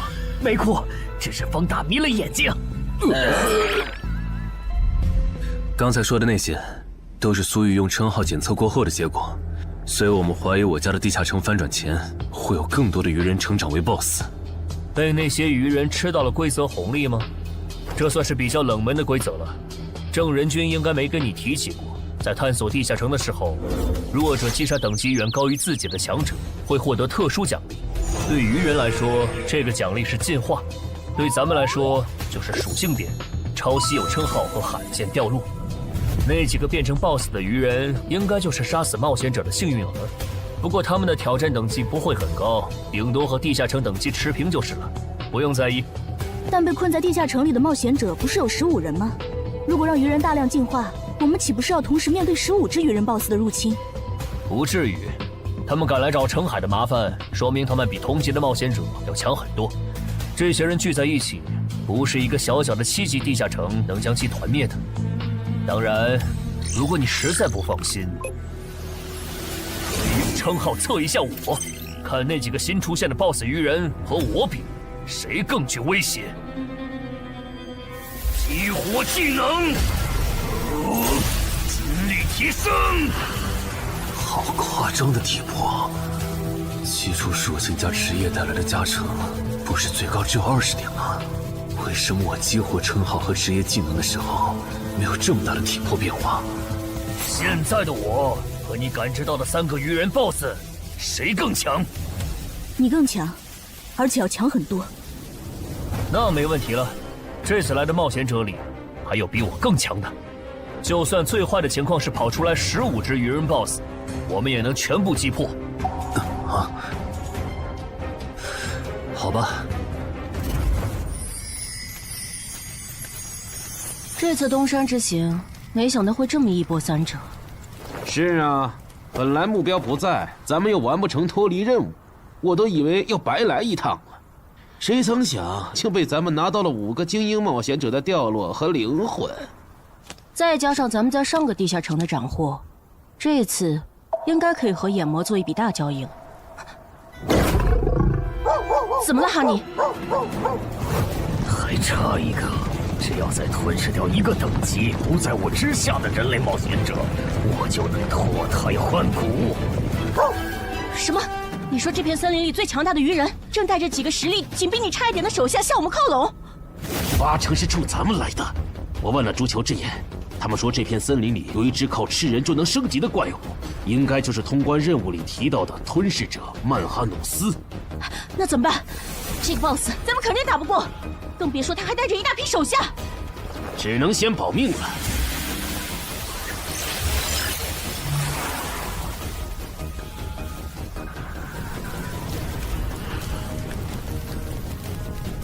这批灵魂不错，我可以给你4个单位的司导之眼和1个单位的督军之眼的召唤额度。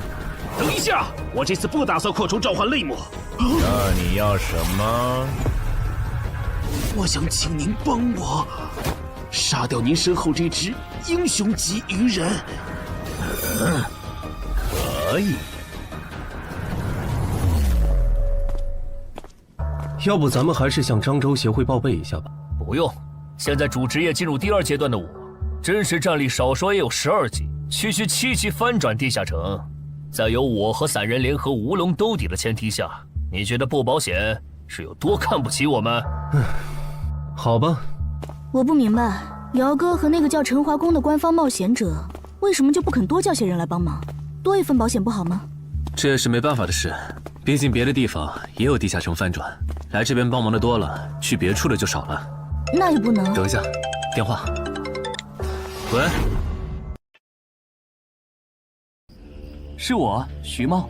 等下的翻转地下城，你参与吗？应该吧，他们说有需要了会叫我。OK， 那等这个地下城被搞定后，咱们聚一下。有段时间没看到你了。成。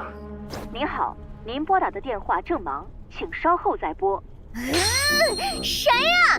半夜不睡觉给陈海哥打电话，真讨厌！你不也在打吗？哎，我这个妹子什么都好，就是这恋爱脑。怎么还有一个未接电话？吴护士打来的吗？你可真是个大忙人，都凌晨了，还有人排队找你呢。什么？你来东山了？我听说这边有一个等级7的地下城马上要翻转了，就把我哥拉过来帮忙了。等等，你哥哥也是冒险者？哦，对，我想起来了，咱们被拉进坟场那天你说过，你哥哥是10级冒险者。你哥哥现在在你身边吗？在啊。那能把手机给他吗？我有事，很重要的事跟他说。好。你要和我说什么？我听说东山现在很危险，趁着这边的地下城还没翻转失控，你赶紧带他回云霄。失控？具体怎么回事？你详细说说。如果电话里不方便，你来我这边，咱们当面聊。坚持住，我们得撑到曼哈努斯大人。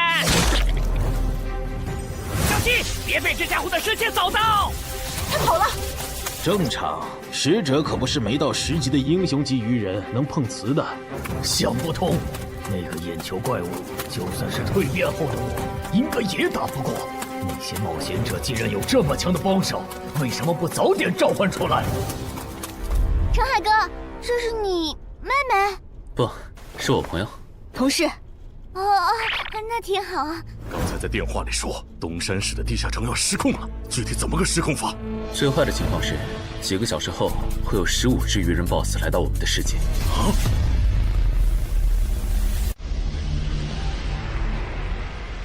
原来我进化后自然领悟的法术这么强吗？哎，领军，感觉他的进化路径好像比咱们的要厉害很多哎。哎，其他鱼人呢？哎，曼哈努斯大人，杀者、毒诵师和火法师带队去追那3个逃走的冒险者了。那不管他们了，你们带上还活着的鱼人跟我走。入口的冒险者召唤了实力远超我之上的眼球怪物，咱们得避一避，先退回湖里。什么？比曼哈努斯大人还强的？那我来断后吧，我可以驱使这些亡灵，拖住那个眼球怪物，给大家争取时间。行吧。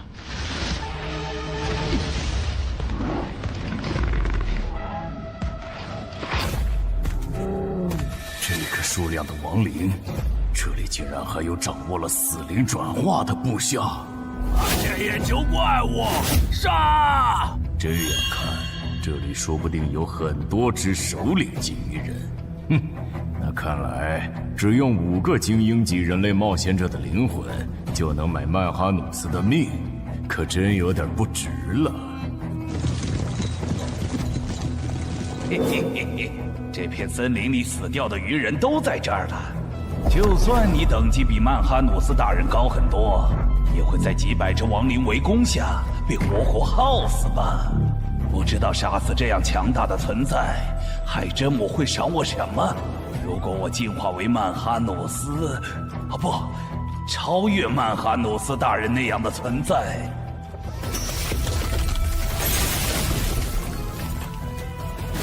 那是什么法术？我的亡灵大军竟然这么轻易就被全灭了！别让狼骑在原来的基础上追加报酬。要追加报酬？委托难度和报酬不匹配，我要追加报酬很合理。当然，你也可以更改委托内容。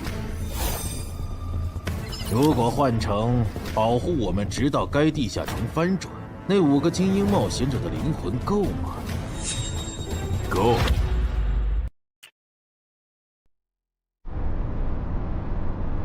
原来如此，你们是通过特殊称号发现东山市的地下城有失控的风险。这个地下城在不久前新增了3只 BOSS， 照这个速度，我担心几个小时后会有更多的 BOSS 出现。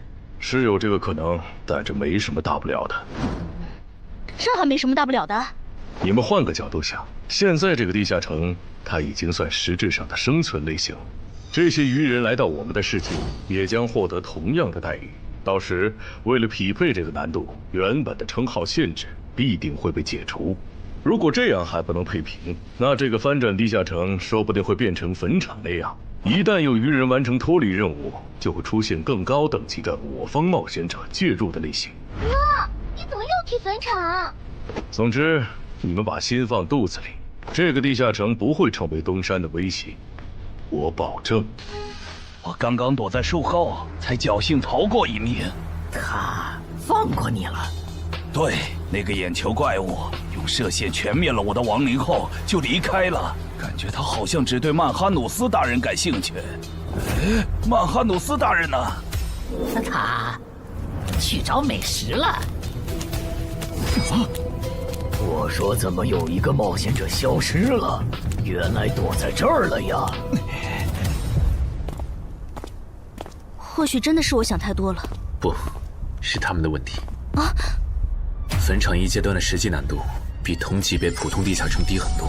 要是鱼人地下城翻转后跟坟场一样，那1阶段对鱼人来说简直小菜一碟。到那时，就是东山市的精英冒险者的噩梦。这边，10分钟后，这个小区里的7级鱼人地下城将翻转。该地下城的挑战名额是15。考虑到有冒险者滞留在这个地下城，那么翻转后来这的鱼人数量应该不超过15个。不是说散人联合的吴龙和漳州的陈华公也来了吗？怎么没看到他们？威尔士的徐茂好像也不在。正常，作为精英冒险者中的大人物，他们可不会干冲锋这种辛苦活。啊，这样吗？哼。还有，一旦有人成功捕捉到鱼人，我会通过无人机将这个消息同步给大家。首个被活捉的鱼人价值与 BOSS 相当。等这个翻转地下城被彻底解决，我会根据大家狩猎到的鱼人来核算绩点，然后协助各位兑换奇物、称号线索或者情报转制道具。结果最后只有5人幸存吗？感谢您的帮助。客气。脱离。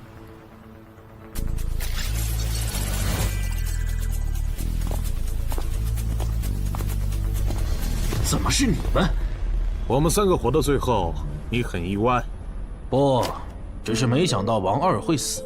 王二死了，不应该呀！拥有潜行技能的他，就算被哪只英雄级鱼人逮到，应该也可以利用森林地形逃掉才对啊！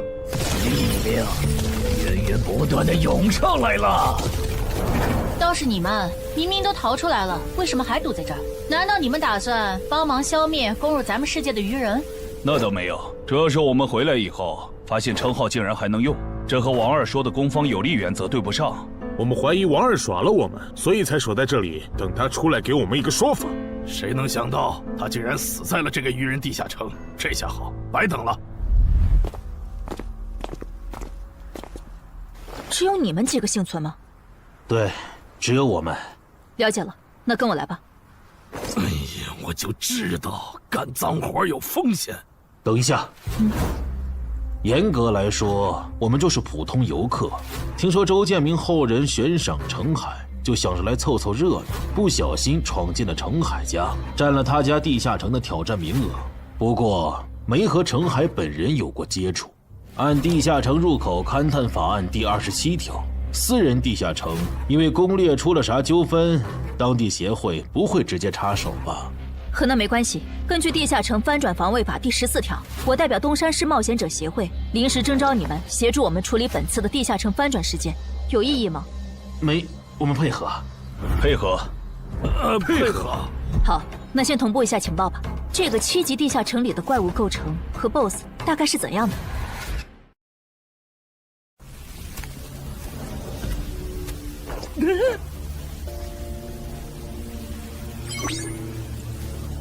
刚才是10，进去一只鱼人以后就变成了9，所以这个数字指的是能前往那边的名额嘛。有名额限制的话，那岂不是说明我们可能会遇到和那些人类冒险者相同的困境？那不是问题，只要他们别再召唤出那种眼球怪物，这些人类冒险者就不足为惧。9级地下城，英雄级鱼人。不止如此，他也变成了死亡率最高的生存型。这一点我们可以作证。当时我们被英雄级鱼人盯上，花了不小的代价才侥幸活了下来。但刺杀者王二就没那么幸运了。刺杀者王二死了，连他都没活下来，那这个地下城的难度……生存类地下城，英雄级鱼人吗？有意思。啊！澄海家的地下城里有只英雄级鱼人，地下城还变成了9级生存型。是的，我觉得这次的翻转地下城恐怕又失控了。先别慌，生存型地下城翻转后也会是生存型。为了配平难度，你们的称号限制应该会解除。没了限制，主职业升阶过的陈花公和吴龙应该可以打赢那只英雄级鱼人。如果他们失败了的话，那我和安然会出手将其逼退，明白？怎么事情一旦和陈海扯上，就变得离谱起来？那小子是属扫把星的吗？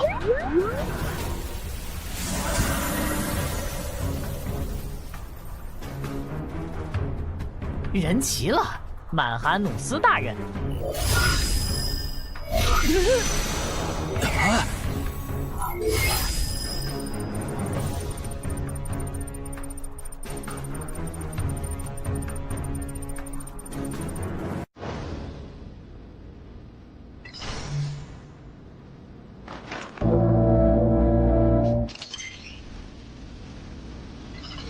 大人，您找我？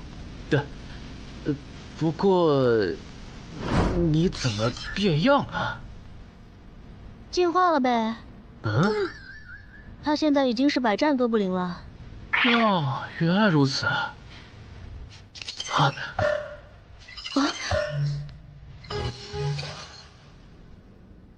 喂，你在哪儿？环城东路，怎么了？事情有变，东山的翻转地下城现在有英雄级鱼人坐镇，你随便找2只实力过得去的鱼人杀了交差，别去碰那只英雄级鱼人。行吧，还有别的要求吗？没了，注意安全。我懂了，红点是等级和我相差不过2级的人类冒险者，而黑点是等级比我高3级的人类冒险者中的首领。只有2个黑点，有点不够分呢。等等，为什么我这里全是红点，没有黑点？因为你等级比我们高1级吧。那这样的话，咱们要进化就不能用令君大人的增益 buff 了，不然和人类冒险者的等级差就拉不开了。你这么一说，好像是这样哎。曼哈努斯大人，您的地图上有可用来进化的吗？没有，我猜只有把这片区域的人类冒险者杀光，才能吸引来更高等级的人类冒险者。明白了，诸位，你们的任务是清理掉地图上所有的红点、黑点，把更高等级的人类冒险者吸引过来。诸位，你们的任务是清理掉地图上所有的红点、黑点，把更高等级的人类冒险者吸引过来。但地图上的黑点只有2个，怎么分配？最近的黑点由我和精英巢穴守卫亲自处理，另一个等你们解决完附近的人类冒险者以后，根据红点狩猎数量来决定挑战顺序。这分配方式可以，挺公平的，谁都有机会。还有问题吗？没有就自由行动了哈。有，我不擅长正面作战。如果我用暗箭射死了你们的猎物，那怎么算？地图上不是有2个离咱们挺远的红点吗？给你了。啊！那些首领级鱼人识别出来了吗？有2只没识别出来，可能是鱼人中的稀有之一。已经识别出来的鱼人资料已经发到大家的手机上了，包含挑战等级、能力和弱点。除了英雄级鱼人外，还有2只稀有首领，怪不得那个女孩觉得这个地下城会失控。各单位注意，鱼人出来了！共7只鱼人，非抱团，没有英雄级。注意，有鱼人掌握了潜行技能，他有魔法弓，大家小心按键。注意，有鱼人掌握了潜行技能，他有魔法弓，大家小心按键。真够吵的，这些鬼东西。也是没办法的事，毕竟是对方的主场。说起来，您觉得谁会进化？进化吗？也就是说，除了那只紫皮的英雄级鱼人，还有一只疑似亡灵法师的首领级鱼人也很超模。我没理解错吧？没理解错。如果遇到他们，我的建议是周旋，等待支援。先别聊了，有鱼人过来。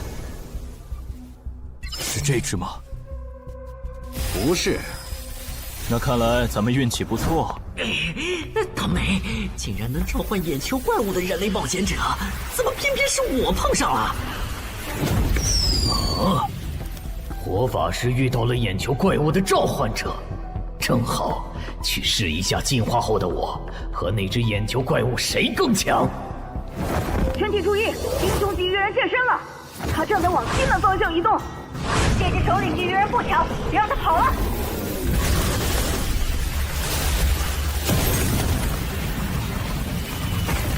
远波射线，乱须术，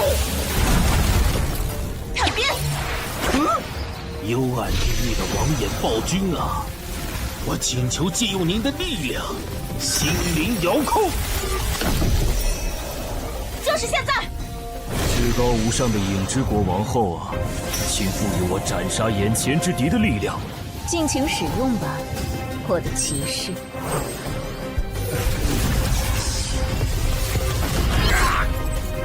干掉了一只首领级鱼人，可以交差了。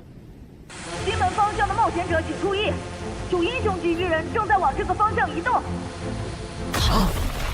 英雄级鱼人，怎么来得这么快？怎么办？打还是跑？哎，他们这次没召唤那只眼球怪物，是觉得没必要吗？还是他们现在不能召唤？找到了，那个负责警戒的绿皮傻大个，看上去要更强一些。就杀他！不，小兔了一只魔法弓，你要吗？不要，长得太丑了。行吧，这些鱼人比我想的弱，我打算主动出击，找落单的杀。能帮我提供一下位置信息吗？可以。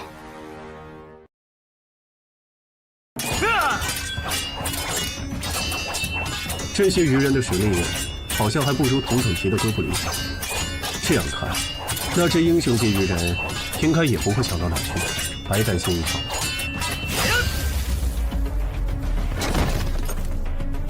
这些鱼人弱得很，我一个人就能搞定，去帮别人吧。好。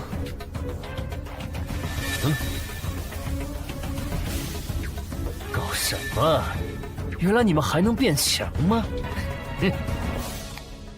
希望这些人类冒险者能争点气，不然我这趟可就白来了。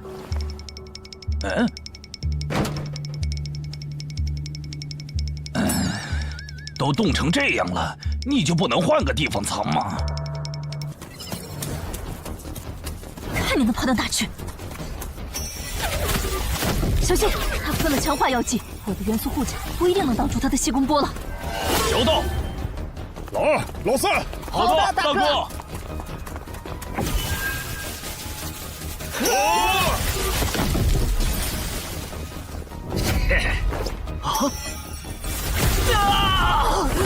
小心！万主老弟，你在得意什么？欧提路克，冰封术。幽暗地狱的王眼暴君啊！我请求借用你的力量，心灵遥控。玩够了吧？把那只眼球怪物叫出来！我要和他打。狼骑，问过了，他没回应。香梨，来帮忙。我知道你还有底牌没交。不，我拒绝。这只英雄级鱼人是奔着你来的，我没义务为你冒险。更何况你的控制法术还对他无效。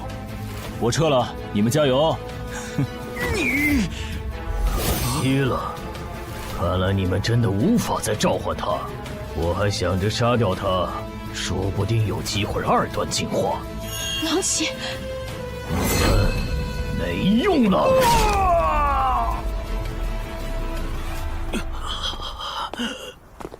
慢点，慢点！首次捕获的对应极点，等地下城结束后，会根据 BOSS 的强度核算给你。到时你可以来换取想要的东西。我很期待。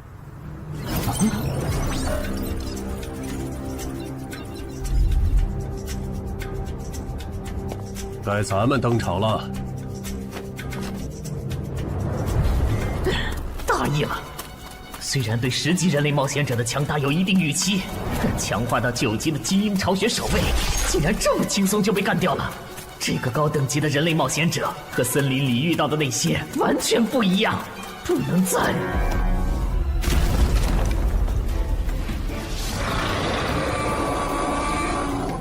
解决一个。吴龙，这是我的祭典。只是一只首领级鱼人，没必要抠得这么细吧？你们就是这片区域最强的人类英雄级鱼人。稳点儿！这只首领级鱼人的毒被安小姐的毒素防护克制，就这么拉扯着打，慢慢磨死他。不会吧？领军死了？那火法师、毒素师和气功师那边是不是也？过来，去把死掉的同胞带回来，我来为他们做亡灵转化。如果有快死的，就用这个救一下。他的目标是安小姐，想办法拦一下。老宋，知道。休想从我这里过！你们这些……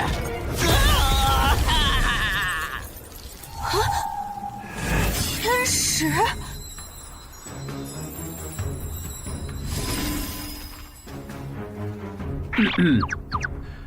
我没来晚吗？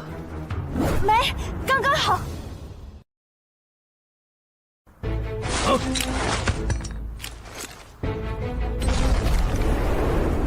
这谁扔的烟雾弹？不对，我感知掉了。正常烟雾弹没有这种效果，这是奇物化的烟雾弹。火法师和领军死了，主人让我喊你回去。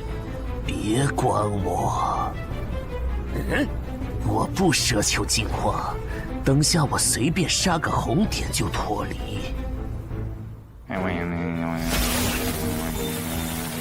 亡灵转化。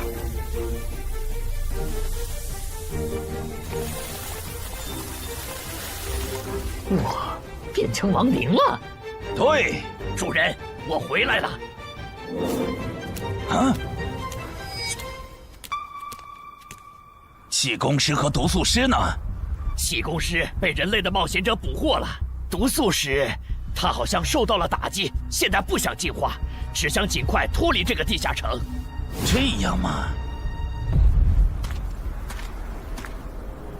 被那只首领级鱼人逃了。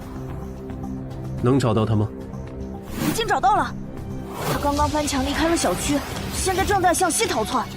帮我规划追击路线，还有通知就近的冒险者过去拦截。好，很好，那些人类冒险者没有追过来。我现在明白上位、中位、下位种族的不同了。像我们下位种族，要当上首领才有职业，可中位种族里的精英，每个人都有职业。这些人类冒险者，单看一个没多厉害，可数量多了，配合起来就特别难对付。我要赶紧杀一个人，完成任务，逃离这个危险的世界。喂，商里，有一只首领级鱼人冲出了第1封锁圈，现在离你只有100米，我们需要你拦截他，直至增援赶到。可我已经解决了一只首领级鱼人，按照翻转地下城防卫条例第7条，你们不能……我知道，但他现在离你只有20米，10米，他到你背后了。被发现了！该死，怎么竟让我碰上这种事？不管了，反正是下位种对中位种，但身为首领级的我，没理由会输给精英级。让开！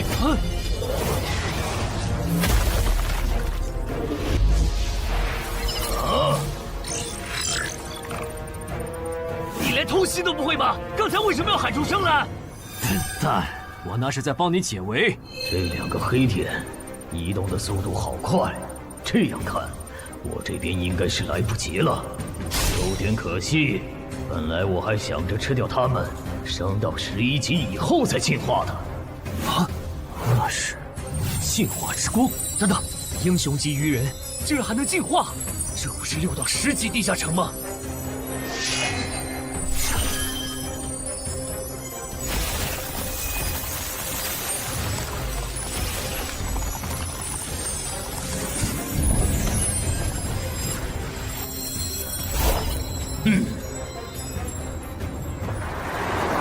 师傅，能再快点吗？已经很快了。什么情况？明明刚才已经没剩几只鱼人了，怎么突然又冒出来2个危险源？苏玉这个表情，前线的形势这么不乐观吗？该死，我都拖了这么久，说好的增援怎么还没来？大意了。没想到这个人类冒险者的实力和我这么接近，差一点就阴沟翻船了。到此为止了吗？等等，这2个黑点，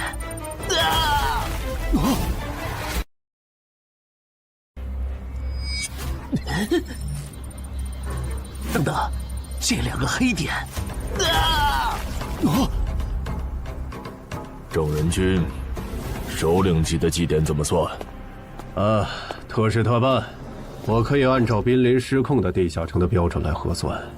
就在曼哈努斯当着陈华宫和吴龙的面完成进化的瞬间，2人的脑海闪过这么一个念头：那个女孩说的地下城会失控，竟然应验了。7级常规地下城进阶到9级生存类地下城，已经是很少见的小概率事件了。在这个基础上，又出现了英雄级个体，并且还能主动进化，这种事简直闻所未闻。唉，我到底是有多倒霉，才会一头撞上这种死局？陈华宫，啊！以目前的形势，我觉得就算是镇人君来了，也没法挽回失控的局面了。要不，咱们撤吧。前提是他肯放我们走。郑人君。他是你们的首领吗？什么情况？鱼人不是不能用人类的语言吗？我能感受到，那个方向有2个很强的人正在往这边赶。他们中有你们刚才提到的郑人君吗？有的话，能告诉我这位郑人君现在是传奇吗？无可奉告。看来不是，那就没什么好担心的了。小心，他要动真格的了。终止召唤！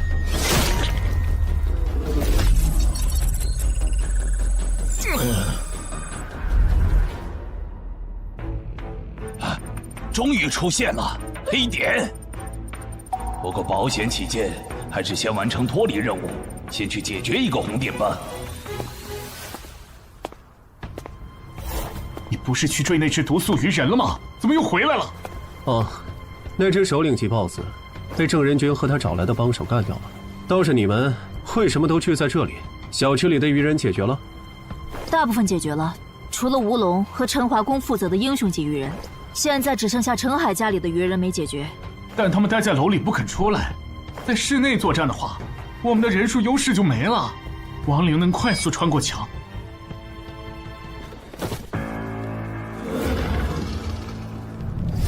这些人类冒险者怎么聚到一起了？麻烦了，人类聚到一起，人数多了，自己反而兵力不足了。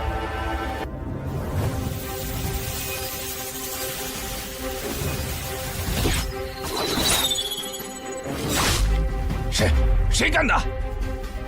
我家现在还有几只鱼人？还有5个，其中一个特别弱小。好，跟我走一趟吧。我需要你站在明面上帮我分担火力。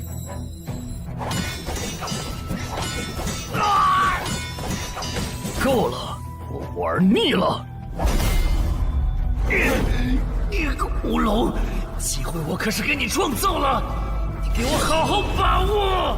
一铁贯穿，过杀神枪，还有你！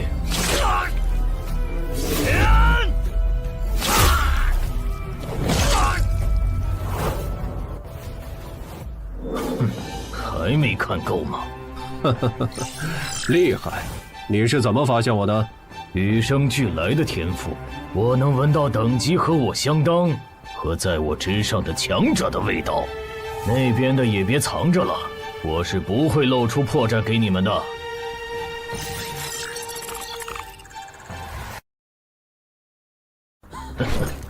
说起来，你们还真是冷酷无情呢。就这么看着我对你们优秀的后辈下杀手，如果我不叫你们出来，你们是不是还会继续看下去？彼此彼此吧。你的部下不也被歼灭的七七八八了吗？郑仁君，这家伙的实力和你跟我说的差的也太多了吧？我也不知道他会进化。放心，该算的绩点都有，我不会让你吃亏的。那就好。什么？郑仁君让我们撤出小区？对，这次翻转的地下城彻底失控了。他说等下打起来顾不上你们。但是愚人亡灵法师和他的仆从不是还没解决吗？就这么放着不管？没有放着不管，苏玉刚刚联系我了，他说楼里的愚人由陈海哥处理。陈海来了，你现在给他打电话，让他别犯傻。那只愚人亡灵法师和他解决的愚人暗杀者不是一个级别的，他这样的传说苗子没必要在这上面冒险，哪怕这个翻转地下城和他有关也不行。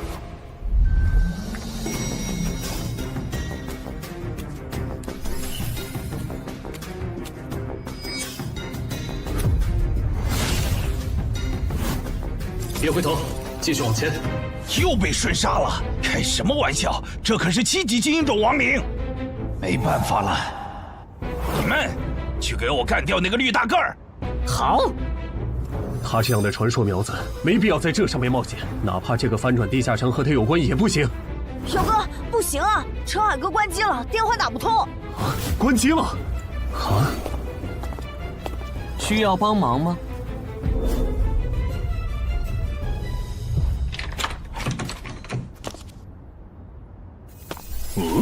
还有多重火球术，就是现在！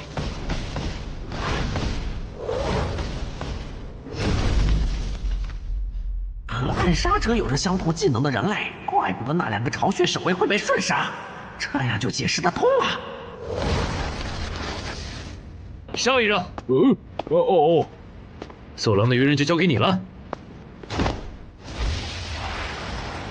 多重火球术，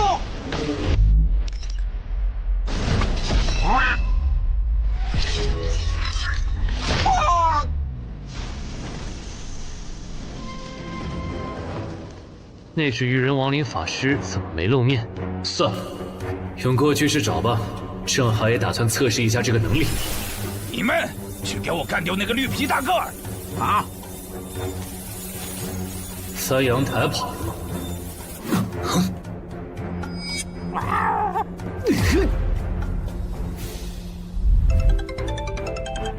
姚哥，我这边抓到了被用来探路的普通愚人。这个先放一放。你现在在哪儿？我当然在我家。你家现在很危险。你是说愚人亡灵法师和他的亡灵仆从吗？那些亡灵已经被我处理掉了，但那个愚人亡灵法师我没逮到，被他翻阳台跑了。什么？你提醒下小区里的冒险者，注意别被他抓。陈海，好久不见。徐茂，你怎么也来了？我来的晚，小区里的首领级愚人就赶上1只，听说你这边还有1只，就过来碰碰运气。那你算白来了，大鱼已经跑了，他手下的亡灵也被我和我的哥布林随从清干净了。何不？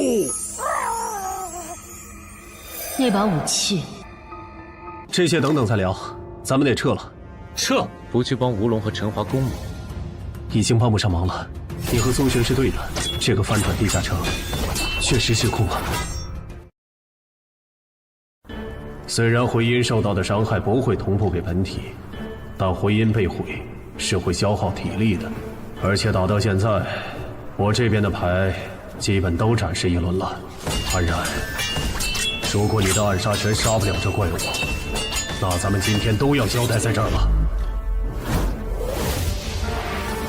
再来一次，显现回音。啊！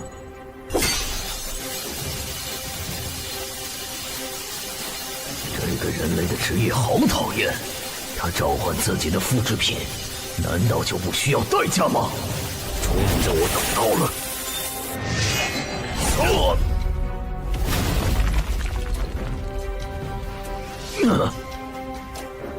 这都没死，看来他其他属性免疫很强啊。正人君，这个 BOSS 太难杀了，我要求按15级翻转地下城 BOSS 的标准核算绩点。可以。好，那你接着磨，出机会了我再出手。或许是镇安君和安然的职业技能给到了曼哈努斯足够的压力，也可能是他们表现出来的态度刺激到了曼哈努斯。靠着职业的加成就能击败我，简直是痴心妄想。这让曼哈努斯做出了草率的决定。我要选择职业，筛选出有远程攻击手段的职业。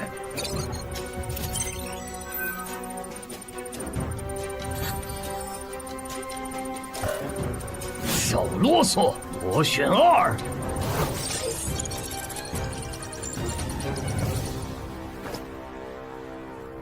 那我们先走了哈。注意安全，有事给我打电话。喂，萍姐，那只鱼人亡灵师被陈海哥打跑了，我把他的逃跑路线发你，他现在落单了，应该比较好对付。镇人君竟然亲自下场了，看来这个翻转地下城应该会很快结束。虽然中间出了不少插曲，但好在是活下来了。啊！可算找到我的猎物了。是从什么时候开始的呢？我的人生走入了死胡同。等很久了吧？啊，没有很久，李博。这是我之前跟你提到的周畅，传说级冒险者周建明的孙女。这是云霄市的新兴冒险者商礼，她是咱们省唯一受到影之国王后青睐的冒险者，以后大有可为。你们认识一下。你好。你好。哦，是从那次李博介绍周畅给我认识的时候开始的。那又是什么时候，我的冒险者生涯正式步入坟墓了呢？早生贵子！好像是从我变成周家女婿，官方给我分配超出能力上限的攻略任务，而我的妻子却袖手旁观的时候。还没好吗？他快撑不住了！岿然不动。完了！五环法术，怪物定身术。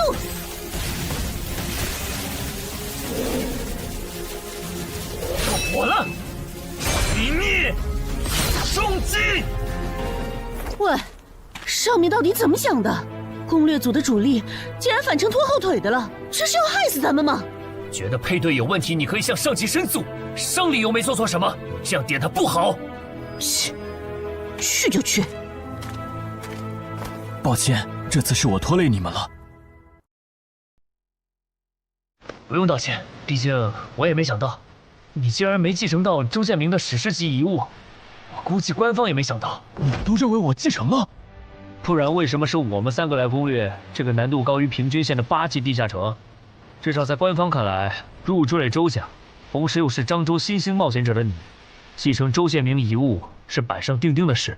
如果你还想继续走下去，回去和你妻子好好聊聊吧，不然总被分配超难度的任务也不是个事儿。姐夫，你还没有搞清现状吗？你只是入赘到我周家，但并不意味着我们一定要把全部的资源压在你这个外人的身上。再说，你又没有成为传说冒险者的潜力，不如就走黄伯伯的路子，当个云霄市入口管理人算了。我觉得可以，你留在云霄正好可以照顾周德，而且也不用照顾。如果那个时候我没有入赘周家，我的冒险者生涯会不会就是另外一种样子呢？要是能重来一次，我把他转化为亡灵吗？办不到，我只能转化同种族的鱼人。看到了，他们就在前面。这些人类来得好快，快有什么用？脱离任务已经完成了。脱离。喂？什么？伤离死了？对，并且那个亡灵法师已经……糟了，那只英雄级鱼人又进化了。不是，这怪物还能再次进阶吗？这就是实力业吗？我现在有点理解，实力远不如我的你们，为什么有了职业的加持以后，可以给我造成这么大的麻烦了。不过，也就到此为止了。鱼人流，不中弹。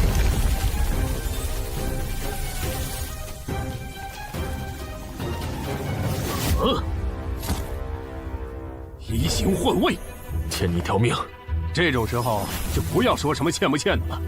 哼，原来你的复制品还可以和别人交换位置啊！是啊，很方便嘛。那如果我同时攻击你和你的复制品，你该怎么躲呢？传奇下，好快，感觉好像躲不掉了。别傻站着了，那个进阶不了。让你的人连续黄血，这怪物的实力就能摸到传说级的边了。咱们不是他的对手。无意义的挣扎。喂，那个大小的气弹可不是开玩笑的。去！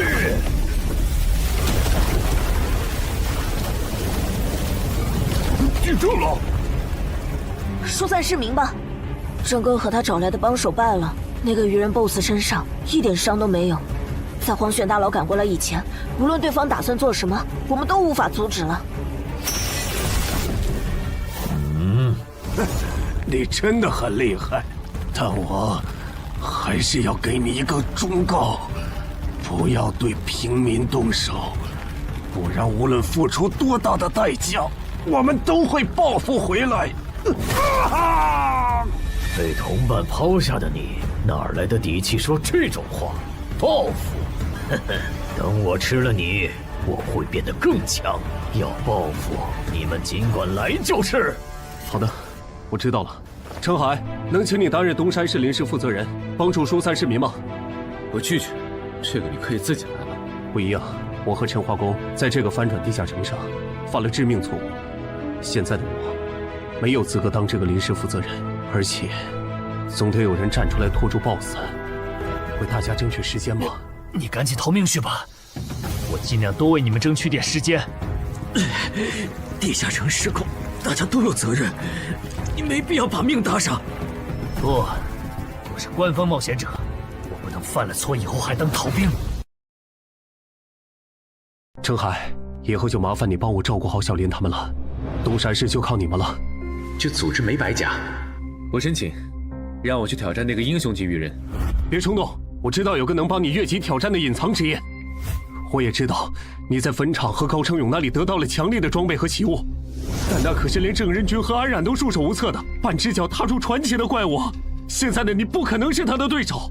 你先听我说完。我这个称号可以自动检索附近最强的鱼人种，使我获得与对方相同的力、敏感。就算你们的基础数值完全相同，你和他仍有着无法弥补的战力差。这不是……但如果再加上这件能提供战斗意志和经验的史诗奇物——传奇亡灵库罗德的头盔，以及那边的史诗装备——黑骑士之剑，2件史诗级。哎呀，安教练，你这次可真是看走眼了。还有我的职业。死亡行者，我靠他先后和2位传奇级 BOSS 交过手，就算是19级的上位传奇，我也有自信在他的手下撑过3分钟。很抱歉，对你们隐瞒至今，但现在我想作为东山市民、东山市冒险者、东山市官方冒险者协会的一员，尽我的一份力，请不要拒绝我。你都这么说了，我还怎么拒绝？那就说定了，等下我当主坦，你从旁牵制。徐梦你呢？来不来？我就算了。等我吃了你，就去抓那个跑了的人类，到时候我就能和你们的传奇一战。如果我能侥幸击败你们的传奇，除非太阳打西边出来。到临头了还嘴硬，我看你是不想死痛快了。喂，杂鱼兄，我来打2番战了。我都已经大发慈悲放你一马了，为什么你还要不识好歹的回来送死啊？既然你不珍惜捡回来的这条命，去死去死，去死去死！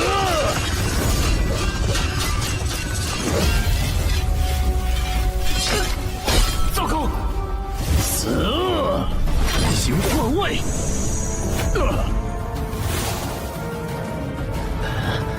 武器坏了，你那边有备用的重型武器没？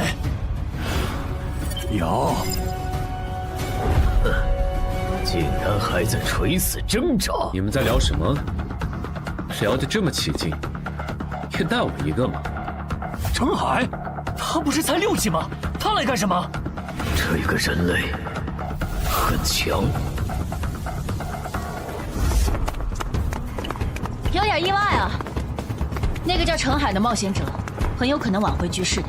这种可以白蹭基点的好事，你为什么要拒绝？彼此吧，你不也没去吗？攻略团的攻城魔女，我不是说了，随便找2只鱼人杀了交差就可以撤了吗？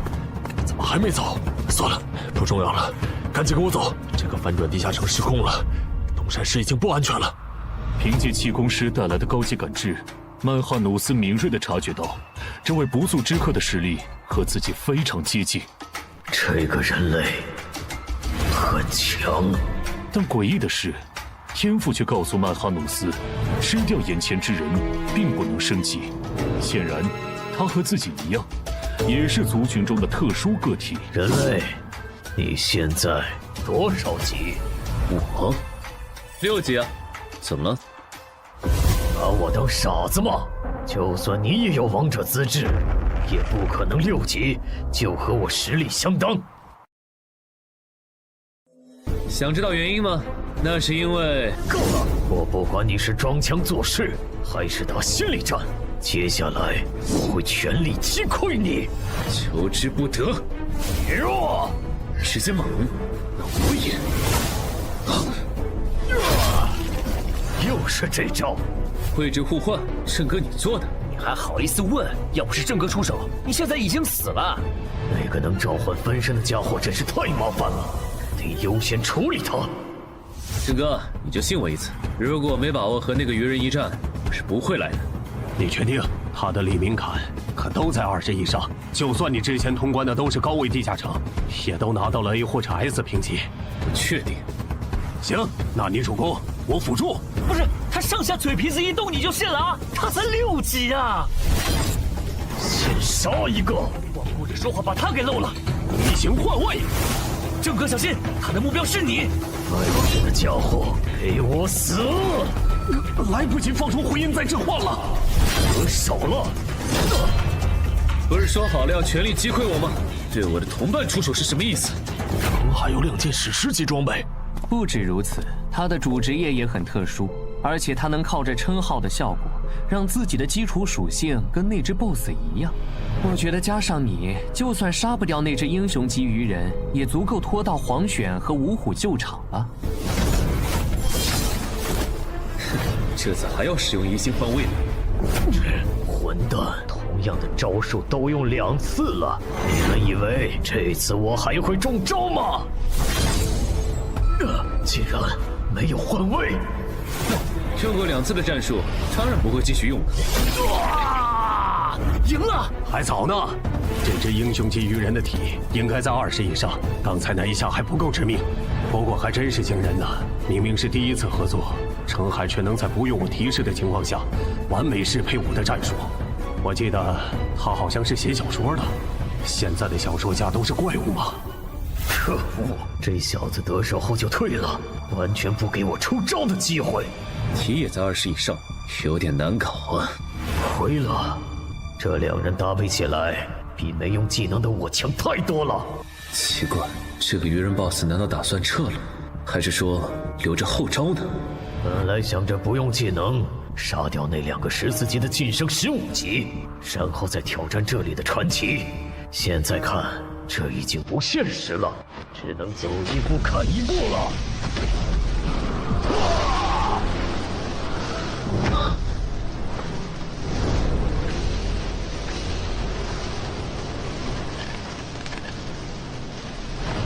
本来打算把这招留给你们的传奇的，但现在看来是没这个机会了。这个快跑！这鱼人的速度又提升了，这次我不一定能拦住他。至少在走之前，让我提升到15级吧。很好，他的一条胳膊废了，接下来应该很难再。上来，趁现在，收到。以为这样就能限制住我的行动，别太想当然了。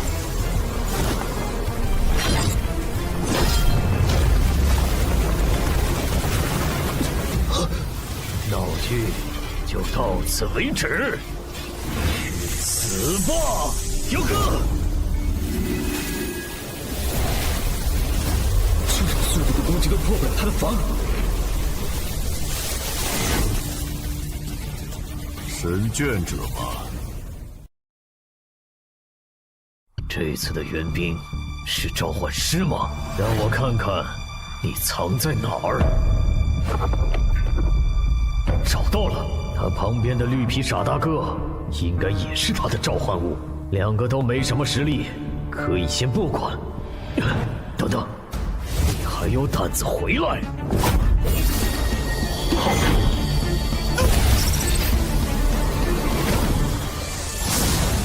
给我死！还能打吗？有点难。这是回血药剂，你和郑哥省着点喝。在增援赶到以前，咱们只能靠他撑时间了。我明白了，不杀掉你，我就不能对其他人出手。是这个意思吧？可以这么理解。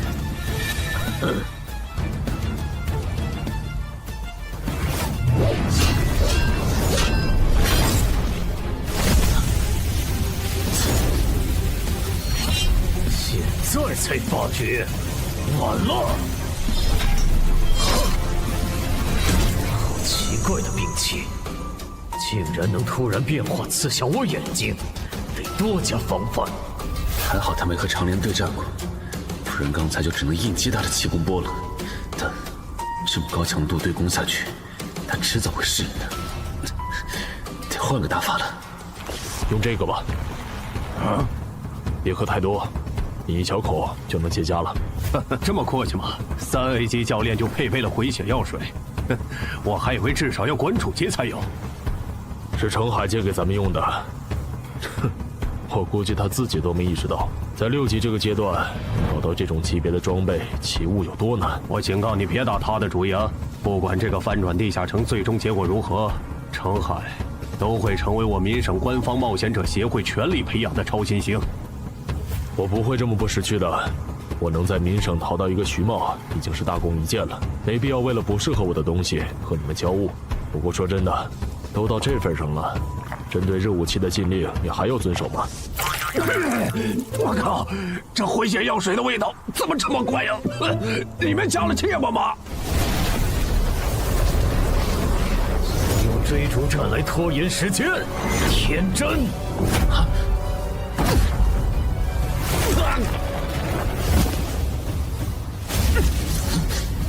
怎么不逃了？该死，怎么在这个节骨眼上崴脚？既然你逃不动了，那就去死吧！不得不说，你真的很顽强。像你这样能和我周旋这么久的对手，或许以后我再也不会遇到了。相关了，先救人！来不及了。我会记住你的，人类。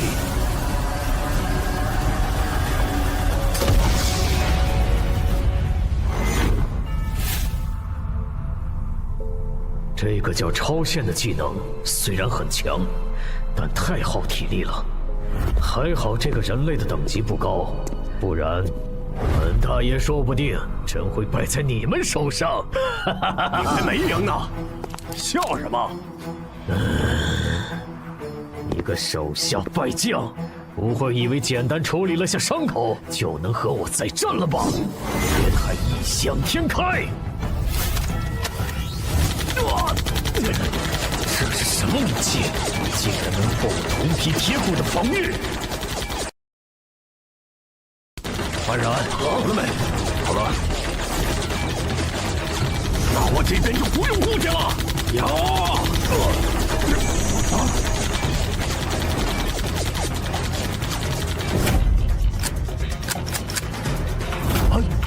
为什么2把枪会同时卡壳？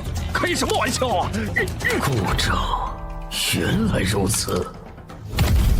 看来你们的神并不会关注你们呢，人类。天界的使者，您还要等到什么时候？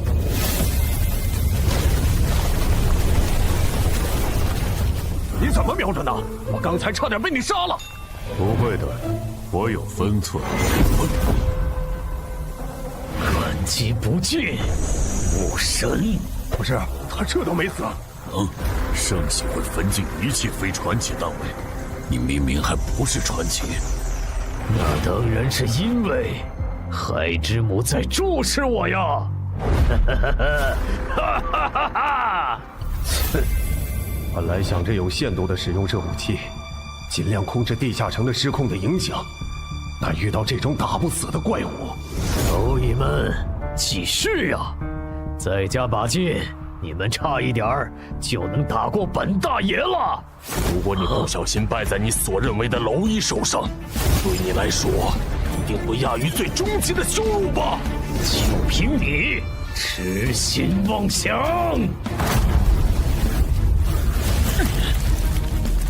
太傲慢了，连续的车轮战早就让你打不动了，现在的你没办法硬接下我的拳头。自己想要墓志铭吧？该想墓志铭的是你！再来一次，超限！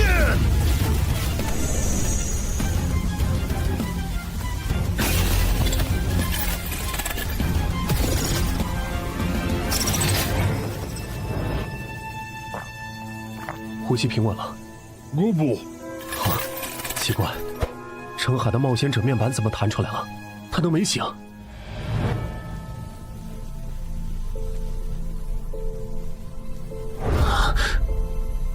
为什么不用试炼徽章？库罗德，你如果用了英勇之骑士试炼徽章，应该可以躲过那只鱼人的绝招吧？等等，你不是库罗德，按理来说，他应该不知道怪物鱼人到底是谁，这是哪儿？放轻松，我确实不是库罗德，我是活化的传奇亡灵，库罗德头盔所产生的自我，而这里则是我的新增效果——征兵场的训练场地。活化？什么时候的事？就在刚刚，你们和那只鱼人的战斗引来了2位神明的关注，其中一位神明因为3次干涉地下城进程，引起了另一位神明的不满，我因此被活化。继续刚才的话题，为什么不用试炼徽章规避伤害？是你的话，应该能想到这个解法。我想赌一把，当时想着用奇迹生还者硬扛，再用假死骗那个鱼人，找机会偷袭，尝试一击毙命。但没想到那个元气弹的伤害这么猛，差一点就被杀了。为什么？什么为什么？为什么你要冒这么大的风险来赌？你和他的等级差这么远，能拖这么久，已经算超额完成任务了。就算中途退场，也没人会怪你。可能因为这个地下城之所以失控，其源头在我吧。如果当初选择上交入口，而非自己攻略，说不定就不会演变成现在这样。万一你上交后，官方也没打通这个地下城呢？而且你成为冒险者后，不是也帮助过很多人吗？ 2件事，一码归一码。对了，我要怎么做才能离开这里？外面的战斗还需要我？已经不需要了。我不是说了吗？观战的神明开始下场了，这场闹剧很快就会结束。你醒了？不，只是孱弱的身体。打开冒险者面板，称号还可以，有几个能用的。别冲动，人类。我只是借用你同伴的身体，给不守规矩的玩家一点教训。你别做多余的事，最多10分钟，这个地下城就会结束。可是你一声招呼都不打，就占用了程海的身体，你这样要我怎么相信你对我们没有恶意？也是，站在你们的角度，确实可以。这样好了。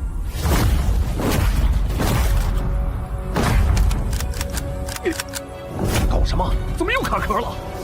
死吧！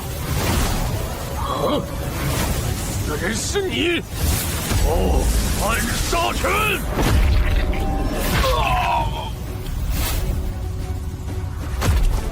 安然，被你们耍了这么多次，就算是傻子，也知道该怎么应对了。谁？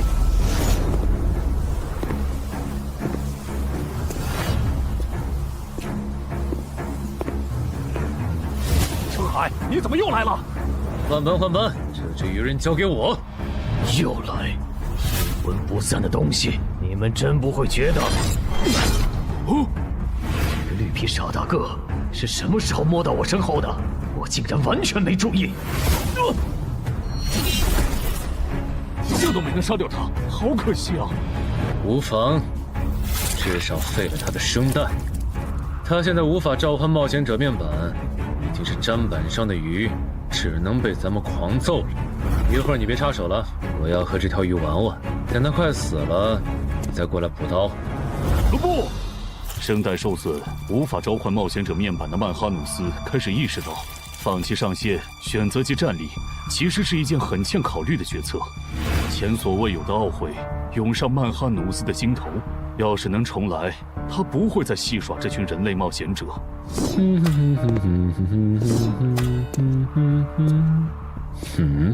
同样感到后悔的还有布里伯杜姆，连续违反 DM 协议的代价让他不得不孤注一掷，提醒曼哈努斯还有一线生机。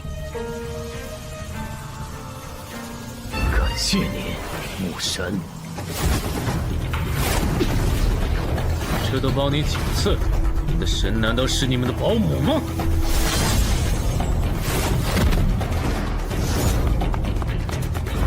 那个方向，好像抢姚文忠手里的回血药剂。冒险者面板，如果真让他只好怎么脱离了，那位戏耍的我，岂不是要成为诸神口中的笑料？开什么玩笑！这人怎么昏迷了？谁干的？算了，纠结这个没意义，正好省了我一点时间。等我把嗓子治好，就去找你算账。这一次，我不会再给你机会了。侮辱母神的盔甲小子！怎么回事？我怎么突然就……难得下来玩一次，结果那点雅兴全被你们给搅和了。哼，不止，我给我使徒准备的无限药水瓶也因为你们损坏。杂鱼，你说你该怎么赔偿我？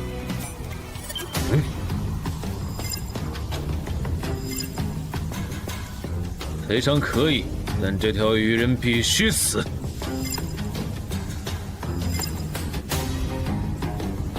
我无所谓，别把我和你这种保姆混为一谈。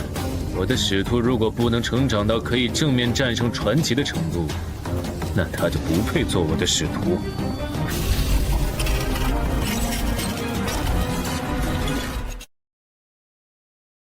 哥布，你来的再迟一点，这鱼人就死了。哥布。对了，黑骑士之剑的效果，你应该还没吃满吧？那用它补刀。哥布，我要死了吗？我不甘心，我还能战斗。母神啊，如果您还在注视我，我祈求您再给我一次。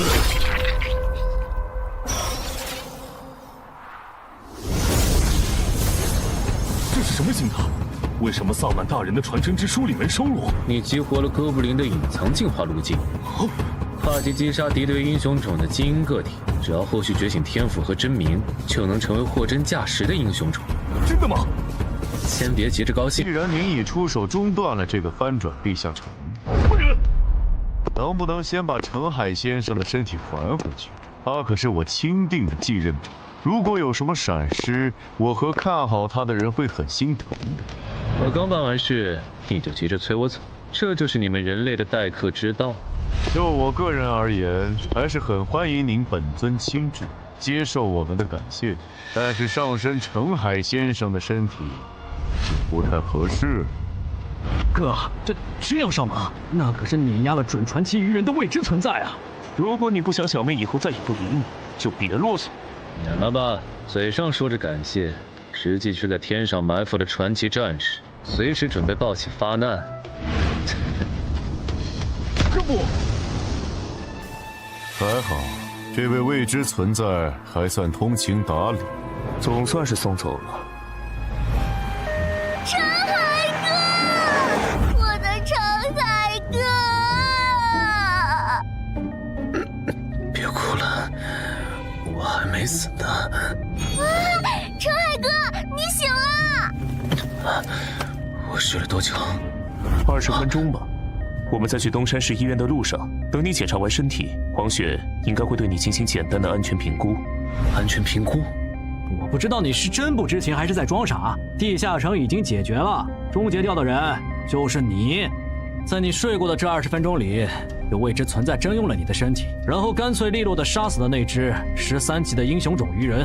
你想一下，有传奇甚至传奇之上的存在可以借用你的身体当跳板出现在我们的世界，官方会当这一切都没发生过吗？所以官方会怎么对我？澄海哥，知道。啊？不过不管怎么说，你都是东山市的英雄，不会有人敢为难你的。目前最坏的情况应该是你以后很难进入协会的决策层，毕竟没人敢拍板保证你身后的未知存在是否对我们抱有善意。不过我们散人联合就没这个顾虑，我们并不会因为这个原因就排斥你进入散人联合的高层，反而有未知存在做后盾的你更值得我们拉拢了。如果你在协会待得不开心了，可以考虑下我们，散人联合的大门永远为你敞开。啊！搞半天，原来你们想挖我啊！我不否认，毕竟6级就展露出超新星潜质的你，可以说是刮到了一半的大奖彩票。就算会得罪黄选，我也想把你拉到我们散人联合。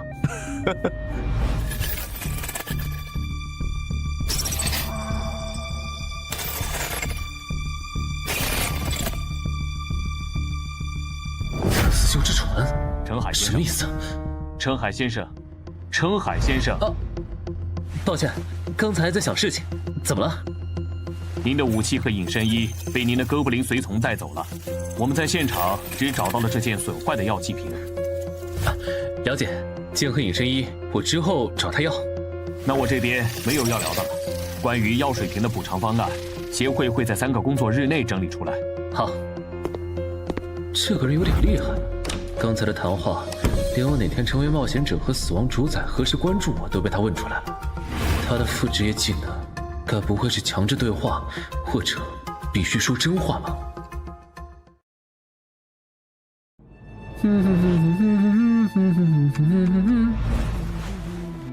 评估结果出来了，澄海一切正常。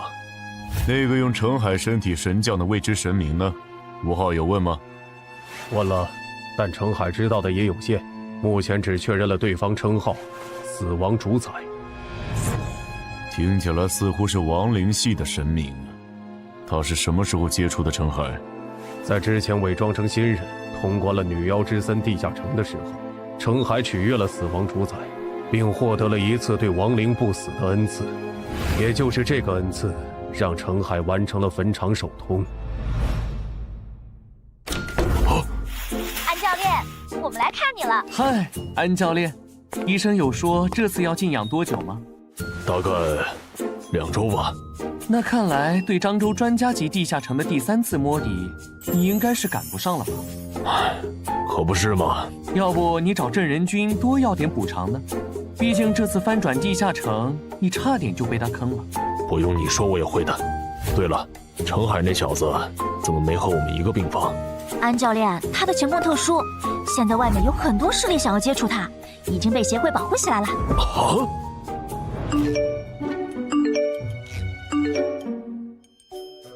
婉婉，不是吧？你如果担心自己的利益受损，那我可以通过3人联合的渠道帮你发声施压。毕竟啊，给协会上眼药这种事，大家都乐意搭把手。狗这么大，如果让姚哥知道了就……让我知道什么？姚哥，看来你已经想起来了。这样好了，好。有缘再见了，谁也是卷宗学者的人类冒险者。放心，我一点都不记恨这件事。毕竟打晕我的不是你，是你背后的未知神明。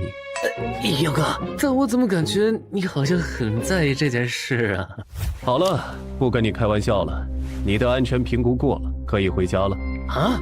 现在吗？不需要再观察几天？怎么想留这儿白吃白喝吗？国内登记在册的神眷者就超过10个，他们背后的神明大多是守规矩的。说白了，只要你背后的神明没有展现出明显的反社会、反人类倾向，那协会这边就不会限制你的人身自由。反社会、反人类倾向？啊！你怎么又变样了？奇怪，我为什么要说又？算了，你和我简单说一下那位大人针我身体的事吧。胳膊。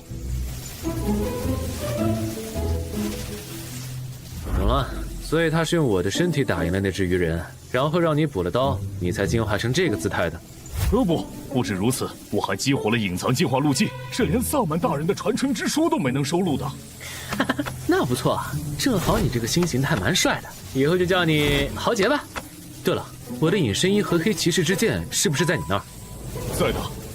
没别的事了，黑骑士之剑你拿好，等以后击杀强敌没提升了再还我。哥不。之前还担心他可能会跟不上我的脚步，现在看来这个担心有点多余啊。我的天，传说级！这效果也太 bug 了吧！征兵场我知道，这个突然冒出来的临时托管，该不会是降神吧？不行，我得问问。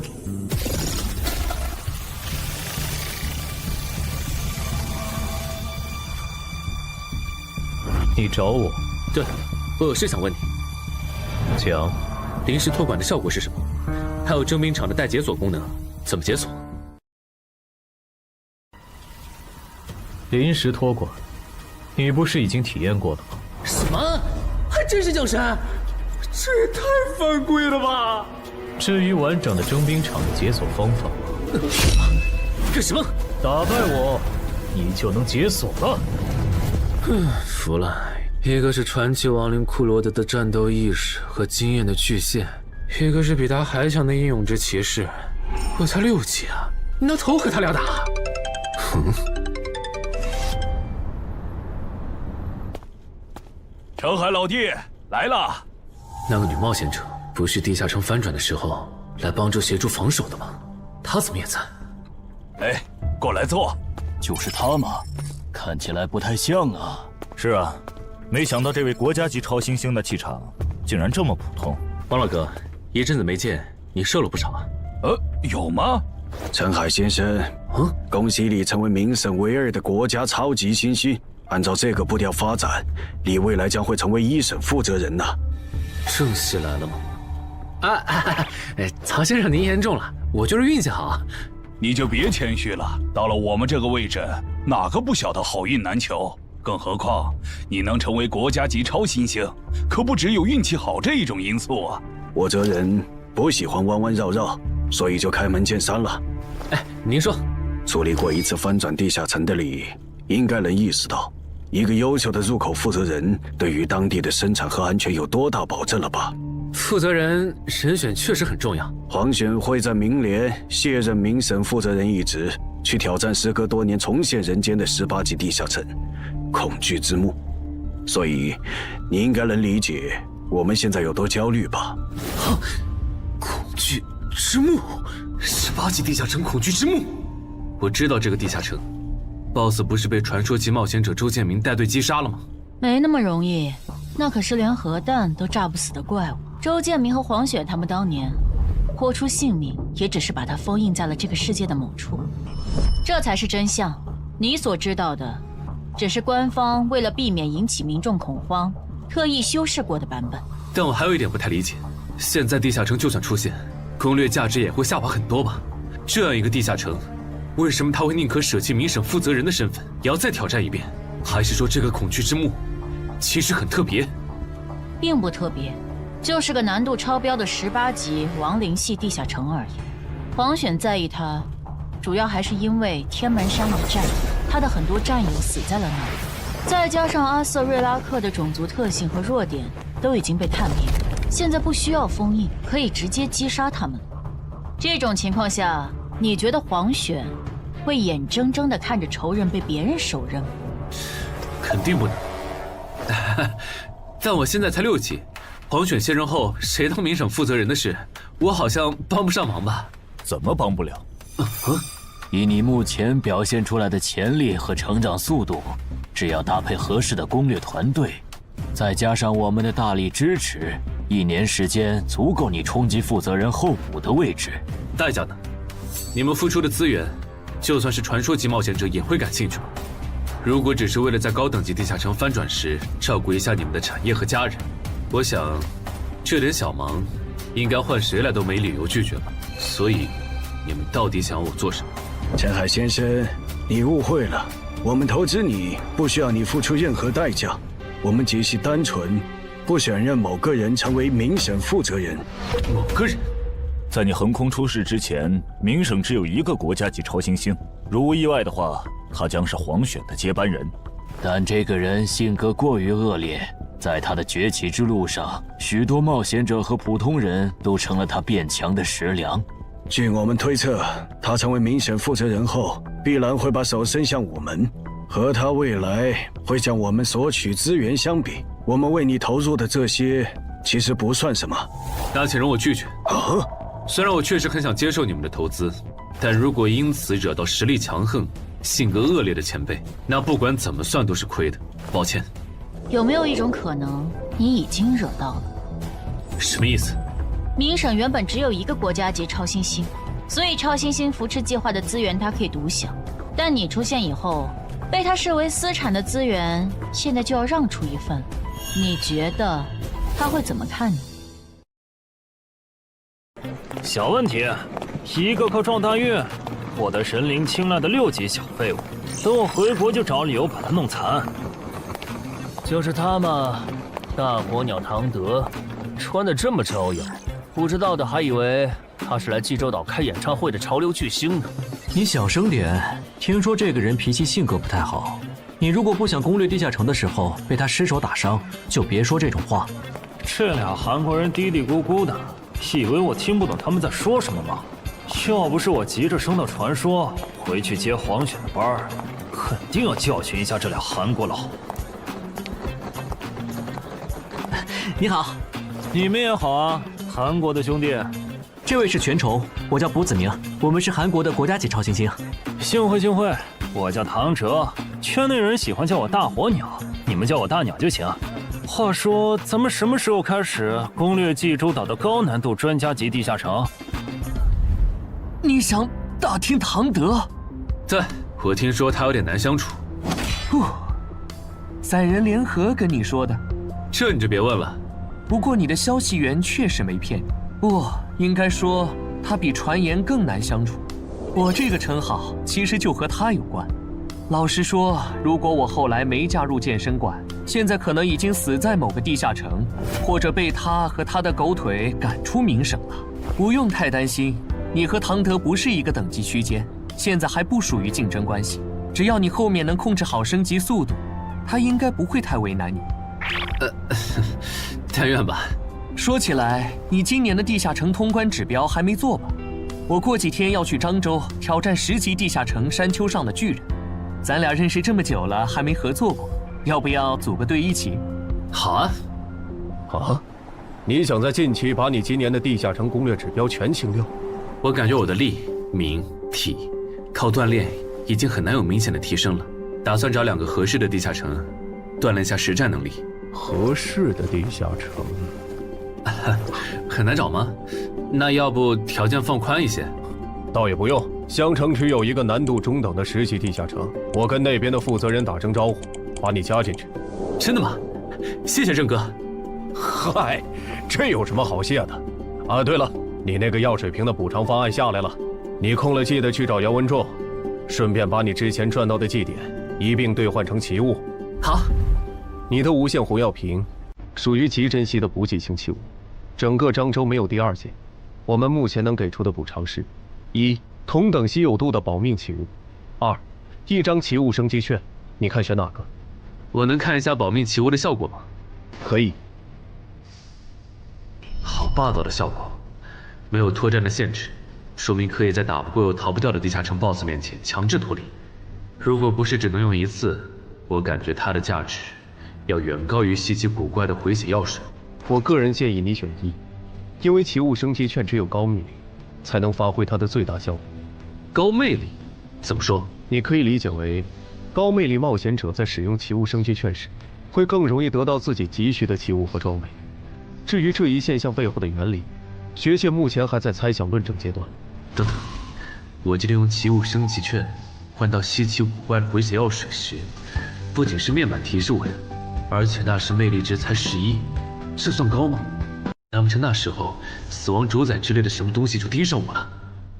是他拉了我一把，从鬼门关前救回了我吗？但是为了什么呢？陈海，不好意思，走神了。我选1。好，那我们接下来核算祭点兑换奇物。结果适合我的奇物就只有这2件，这跟手杖找东西时有一半的几率指错方向。不过有了它，以后碰到寻找类任务，总归能派上用场，也算是挺好用的辅助奇物。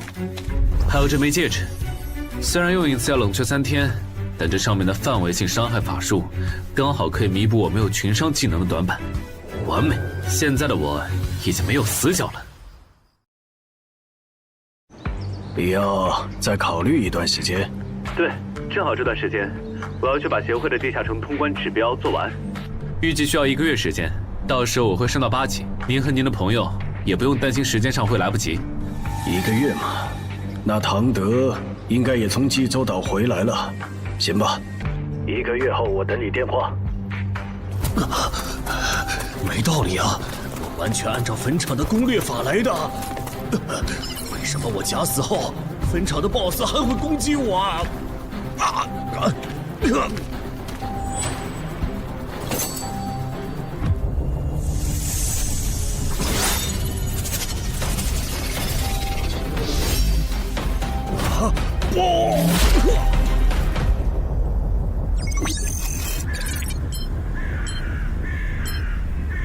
你这次怎么一个活口都没留？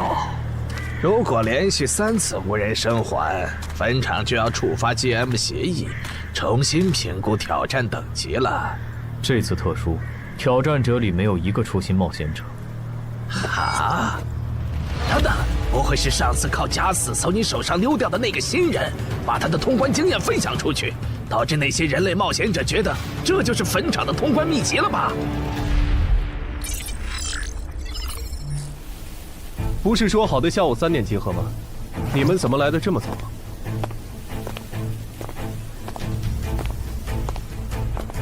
这次攻略行动一共几人？就咱们这些，你们是最后到的。啊？你怎么也在？我当初协助你们处理东山市翻转地下城，为的就是拿到山丘上的巨人地下城的攻略资格。原来如此啊！既然人已经到齐了，那出发吧。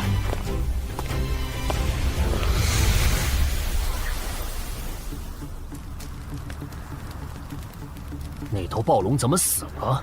可惜了，我原本还打算驯服它，来当我的坐骑来着。打开任务面板。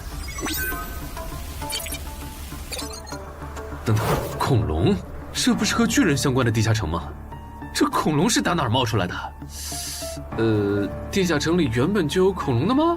不止恐龙，有些地下城里还有人类和人类的国度。这样吗？哦，对了，我看通关任务需要我们击杀独眼巨人，来维护当地的生态平衡，所以这个地下城里的恐龙是巨人的捕食对象吗？倒也没那么绝对。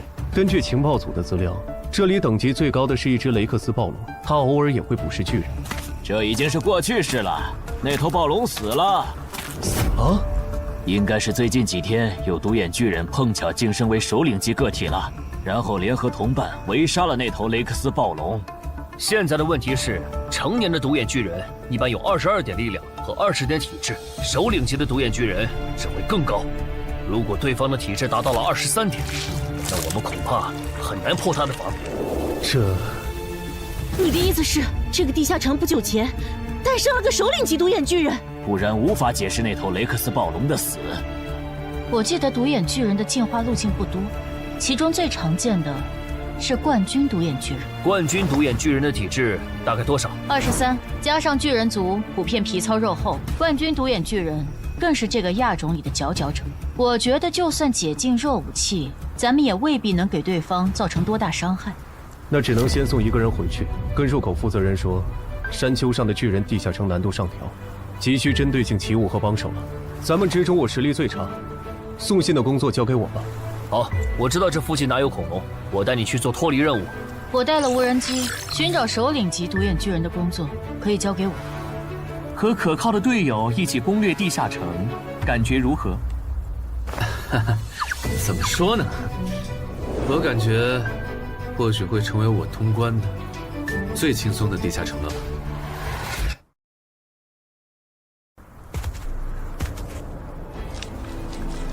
这头三角龙的力量有22点，正面强攻的话风险太大，我个人建议围杀放血，由一个人正面牵制，其余人从旁找机会。牵制的工作可以交给我的哥布林随从，没问题吧？不，还没找到那只首领级独眼巨人吗？你要是觉得无聊，可以去成华宫那边帮姚文仲狩猎恐龙。啊，算了，我对没脑子的野兽不感兴趣。我明明用的低噪音无人机，怎么会被发现呢？独眼巨人的感知，不是说很低的吗？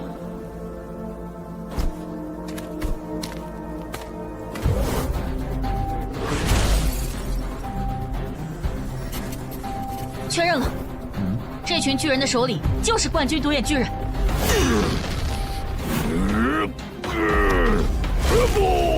来了！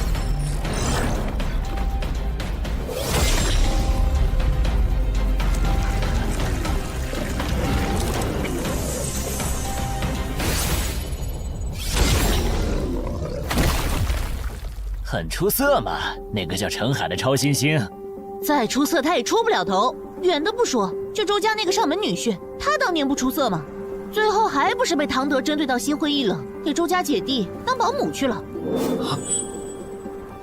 散开！你的有限次天界召唤魔导书已经不能再召唤我了。之后如果还想找我帮忙，记得准备有价值的卷宗或古物。好的。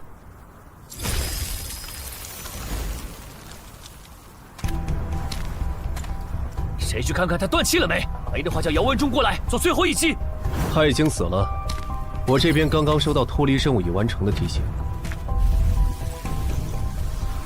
已经确定了 BOSS 就是冠军独眼巨人。你出去以后，记得让入口负责人做针对性的人员补充。明白。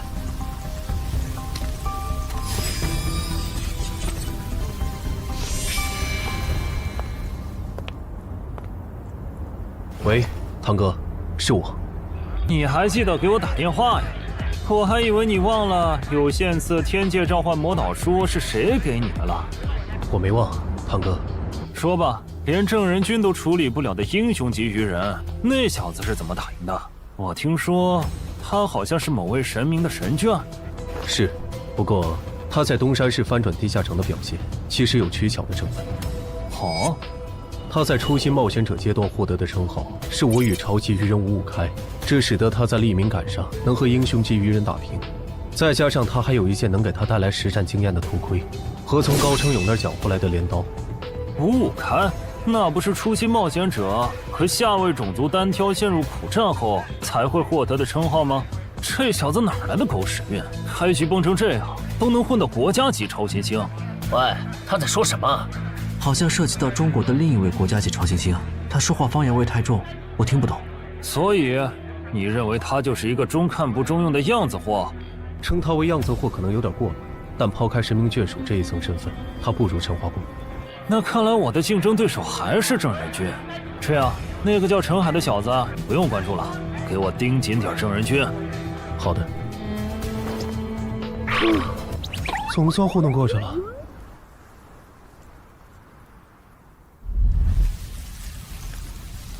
陈哥，白天的时候明明时间很充裕，咱们为什么不顺便也把脱离任务做了？只杀掉一只三角龙，还不至于引起巨人的警惕。如果大量猎杀的话，这片区域的独眼巨人会因为领地被入侵而陷入疯狂。咱们人手不足，现在还没到和他们起冲突的时候。哦，原来如此。哎，你别听他瞎说，其实是因为杀的恐龙越多，通关时所需要杀的巨人就越多。他和杨公藏不想增加通关难度，所以你们就只能选常驻脱离任务。哎，不是，你别拆我台啊！哼，就许你扯谎骗新人，还不准我跟人家说实话？臭女人！不过这么看的话，这个地下城的轮换脱离任务其实很坑啊。一般来讲，在杀死一只恐龙和记录一种恐龙的习性之间，只要实力够，没人会选择更耗时间的后者。但殊不知，这样反而导致了通关难度的上升。看来我要学习的东西还很多呀。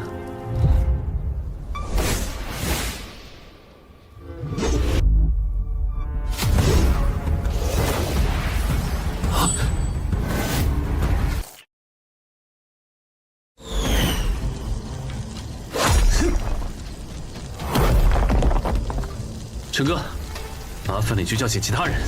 好，豪杰，掩护我。哥不。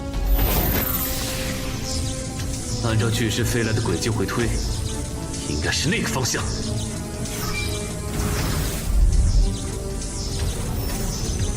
找到了。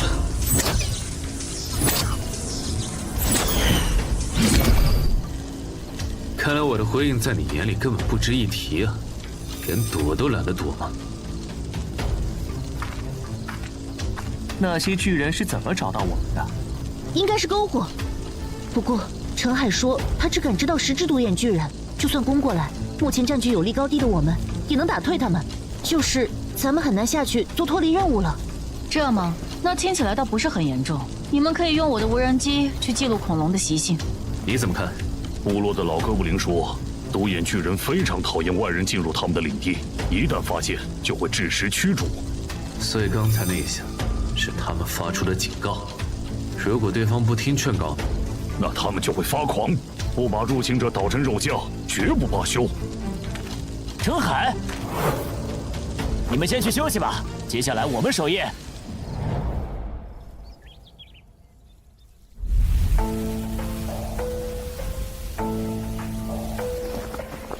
老大，他们还没走。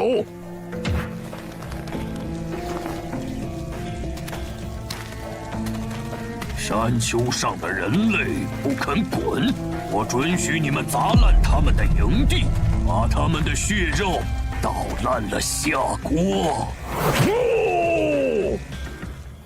怎么感觉最近 level 11到 level 15的地下城难度都这么高啊？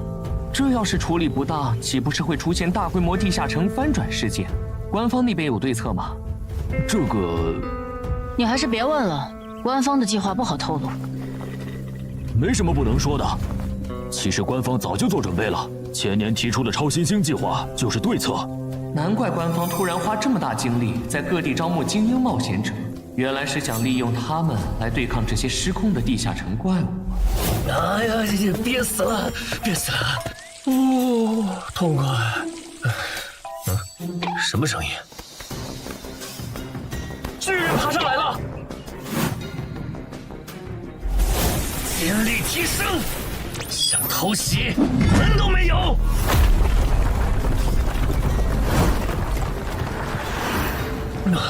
搞定。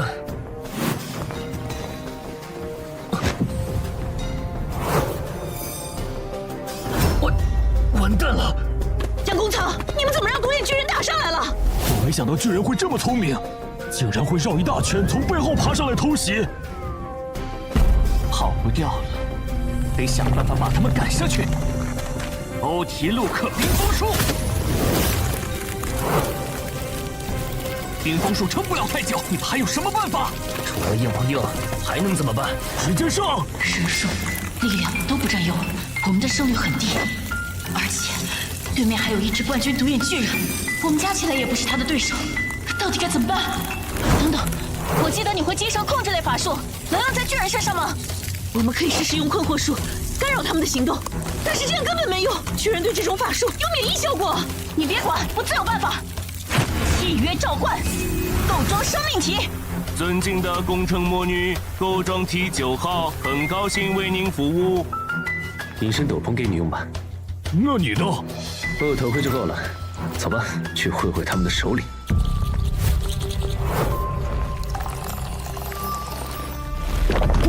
他们要冲过来了，怎么办？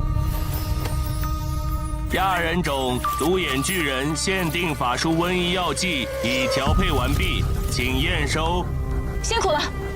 我的荣幸。准备法术。迷惘之灵，请聆听我的召唤。快往后退！接下来，看我的！金城，快对独眼巨人施法！好，四环法术，困惑术。没用，看来这次只能靠咱们俩了。先说好，实在拼不过的话，打位，最好打在其他巨人的身上。困惑术竟然变成了指使术，巨人强制执行了我的指令。我明白了，在人类区域，独眼巨人的法术抵抗性会大幅度降低。没错，而且我的药剂还能让你的指挥术感染其他巨人。阳光草、橙花宫，趁现在能杀多少杀多少。收到。不，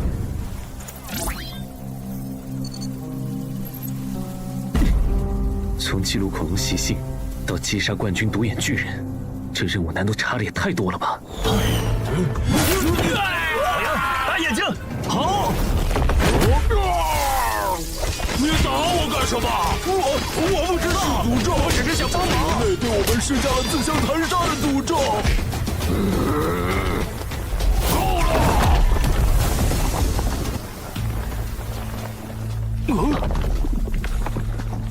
你们赢了，人类！我承认这一片是你们的领地。带上受伤的同胞，我们离开。可是这是命令。这就结束了，我都准备要拼死抵抗了。独眼巨人的生育周期很长，所以都很惜命。他这是为了避免死战损失才退让的。我要回去睡回笼觉了。嗨，好姐妹，你的法术瘟疫药剂卖不卖？等一下，陈海不见了啊！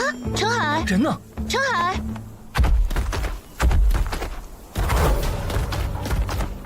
人类，我们不是已经认输了吗？为什么还来？真要闹到不死不休的地步吗？人类，我也不想这样。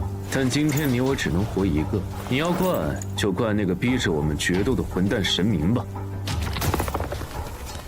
就在这儿打，我都行，第一套你挑。找到了，等等，陈海要单挑冠军独眼巨人，在哪儿？他在独眼巨人的决斗场里。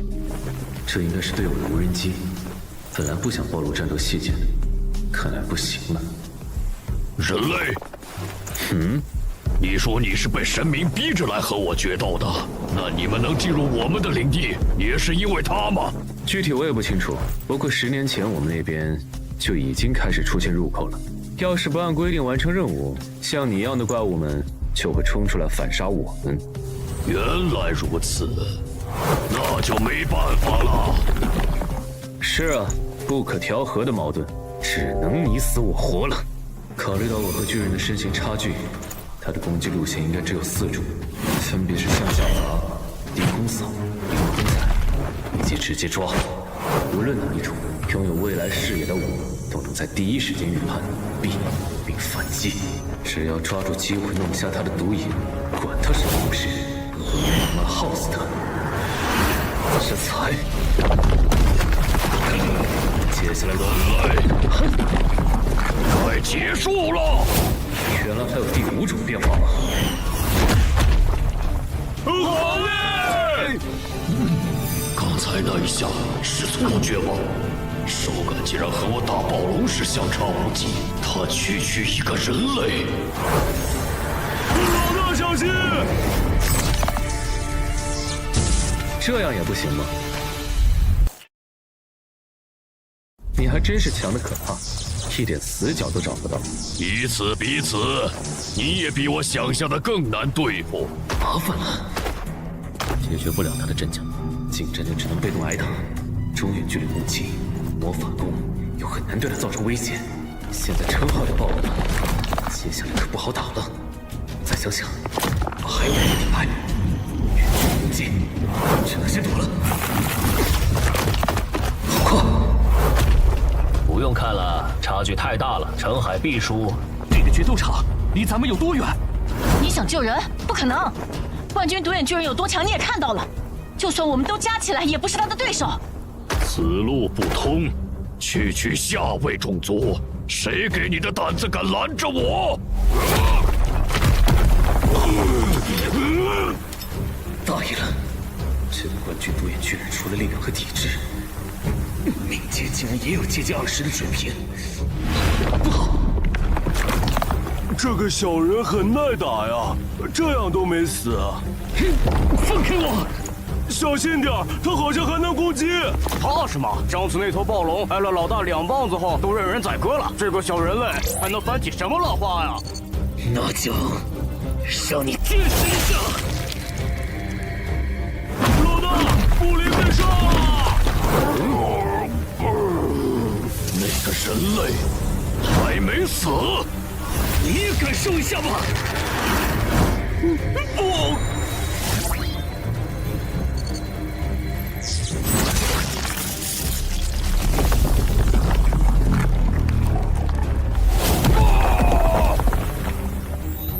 豪杰，你先回去吧。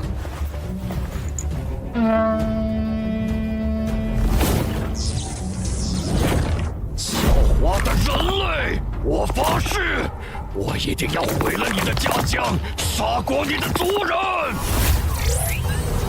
前提是你能活下来。就算正好激活，战力恒定在自身巅峰值，我也赢不了。只剩最后的底牌了。对记录了你妖之声的8音盒使用奇物升级券。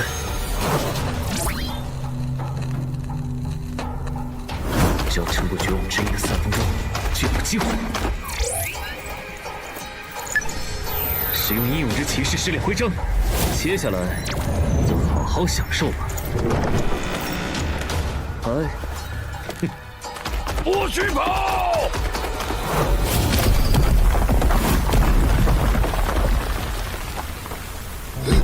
竟然完好无损，可恶！有一阵子没见了，别急，要不咱先聊聊呗。人还在，说明那个混蛋应该只是暂时躲在里面了。哼，我就守在这儿，不信你不出来。一场试炼10分钟，在这里花个3分钟就够了，应该差不多了。好，撑过去了。现在出去反杀了。啊！别，我只是想出去啊！还是白挨了一刀，唱片机最好有用，不然也太不划算了。嗯，真的死了？不是，全死了？这玩意儿也太邪乎了吧！要不还是尽量别用了。通关任务完成了？这怎么可能啊？那些独眼巨人全死了。冷静！今天看到的事你知我知，绝对不能告诉第三个人，否则惹恼了陈海背后的神明，我们都不得好死。元宵虽然通关了，但徽章和唱片机的效果已爆了，神明的出现加上高等级奇物，势必招来祸患。等出了地下城，我得抓紧提升自己的等级和实力了，不然别说是保住这2样东西，连自保都危险。我记得这东西能看到亡魂，是这样用的吗？去，来真的！我看的时候，陈海不是要输了吗？喂，他到底是怎么翻盘的呀？嘘，我劝你想好了再回答。这涉及陈海隐私，我不方便说。你要想知道，可以去决斗场根据他的战斗痕迹反推。那算了，我就好奇问问。既然大家都通关了，那就不等后援了，早点做脱离任务回去。怪不得叫幽魂画框，把亡魂变成画面主角，作为艺术品，它确实有够特别，但是完全想不到有什么用啊！哼，这个力量灵药竟然能突破自身极限值，厉害啊！这个戒指看起来是某种控制法术，正好我需要，戴上。至于这根能提问的笔，最近这些事都太奇怪了。趁这个机会好好问一下。使用斯芬克斯的芦荟笔。怎么回事？这就是智慧与知识的象征。斯芬克斯。求知者呀，请说出你的问题。我想知道神明为什么不惜代价也要更改我的脱离任务。因为你杀了神明仅有的英雄级信徒，他要你死。英雄级？鱼人？所以他是鱼人的神明？快点儿，第2个问题。死亡主宰之前提醒我，要小心特修斯之船是什么？你的头盔用多了会被内置人格替换记忆。我去！怕什么？只要不用就没事儿。我没怕，这是穿枪反射。还剩最后一个问题。我想知道死亡主宰为什么关注我。我想知道死亡主宰为什么关注我。因为他是你的署名。不是吧？等等，你还没说完呢。他是我的什么？更新？看来最后一个问题太超纲了，还算有收获。知道了神明针对我的原因和头盔的副作用，还是尽快离开吧。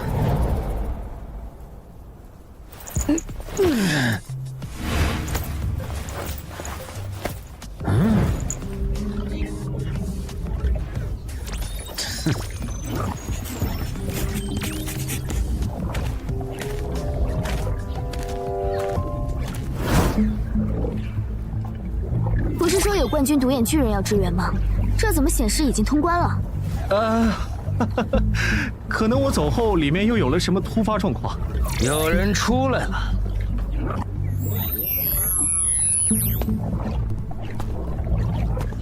姚哥，咱们不是说好了，等后援到了再一起做通关任务吗？计划赶不上变化，营地被独眼巨人发现了。怎么没见其他人出来？别告诉我，就你活下来了。他们还在做脱离任务啊！我最先完事儿，所以先回来了。山丘上的巨人，地下城里有恐龙，负责通关的官方冒险者，还有额外的恐龙蛋采集任务，晚一些出来也正常。还有问题吗？没有，我先回去了。你先回去休息吧，有事我再打电话叫你。这次真是九死一生，还好我赌了。死亡主宰当时就在关注山丘上的巨人地下城，且他不会让我就这么死在冠军独眼巨人的手上。虽然徐茂说他会帮助守密，但我最好还是不要抱太多期望。事关巴美德的骑士，那个叫唐德的，说不定都会回国来抢。所以摆在我面前的路只有一条，那就是赶紧出国，速通死亡行者的8项势力。但下个地下城里，乌里伯杜普如果又把脱离任务的难度改到我完成不了怎么办？死亡主宰也不太可能一直看着我这边吧。如果能从斯芬克斯那儿问到第3个问题的答案就好了，这样我至少知道我在死亡主宰心中大概处于一个什么样的位置，不像现在这样，只能向正在夺舍我的人求助。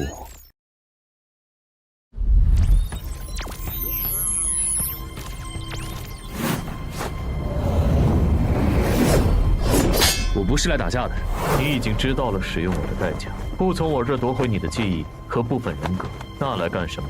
果然，我已经有一部分内在被替换。按他刚才说的，似乎只要打赢了他，我就能夺回自己被替换掉的部分。我来问几个问题，问完就走。咱们在上一个地下城的遭遇你也看到了，你应该不想我就这样被坑死在某个地下城了，然后陪着我一起腐烂生锈吧？你想问什么？你觉得我和布里伯杜普的恩怨有没有大到让他在之后的地下城继续做手脚，不把我坑死不罢休？如果有，你觉得下次遇到类似的情况，死亡主宰还会帮我吗？这破头盔坑我啊！海之母找死亡主宰求情，让他饶了英雄级鱼人的事儿不和我说。死亡主宰拒绝海之母后嘲讽他是鱼人的保姆，然后两神彻底结仇的事也不和我说。我要没用斯芬克斯的芦荟笔问一嘴，到现在还得被蒙在鼓里，然后下一个地下城继续被海之母针对。这样看，斯芬克斯的芦荟笔说不定和唱片机一样，是死亡主宰给我用来抹平信息差的。下个地下城海之母如果还针对我，他应该不会坐视不管。不过，英勇骑士的试炼徽章和刻录了绝望之音的唱片机，在下个地下城可能不会很好用。海之母毕竟是神灵，不可能想不出针对他们的招。考虑到我手上没有奇物升级券，我也先做最坏的打算，囤积能撑到地下城翻转的物资。去国外的机票出票了。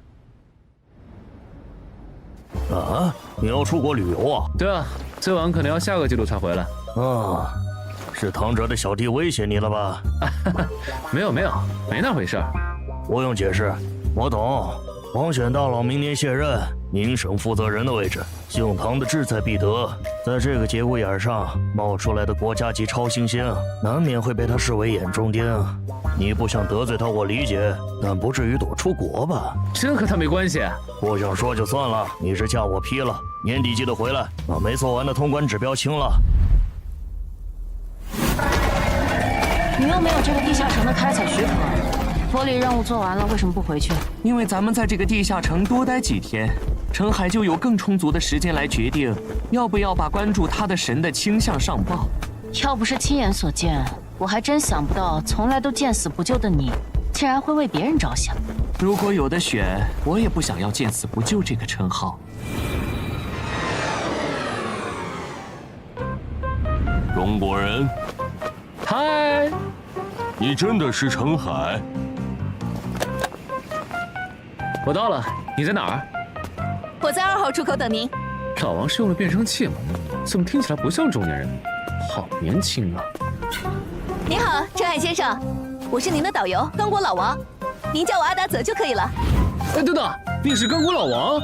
不对啊，这差太多了，你还没成年吧？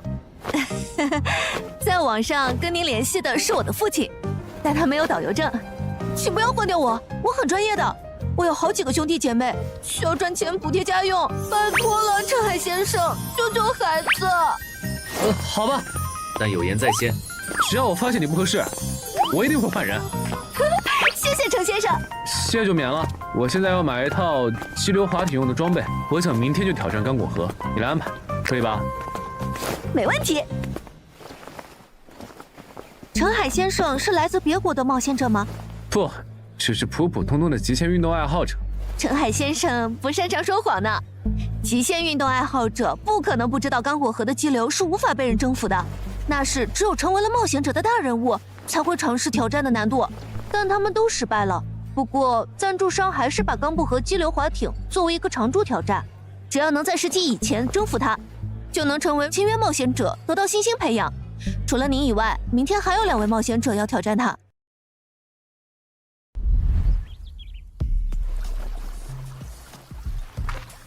就是他们吗？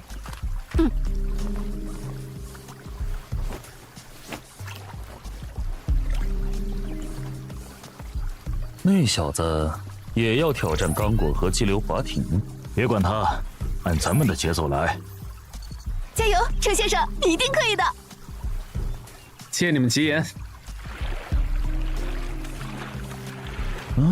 好笨拙的动作，这人是新手啊。大概率是获得了稀有职业或称号，觉得可以凭借他们完成常驻挑战，然后一跃成为人上人的笨蛋。先别下水，我可不想在最高时速45公里的急流段摊上这么个移动路障。延后10分钟。大致弄明白这项运动的要领了。考虑到我的基础数值，加上主副职业带来的加成，这已经是人类所能达到的极限。刚果和激流滑艇挑战的激流部分，应该不至于给我造成多大困扰。可以下水了。刚果河的激流竟然如此火爆，要不是我有20连感知，这一路上遇到的支流、浅流和大大小小的漩涡，怪不得刚果河激流滑艇这些年令无数人折戟。光是激流段，一次微小的失误就有可能体翻人亡。换别人来，我想不出他要怎么样做，才能避开所有的漩涡。激流段最危险的就是漩涡，盯紧点，不然你如果失手拐入大漩涡，可没办法靠蛮力挣脱。知道了，拿下。虽然激流段的危险远超我的预计，但还是有惊无险的通过了。就算这体力消耗的有点多，如果回血钥匙还在就好了。瀑布，这么快就要进入落差段了吗？糟了，我还没准备好！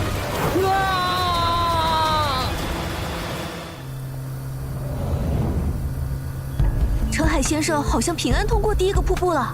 爸爸，你觉得程海先生能成功吗？我当然希望我这位同胞能挑战成功了，但我还是觉得他早一点知难而退比较好。毕竟他和那2个赞助的冒险者不一样，没有专业的救援队，一旦出事可就……白痴，别往那边滑！什么？肯挑战失败，放软蹄吧。基本弄明白了，落差段的危险主要集中在落水的角度。保险起见，我再把体拉到极限值，这样就算遇到几10米高的瀑布，也能驾驭。Yes。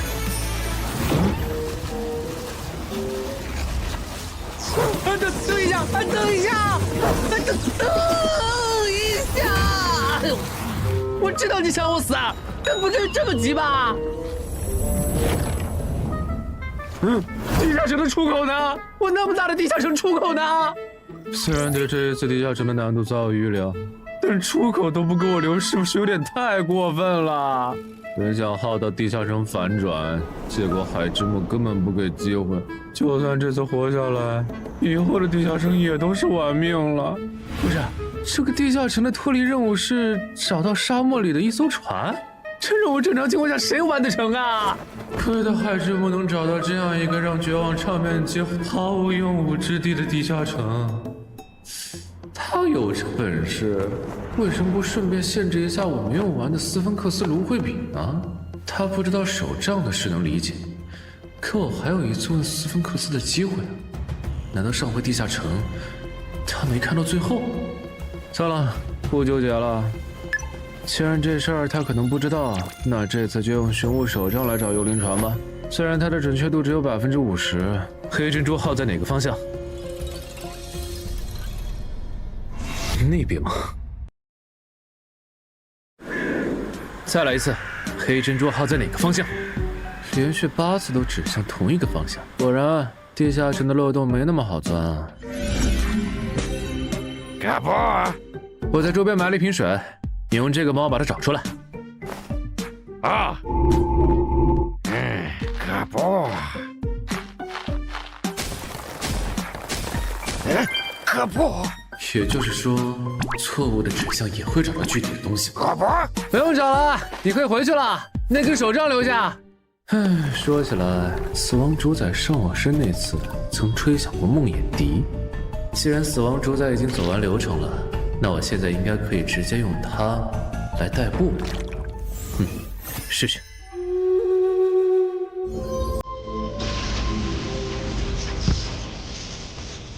嗨，还记得我吗？感觉他好像……那混蛋头盔又坑我！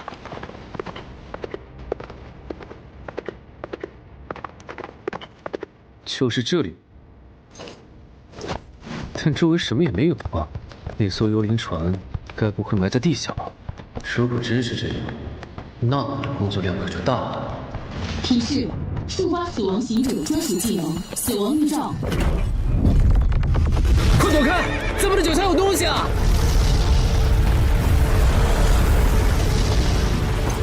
等等，玄武手杖值的，该不会手杖有一半的概率指向正确，所以只要多次使用，就一定能筛出正确的答案。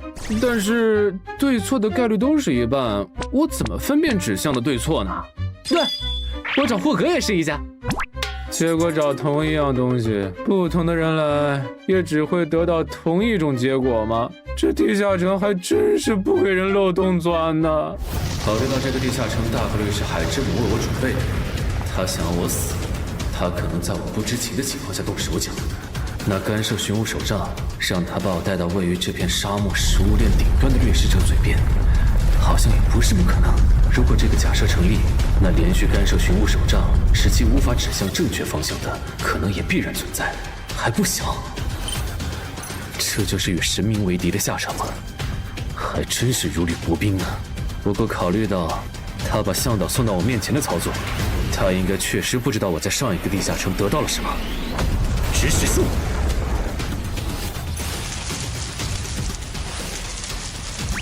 这些够吗？他说可以，那就按照咱们约定的，你吃饱了要带我们去找埋葬在这片沙漠里的幽灵船。什么东西？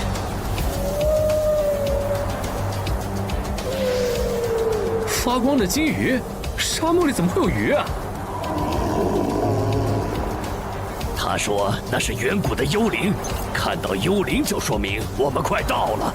远古的幽灵，所以这片沙漠曾经是海洋。那就是幽灵船黑珍珠号吗？他让咱们小心，那艘船里有一位非常强大的幽灵，他打不过。多谢告知。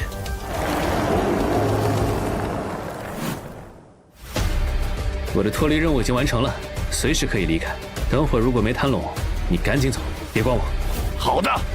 海洋与天空诸神已经示威到这个地步了吗？竟然找你们这样的菜鸟来收集诅咒金币！诅咒金币？你不知道诅咒的事？搞半天你是得罪了某位海洋女神，被流放到这里的倒霉蛋呢！哼，亏你能找到这儿来！就现在，走！保重，萨满大人！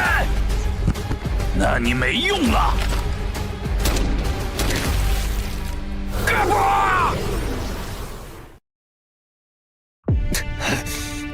没事，命还在。传奇头盔。切！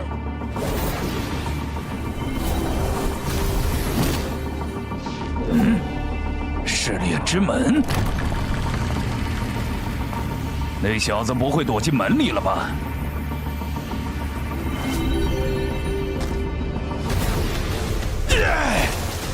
那个死小鬼，竟然敢耍伟大的巴博萨船长！10分钟，是要我在10分钟内打败这个叫莱拉的家伙吗？还是存活10分钟？好快！巴博萨的储金匣在哪个地方？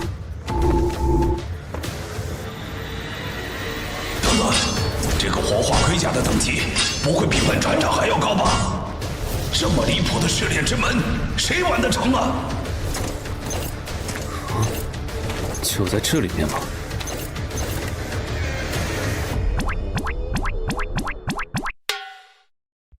靠，又错了！不过这猴子好像是巴博萨的宠物，他应该知道储金匣放在哪吧？小猴子，能不能告诉我你家船长的储金匣放在哪儿啊？我可以拿这个跟你换。不同意，那没办法了。指使术，带我去找巴博萨的处境匣。很好，就剩最后1分钟了，只要再坚持一会儿。哇！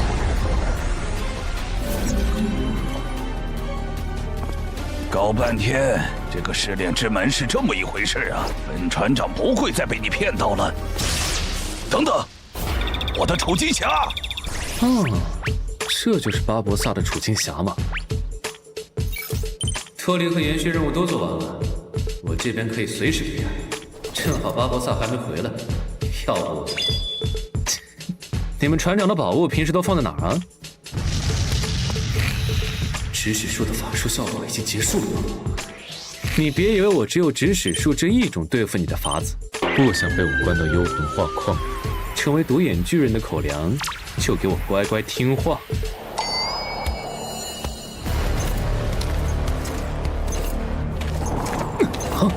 你个吃里扒外的，这死小鬼给了你什么好处？你帮他做事。被他反应过来了吗？你猜？等一下，有话好好说。脱离。啊！别让我再遇到你，混账！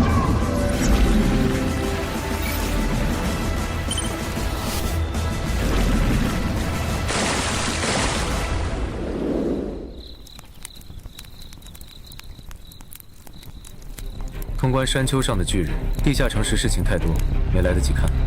结果在那个地下城，我的力量、敏捷和感知都上升了一点。我记得之前在潮汐鱼人的狩猎季节，地下城里也出现过类似的情况，所以其实基础数值是可以在攻略地下城时得到提升的，只是触发条件还不明确。感觉回东山后可以请教一下郑总。虽然得到了2件史诗级奇物，但他们一个是用来寻找阿兹特克金币的，一个是储金匣，装满以后开启下一阶段的地下城。对现在的我来说都没什么用。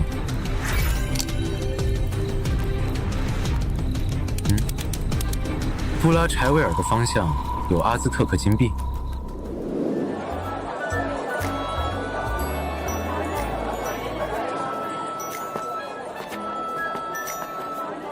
程海先生，您为什么不早点打电话叫我们开车去接您呢？您一个人在野外生存20多天。因为我在附近发现了一个地下城入口，当时光想着攻略那个地下城。这样吗？不，5枚是最低价。好吧，5枚就5枚。老板，我能看一下你手里的金币吗？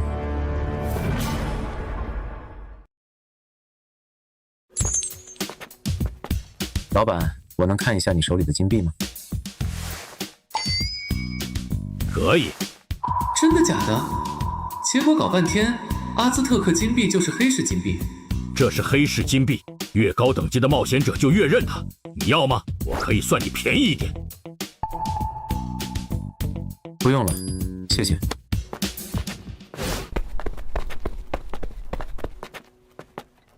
如果收集的对象是黑市金币，感觉装满储金匣应该没多难，毕竟它已经多到能当冒险者的主流货币了。这样看，永恒指针在我这里反而没多大用处，之后可以考虑用奇物置换券换成别的史诗级奇物。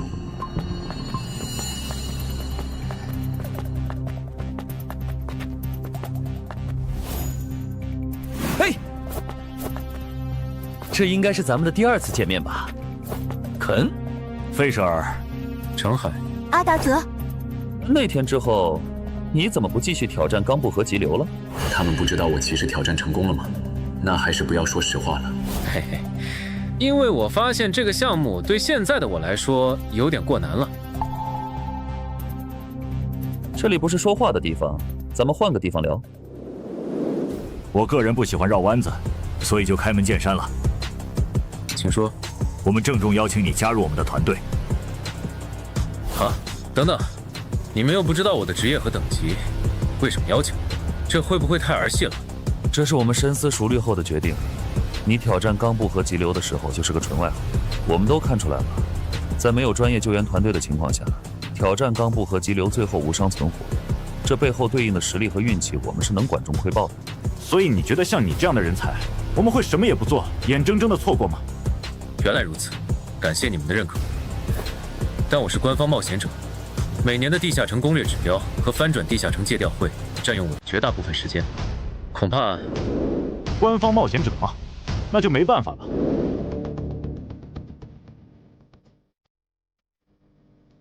在珠峰上跳伞，喂，这难度也未免太超纲了。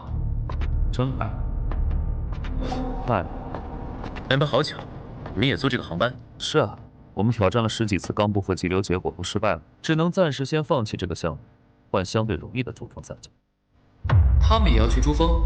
等等，我的前2项试炼和他们的行程完全重合，这2个人的职业不会也是死亡行者吧？试探一下。珠峰伞降也是 Yellow Bull 的常驻挑战项目吗？不是。那你们为什么要？因为我们的副职业是极限运动员，它的其中一个效果是职业者可以靠完成超高难度的极限运动来永久性提升自身的基础属性。竟然还有这样的副职业，那你们的基础属性几乎远远高于同等级的冒险者。没你想的那么好，只有几乎无法完成的极限运动才能带来属性上的提升，比如攀登珠峰。这个项目放在20年前绝对够格，但随着当地的下巴人推出了针对有钱人的向导服务以后，登顶的人就越来越多了。这就导致我们为了凑难度，不得不额外追加疾风伞降的部分。这样吗？那还真是辛苦。喂，1月之期已到，你考虑的怎么样？我想了想，还是不掺和黄选大佬的接班人选拔了。你可以不参加。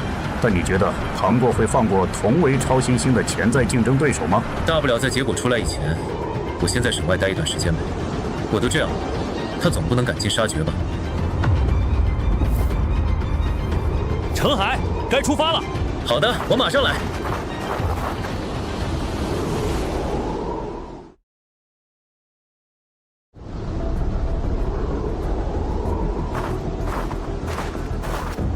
陈海先生，你为什么要临时更改行程，跟着我们挑战珠峰伞降？这不是你们说的吗？只要钱到位，我这样没有多少攀登经验的新人也可以登顶。但那和疾风伞降是2回事。你的副职业又不是极限运动员，如果只是来玩票的，登顶珠峰就够了，不是吗？所以你的进阶职业是极限战士、自然征服者还是液压？进阶条件是与严酷的自然搏斗，在死亡边缘上挣扎，最终极尽升华的主职业。我知道的就这3种，所以是哪个？你误会了。不想说算了。不过你真的不再考虑一下吗？我和肯的团队其实……喂，你们3个都说了不要掉队，不要掉队。这里的冰缝不全是敞开的，踩中被雪覆盖的冰缝掉下去，谁也救不了你们。不想永远留在山上，就给我遵守登山纪律。Sorry。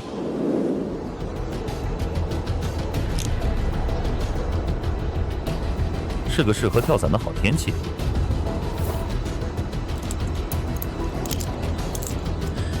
之前有人成功过吗？珠峰伞降，其实很少有人挑战这个项目。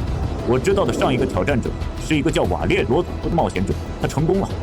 费舍尔，该出发了。好，先走一步。你要跳吗？还是跟我下山？我要跳。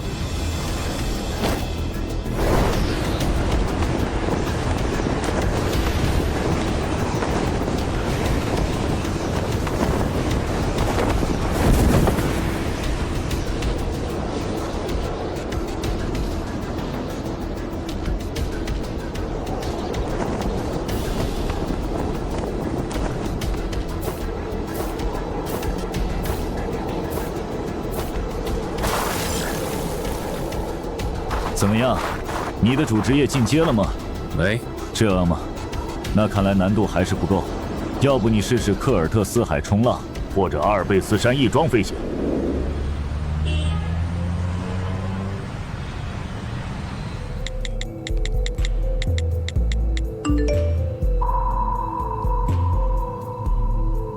为什么在你口中实力还不如陈华宫的陈海，竟然能单枪匹马杀死冠军独眼巨人？我需要一个解释。本来想着靠信息差帮陈海减轻一点在唐考那边的敌意，没想到搬起石头砸自己的脚了。如果我说我也没想到他能成长得这么快，唐高会信吗？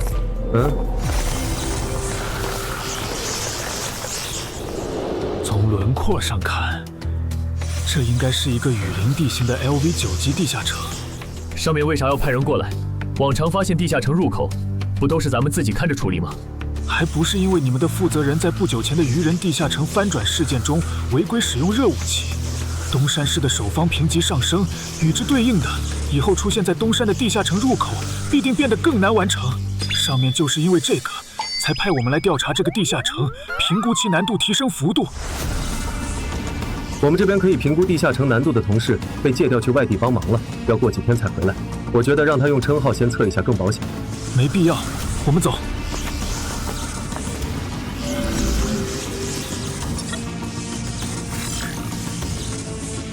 等等，这个地下城不对吧？丛林狒狒的挑战等级只有 LV2，怎么会成为 LV9级地下城的任务主体？我刚回东山，你们就叫我过来，连休息的时间都不给我。牛马也没这样用的。如果可以，我们也不想这样。主要是上面派过来的难度评估小队已经进去好几天了。正常情况下，他们在初步收集了守方情报后，会先送一个人出来。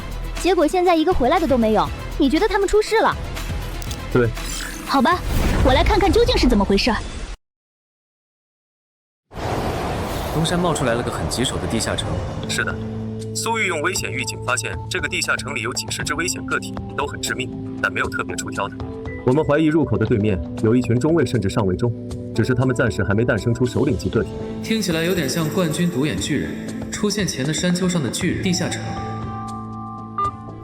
抱歉，我可能不能当你们的厦门形象岛了，我这边来任务了。理解，你忙你的先。入口在哪？在楼上，我带你去。他是来帮忙的。柳田 LV 10级复魂者。程海 LV 8级死亡行者。程海的主副职业为他带来了超高的感知加成，可以提前发现地下城内的危险。柳田的死者交谈术可以与亡者沟通，通过守方的尸体，你们应该能问出难度评估小队的近况。因为东山市的守方评级现在上升到什么程度还不明确，所以你们的任务就只有确认难度评估小队是否生还。如果生还，就协助他们完成脱离任务这2件；如果势不可为，可以放弃任务。程海，你先进。好。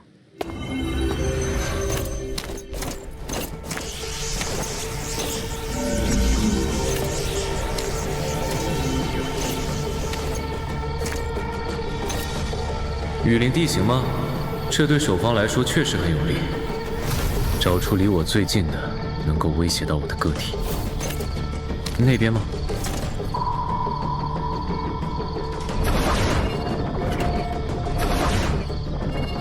先打个招呼。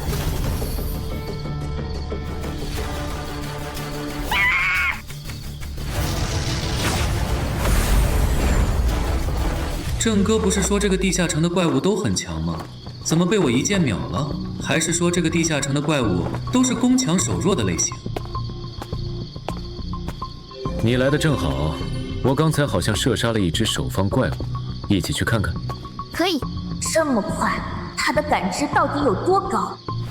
用冲锋枪的狒狒，那我明白风险评估小队为什么一去不归了。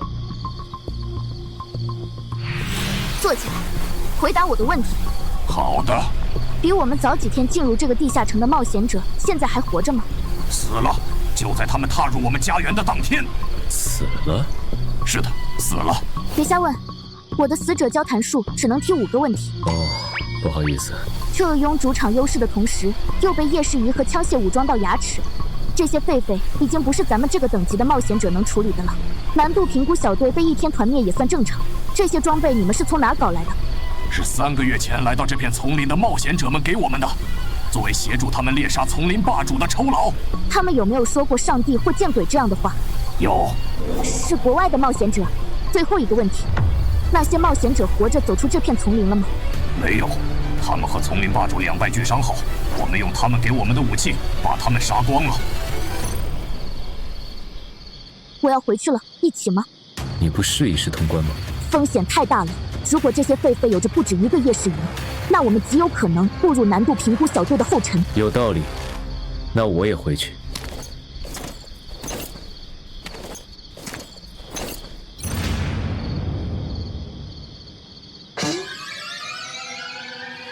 不是海之母，你有病吧？多大的仇啊！你这么没完没了的针对。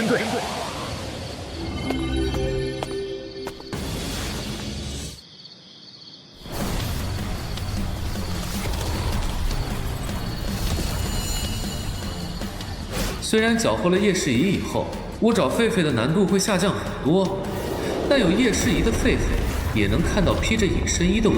4舍5入下来，我还是亏的，毕竟火力上的劣势实在是太大了。除非我能把他们变成瞎子。等等，我好像有办法。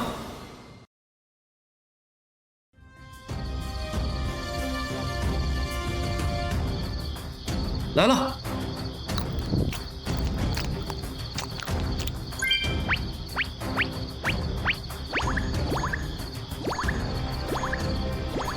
狒狒的智力应该没高到能分辨这种陷阱，只要让他们知道这里有大量食物。接下来就是绝望唱片机的表演环节了。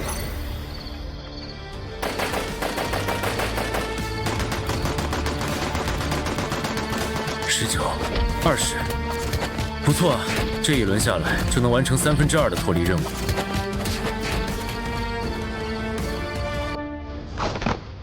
虽然已经不是第一次用了，但不得不说，这奇物实在是太邪门了。被守方缴获的枪械，原来会变成装备吗？如果是这样的话，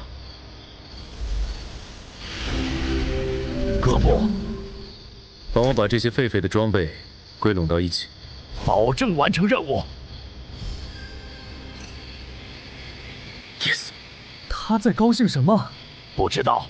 这玩意放到市面上卖，绝对会被人抢破头。虽然只有稀有评级，但它的实际交易价值不可能低于史诗。蠕虫召唤术，帮我处理掉这些狒狒的尸体。那边的动物口粮就是你的报酬。动物口粮这个饵肯定不能继续用了。那些狒狒就算再笨，也该意识到这是陷阱。但还能有什么可以作为诱饵的？这个不错，挺好吃的。有了。领袖，被叫过去搬运食物的同胞中埋伏了，一个回来的都没有。那群蠢货，为什么就意识不到天上不会掉果子下来呢？领袖，族群里有同胞在抱怨，说咱们不该杀那4个冒险者，这会引来强大的敌人。不杀他们，难道要任由他们杀我们吗？叫上族群中敢战的勇士，跟我去会会入侵者。是。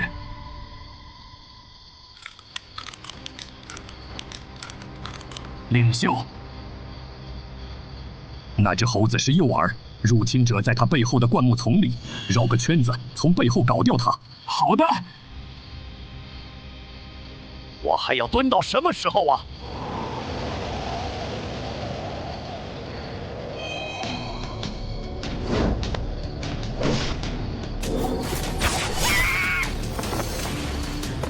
哎，怎么还没动静？按理来说，派出去的同胞应该已经……不对，灌木丛里的也是诱饵，真正的入侵者用眼看不到，我们中计了。什么？能跑几个是几个？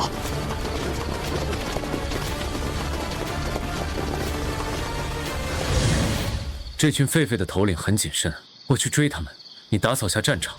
这些狒狒的武器很厉害，你注意别被他们打到。好的，萨满大人。连眼都看不到，那这次的入侵者岂不是死后的灵？不，我觉得应该是和我们用的眼、吐火器差不多的，能够将人藏起来的隐形衣。入侵者应该不强，不然他不至于用诱饵这种卑劣的手段来对付我们。这说明他也在忌惮我们。我们其实有胜算，可是我们根本就看不到他呀，这也能有胜算？是看不到，但如果我们激怒他，让他忍不住主动显形呢？激怒一位战士的最好方法，就是侮辱其族人的尸体。同为入侵者，你肯定也有眼。我不信你看到族人的尸体被当成诱饵用时能忍得下去。只要你被我们激怒了，开始犯错了，我就会用这杆吐火器爆掉你的脑袋。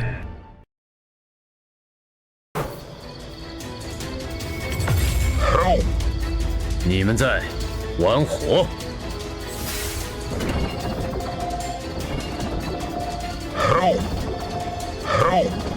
怎么只有一只？按理来说，诱饵附近应该必有埋伏，那些埋伏起来的狒狒不会都躲在水下吧？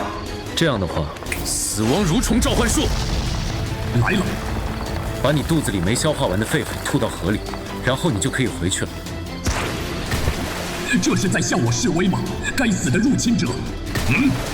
什么？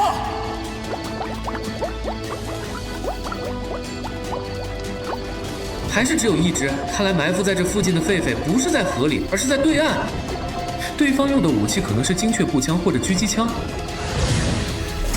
卖个破绽把他们引出来。找到你了，入侵者！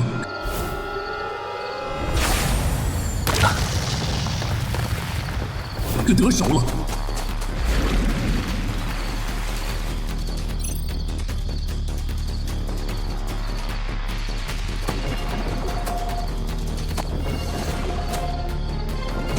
搞半天，埋伏起来的狒狒只有一只啊 ！Surprise！ 什么？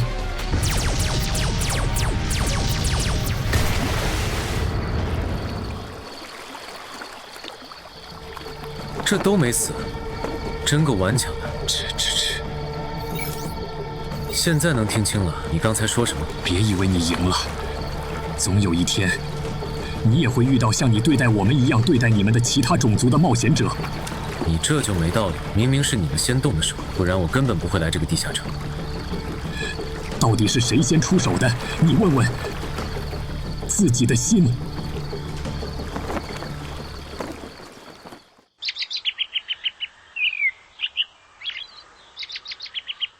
陈海回来了。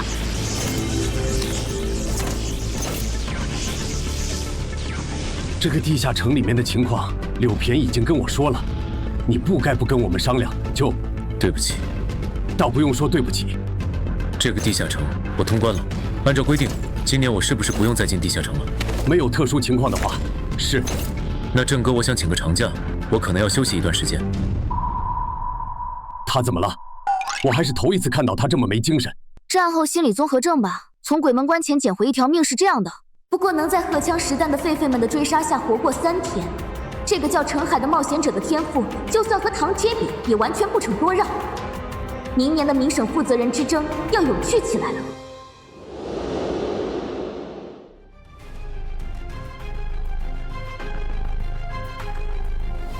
别以为你赢了，真要闹到不死不，你以为我会出？别得意。结果我这1年的所作所为，和我写的小说里的反派有什么区别？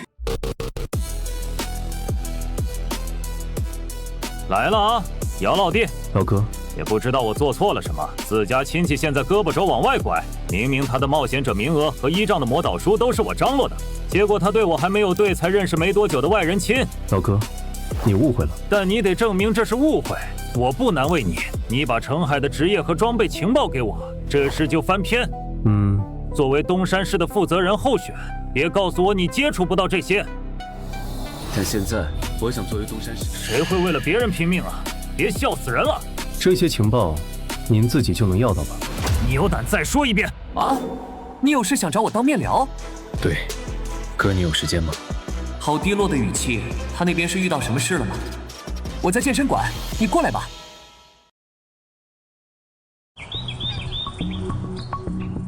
程海先生，我来找徐茂。他和安教练在 VIP 室，我带你去。你这是撞上冒险者的新秀墙了。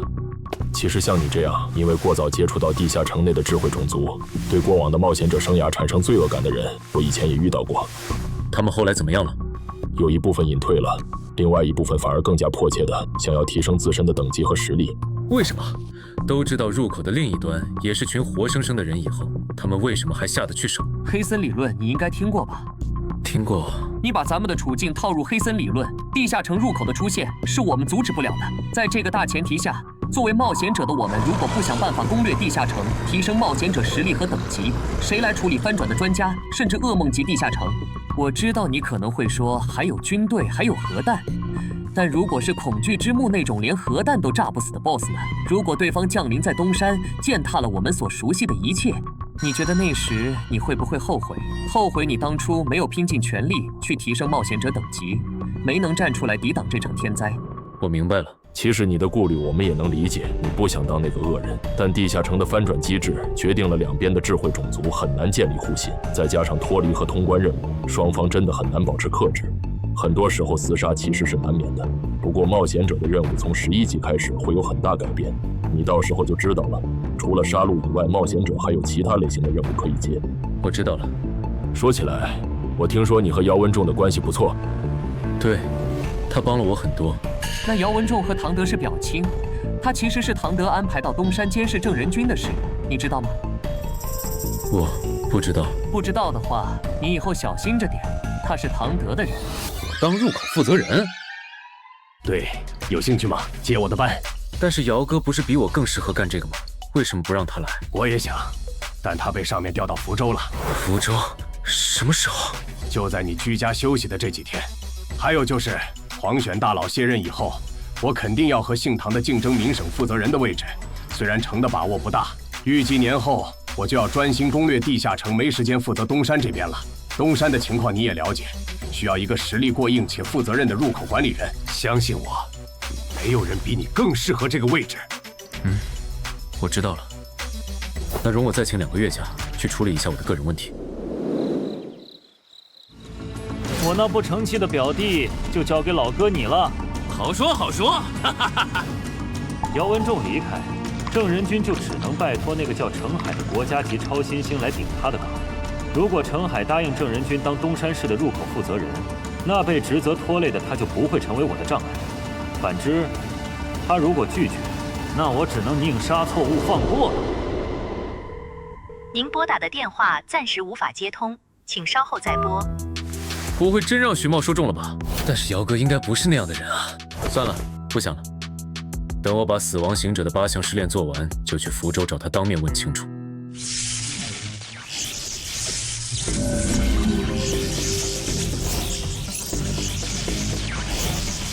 面板，这次的门开在哪里？回母亲是没有被记录在氏族手册上的未知国度。哦，